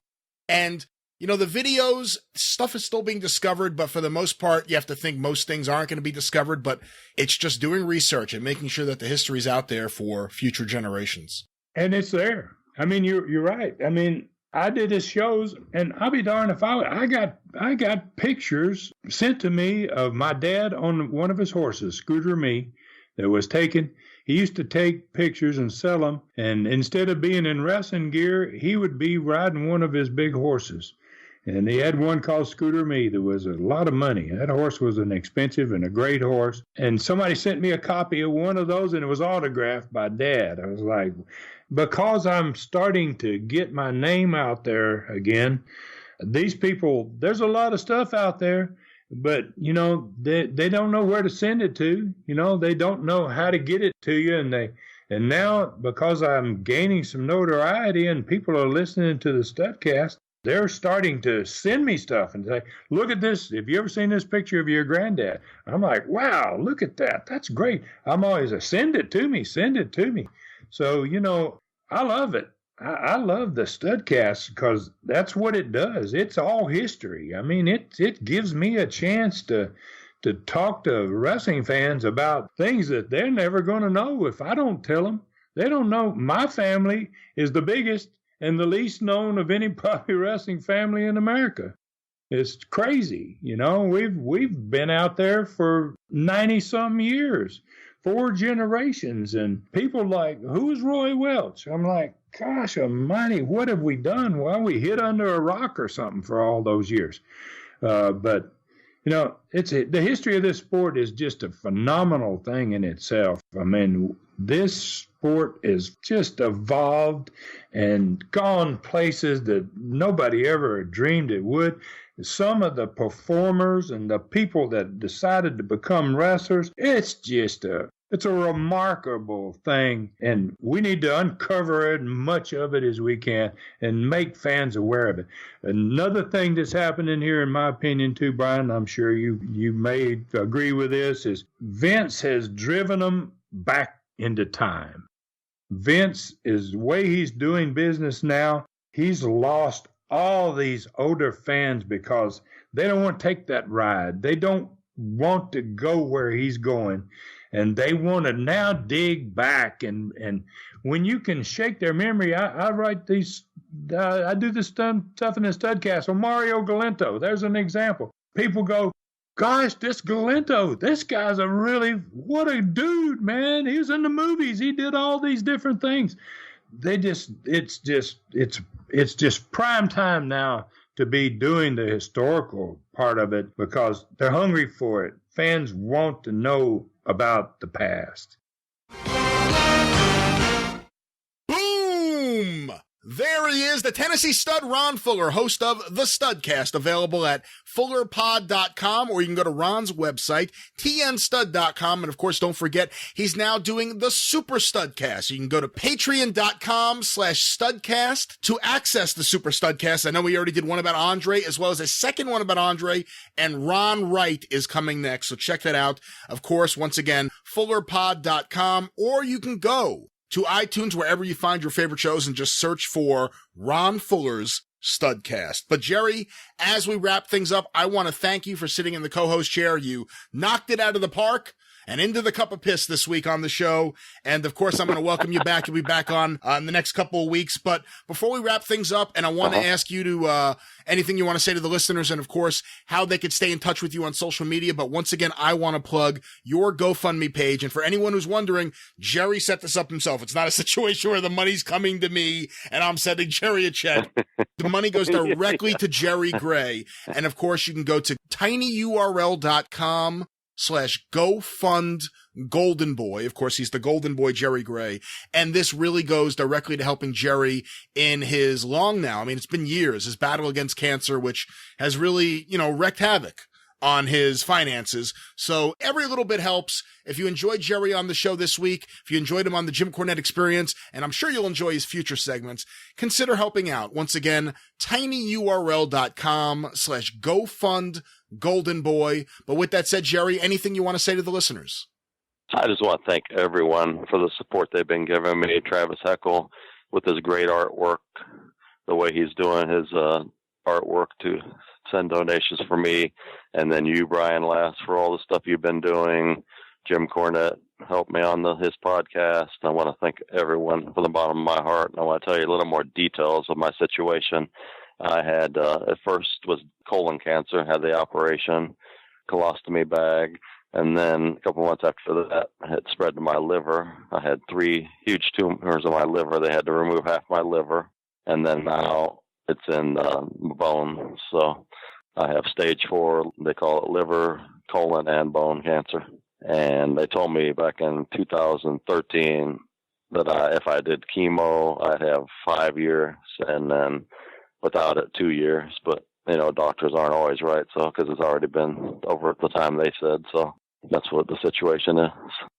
And I had a lot of shows doing real good up until this happened, and then it just takes so much out of me to even go to a show they just had right here in Orlando, like 20 minutes away. I couldn't even sit there for 2 hours barely. I was half dead after that. But I can't do it like I used to do. That's all I've done since I was 17 years old, and I miss it. But I really appreciate all this, all the memories it brings back doing these podcasts with you, Brian, and I love telling the stories, and that was just a sample of some of the stories. I have so many. Thank God I do have a great memory still. I don't have much, but I have my memory, and I love the business more than anything in the world, and I thank you again, everyone. Now, we are very happy here at this show that the doctors were wrong, and we hope that you'll be with us for a very long time, Jerry, and you will always be welcome here on this show. And, it's one of those weird things, we brought it up last time, was just that it's so interesting that you and we traded tapes years and years and years ago, and all these years later, here we are connecting again, and it's my pleasure to do what I can, whatever little bit that has been, to help you out, and I hope everyone else does. Once again, tinyurl.com/GoFundGoldenBoy. And you'll be hearing a lot of Jerry on the show in the coming weeks. But as we wrap things up, of course, you can stay in touch with the show on Twitter by going to @605pod. You can follow me on Twitter @GreatBrianLast, and you can follow the Arcadian Vanguard Podcast Network on Twitter @Superpodcasts. On Facebook, you could join our online Facebook community at facebook.com/superpodcast. You get to see the Travis Heckle artwork, vote for the top 10, which will probably be on next week's episode, get show updates, communicate with other listeners of the show, and so much more. Whenever I want feedback, I go to facebook.com/superpodcast. Also, the best way to communicate with the show, if you have a private message you want to send in, that's usually the best way, facebook.com/superpodcast. And of course, if you like that page, and you really have to, you're welcome to join the Mothership Facebook group. It's a group for everything off topic from the show. You could talk about the show, but you could talk about current wrestling, past wrestling, sports, music, movies, anything else, as well as communicate with a lot of the people you hear here on the show, including Golden Boy Jerry Gray. You can go to facebook.com/groups/superpod talk. And again, you have to be someone who likes the Facebook page already to join the Mothership group. I mentioned it earlier, tinyurl.com/superpod Amazon. Give that link to everyone you care about and love and tell them to use it as much as they can, especially for Valentine's Day, which is coming up. By using that link, you support this show without spending any more money than you normally would. And we, of course, always really appreciate it. tinyurl.com/superpod Amazon. Of course, if you want to buy 605 Super Podcast show merchandise, t-shirts, we have the logo t-shirt in black, in gray, the Yo Mamba 605 shirt, our polo shirts, stickers, magnets, and so much more. And actually, a few sizes just went out of stock earlier today, so they're back on order. We should have them in the next couple weeks. And we have a couple of new shirts on the way pretty soon, including, by popular demand, the first Arcadian Vanguard shirt. You can get information about all of that and so much more, and make any purchases you want to make by going to tinyurl.com/superpod store, the official online store for the 605 Super Podcast. If you enjoy this show and want to make a donation because you realize we're not putting tons of ads everywhere, we're doing this because we want to do the best wrestling podcast there is with integrity, then consider making a donation to the show. You can go to Patreon and make an ongoing monthly donation by going to patreon.com/superpodcast, or you can make a one-time donation at any time by going to paypal.me/superpodcast. Thank you to everyone who has, in the last week, made a $6.05 donation. They usually come in bursts, and it always makes me smile. So thank you to everyone who's been supporting this show. There's a lot going on. I have a new baby that'll be on the way pretty soon. We actually thought it was coming a little earlier than we expected. We had a few days of wild and craziness. So every little bit helps. If you enjoy this show, consider supporting it. iTunes. You can, of course, subscribe on iTunes. And if you listen to us there already, please consider writing a positive review and leaving us a 5-star rating. It really does help the show out. And it would help us out, too, if you go through some of the other positive reviews and just give them a thumbs up. That also helps the show out. Of course, you could do that at iTunes. But if you don't want to use iTunes, you could access any episode, all episodes of the show, at 605pod.com. That's also the place you can go to access our RSS feed. The 605 Super Podcast is sponsored by our friends, the wrestling fans at Ramsor Records, ramsorrecords.kungfustore.com. Use the promo code 605 at checkout and save 20% on all purchases, including David Childers' album, Run Skeleton Run. For upcoming dates of David Childers with Kyle Petty, go to davidchilders.com. You can access all the many shows from the Arcadian Vanguard family of podcasts by going to iTunes, Stitcher, Podcast Addict, or wherever you find your favorite podcasts, including Breaking Kayfabe with Baldwin and Barry at baldwinpod.com, or again on iTunes and everywhere else, Scott Bowden's Kentucky Fried Wrestling at kfrpod.com, or Ron Fuller Studcast at fullerpod.com. If you want to send anything into the show, you can by sending it to the 605 Super Podcast, P.O. Box 1242, Morristown, New Jersey, 07962. That's the 605 Super Podcast, the Mothership! P.O. Box 1242, Morristown, New Jersey, 07962. The 605 Super Podcast is a production of the Arcadian Vanguard Podcast Network. For the Golden Boy Jerry Gray, I'm the Great Brian Last. Until next week, tally-ho!